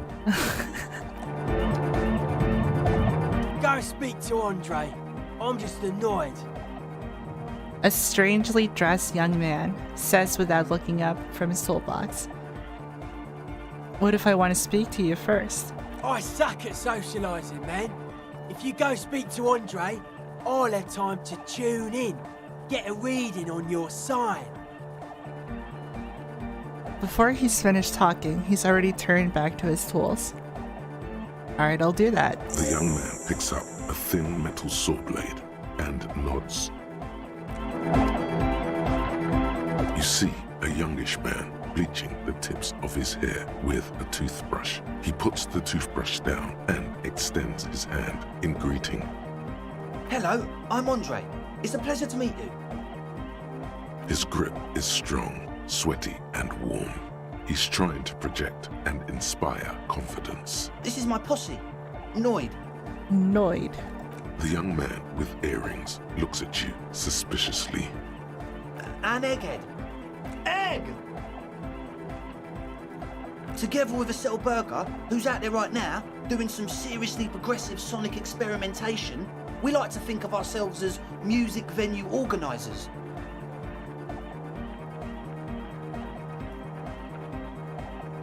Wait, how many music venues have you organized? Crackstein. We have many in the pipeline, officer. Why are you here?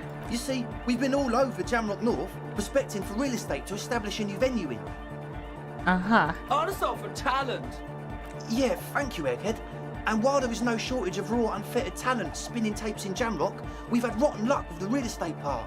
Place is a shithole. I apologise for my friend Noid's potty mouth. I realise this is not how you speak to a police officer. He has authority issues. There's no need. This place is pretty bad. I'm gonna get offended by it. Which brings me to the problem of occupied ecclesiastical property. I bet you've noticed the derelict hive of narcomania on the coast. What the fuck are you talking about? I'm talking about the church. And I'm not exaggerating. Even a place of spiritual refuge can become a magnet for all sorts of dopeheads and burnouts if left unattended. Dopeheads! Burnouts! He angrily spits on a screw, then starts cleaning it. Well, I'm sad to say, that's exactly what happened. Sad because we were just about to put Martinez on the map with one of the maddest dance clubs in Jamrock. Nah, strike that, in Reversholt. Strike that! The world! And sadder yet, because the dopeheads and burnouts hold up in there are the worst kind. He leans back a little, watching you with a steady, serious gaze, letting you imagine just how bad those dopeheads and burnouts really are.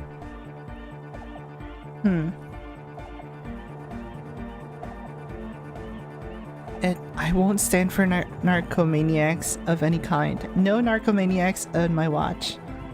Shake your head gravely. What kind? The spooky kind. I don't want to arrest them.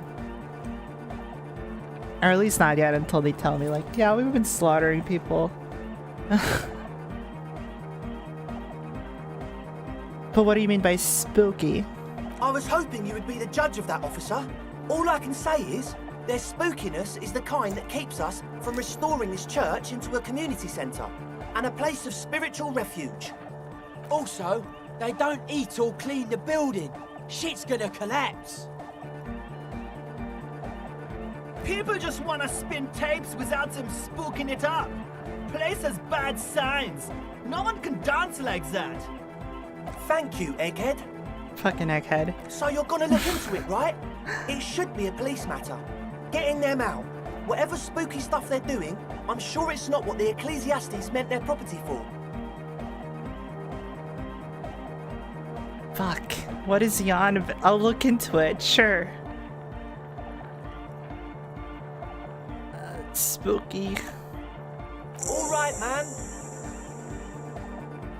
He claps his hands enthusiastically. Andre's obviously very happy you took him seriously. The whole tent is.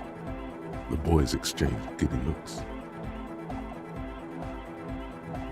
Holy shit, this goes on and on. Did you put the padlock on the door? Yes. I asked Noid to install a measure against more drifters wandering in. It's a temporary fix, just something to contain the situation. I had to do it in a hurry. Not my best work, but it should hold for a while. I need the key. Of course. Noid, give the officer the key. All right. Reaction speed. Be the cool cop. Catch the keys as it flies towards you. Let it fall on the ground, then pick it up like a normal adult person. Nah, I'm cool. I'm cool as shit. You sense the trajectory of the little piece of metal and plastic. The object makes a small ringing sound as it approaches. Just the tiniest chime to your left. Ka-ching! The key hits your palm. The speed freaks nod to you approvingly. Thanks, man. Play it cool. The speed freak nods to you. Yeah. A respectful nod. You proved something here. Respect. Yes. How long have those people been locked in there? Not long. Like a week, maybe? How can you be sure they haven't starved to death? I'm super sure they're alive. I mean, come on. I'm at least 90%, maybe 85% sure they're still alive. 85% is not good enough when you're dealing with another person's physical well-being. Okay, I'm sorry. I'm sorry too. I guess it wasn't very hardcore of us to just lock them in like that. Me too. I shouldn't have that kind of power over another person. I'm not the one with the violence monopoly here. You are. I'm glad that key is out of my hands now. Right, other questions. Sure, man. Tell us what you want to know. Let's do it. Who exactly are these people inside the church? Truth is, I don't really know. None of us do. I don't even know how many there are. All we've seen are glimpses. You haven't even seen them, and you want the police involved. Well, there's also the machinery. This machinery is of the deeply mystical variety. When I first scouted the place, back in February, it was abandoned, empty. Took some time getting the crew together. So about 2 weeks ago, we came here hoping to set the stuff up. Suddenly, there are all these strange machines lying around in there. One of them has wires running into bowls of water. Wires into water. Huh. Never seen anything like it. Bro, it went underwater. Andre, tell him about the feeling. Oh, and it felt like there was something in there with us, watching us from the dark. No, the other one. Which other one? I'm not as in tune with my emotions as you are, Egg. Felt like silence. Awful silence. But you haven't physically seen anyone. Not exactly. We've just seen someone who we think is a woman go in and out of the church. A couple of times. And we felt someone or something eyeing us inside. But that's kinda it. What was the thing watching you then? Can you tell me more about this machinery? So how can you be so sure they're burnouts and dopeheads if you haven't seen any of them? Well, honestly, I can't. But I am. Why not? Let's go with that. I don't see a single thing wrong with that argument. I'm 70% sure they're substance users. Don't let the technology fool you. He makes little quotation marks with his fingers when he says technology.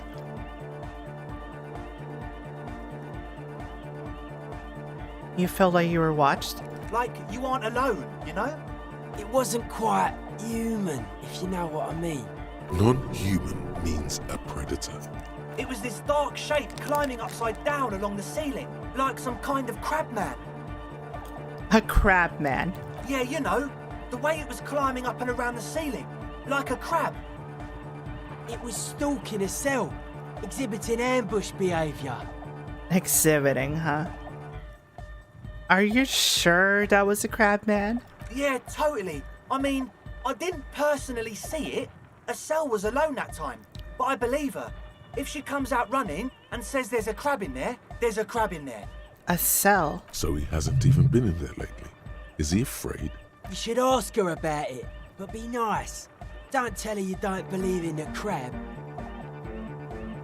Can you tell me about this machinery? You should talk to Noid about that. I just got a distinct burnout and dopehead sign from them. Probably jacked up to some snuff station too. Probably, very likely. With a small surge of PEA, alertness fills you. As if to say, this is a dark corner. Look behind it. Jacked up to some snuff station. It means like one of those rich boy private radio stations. where you can listen to people getting killed on, then jerk off to it. Sick shit. Oh, Christ. Yeah, I've heard of these stations earlier. Jeez. Not that we would know anything about that. Noid just likes to relay stuff. He appears sincere enough, sire. You could, of course, be wrong. We're getting derailed here. In short, you can tell to Noid about the machines. He'll tell you more. Sure. What? I know Noid has his signs, but what's the deal with Agate here? He's a quiet man, mostly communicates through music, and by being a master of ceremonies. Master of ceremonies? You know, a host, a declaimer of slogans. He's a performer, gets the people going. Interesting, sire. A bit like you, then. An MC for short. How do you communicate with him? Well, he's just kind of here. I don't really know how to communicate with him. Have you ever really talked to him? Yeah, sometimes. When I stumble and find my way into his centre, you have to hear a lot of hardcore to the mega first though. The man smiles mysteriously, choosing to let the beat speak for itself. I get it. He's a puzzle. You mentioned some kind of well, I can't fucking read that. Siestas? Fuck that word. Who are these fucks? Oh yeah, that's a meteor and name for the founding party. Thought it'd be cool to use it. Okay, that's the worst name. So, founding party. Before we go on, what do you mean by meteorin? You know, of Meteo, concerning Meteo. And what is the founding party? Come to think of it, I've never really looked them up, you know. I can't give you a precise definition, but they're a very powerful religious organisation. And they have roots in ancient mass society. And they're the custodians of the Pericarnassian Church. Plus, they anoint the innocents. They, made the innocentic system, no? Innocentic system.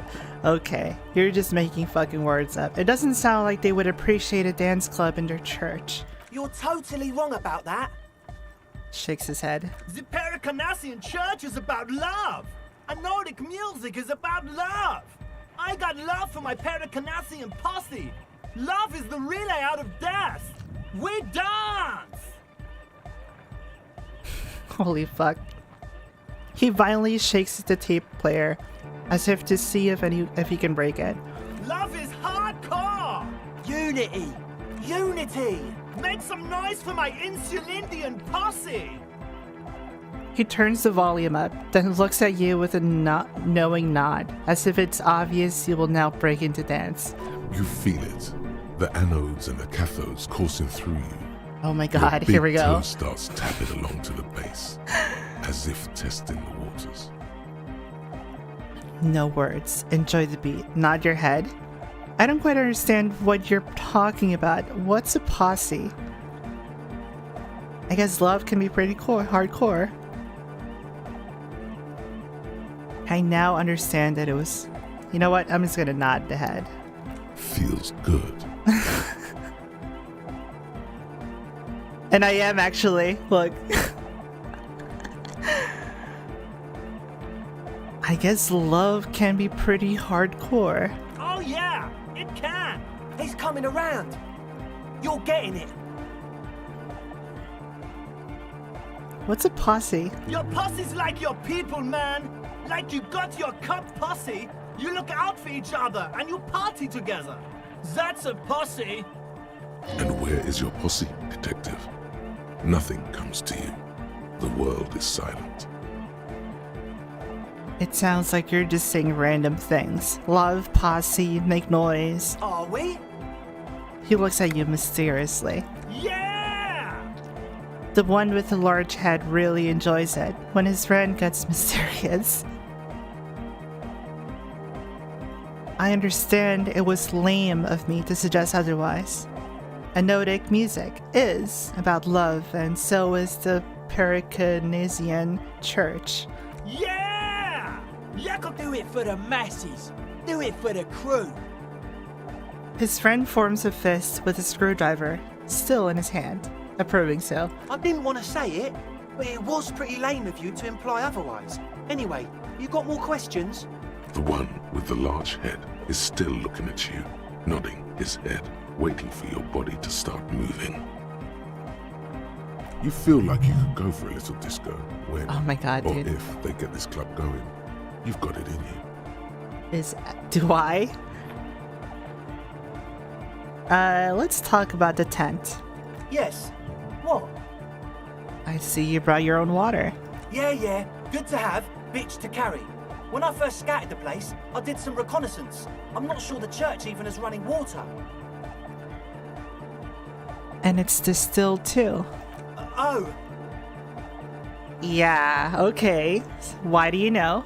it's the one they sell at the fuel station. That sounds very sus. It's like he's lying to you, my You're liege. lying? But he's slippery enough that there's nothing for you to grab hold of. God, I'm so happy I love lip drama. I can tell when these fuckers are lying.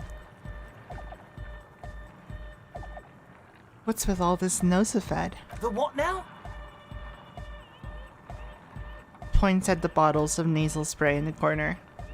You know, the Nosafed Ultra. You have a lot of it lying around. Oh, the old Ultra.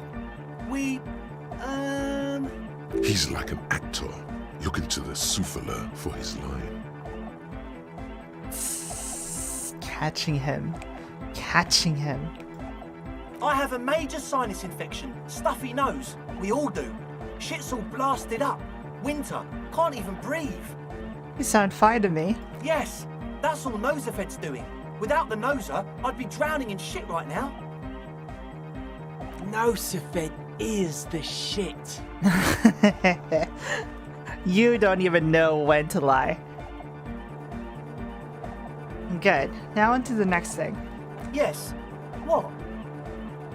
What's with all this Nosafed? The what now? Oh, the old Ultra.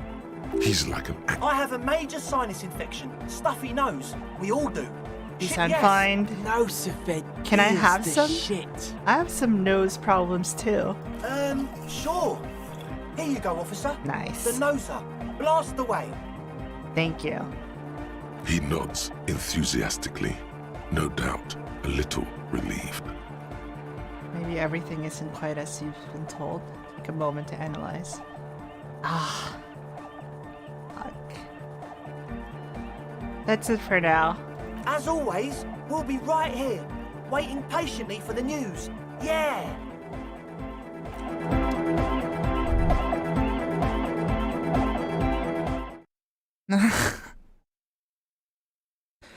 Fuck these guys. They're definitely lying to me. I have no logic.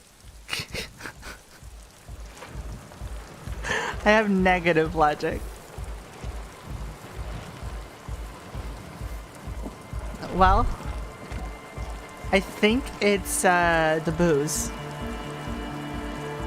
And I also think it's some of the clothes I'm wearing that have negative properties. So this one, Jamrock Biker Cop Sunnies, -1 logic. Should probably change it for my other gunner optics. Yeah, there we go. I have 1 intelligence. Inland Empire, Flight, Composure, cool. Got my smokes. Gives me makes me smarter when I smoke.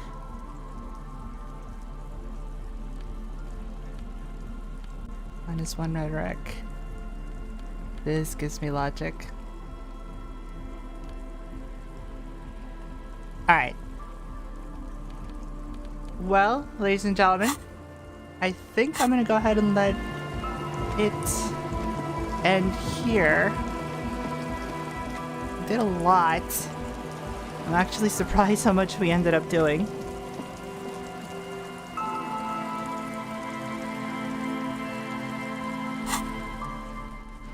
For now, I think we'll leave it there.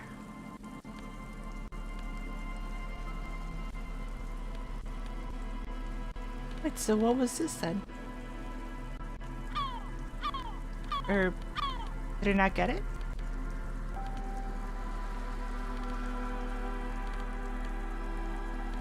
I guess it was his blazer I had on before. Yeah, whatever.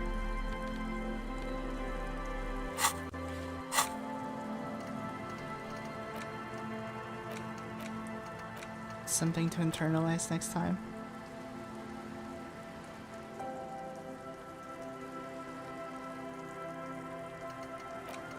So many. Fuck.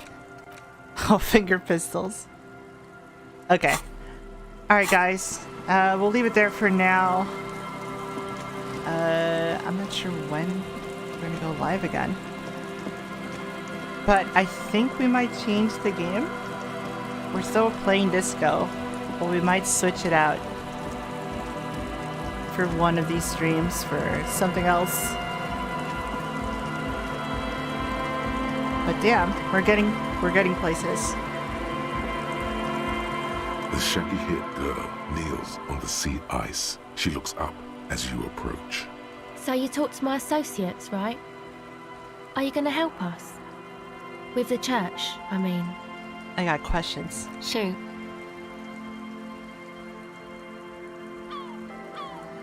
We'll answer them later. Let's end it for here, for real now. Alright, guys. Have a great rest of your day. I will see you on the next one. Thank you so much, guys. Balance, Butter, all those boys, Eric,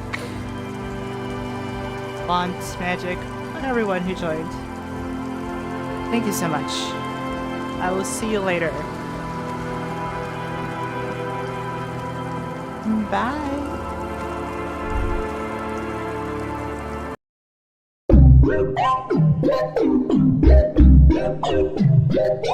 Yeah.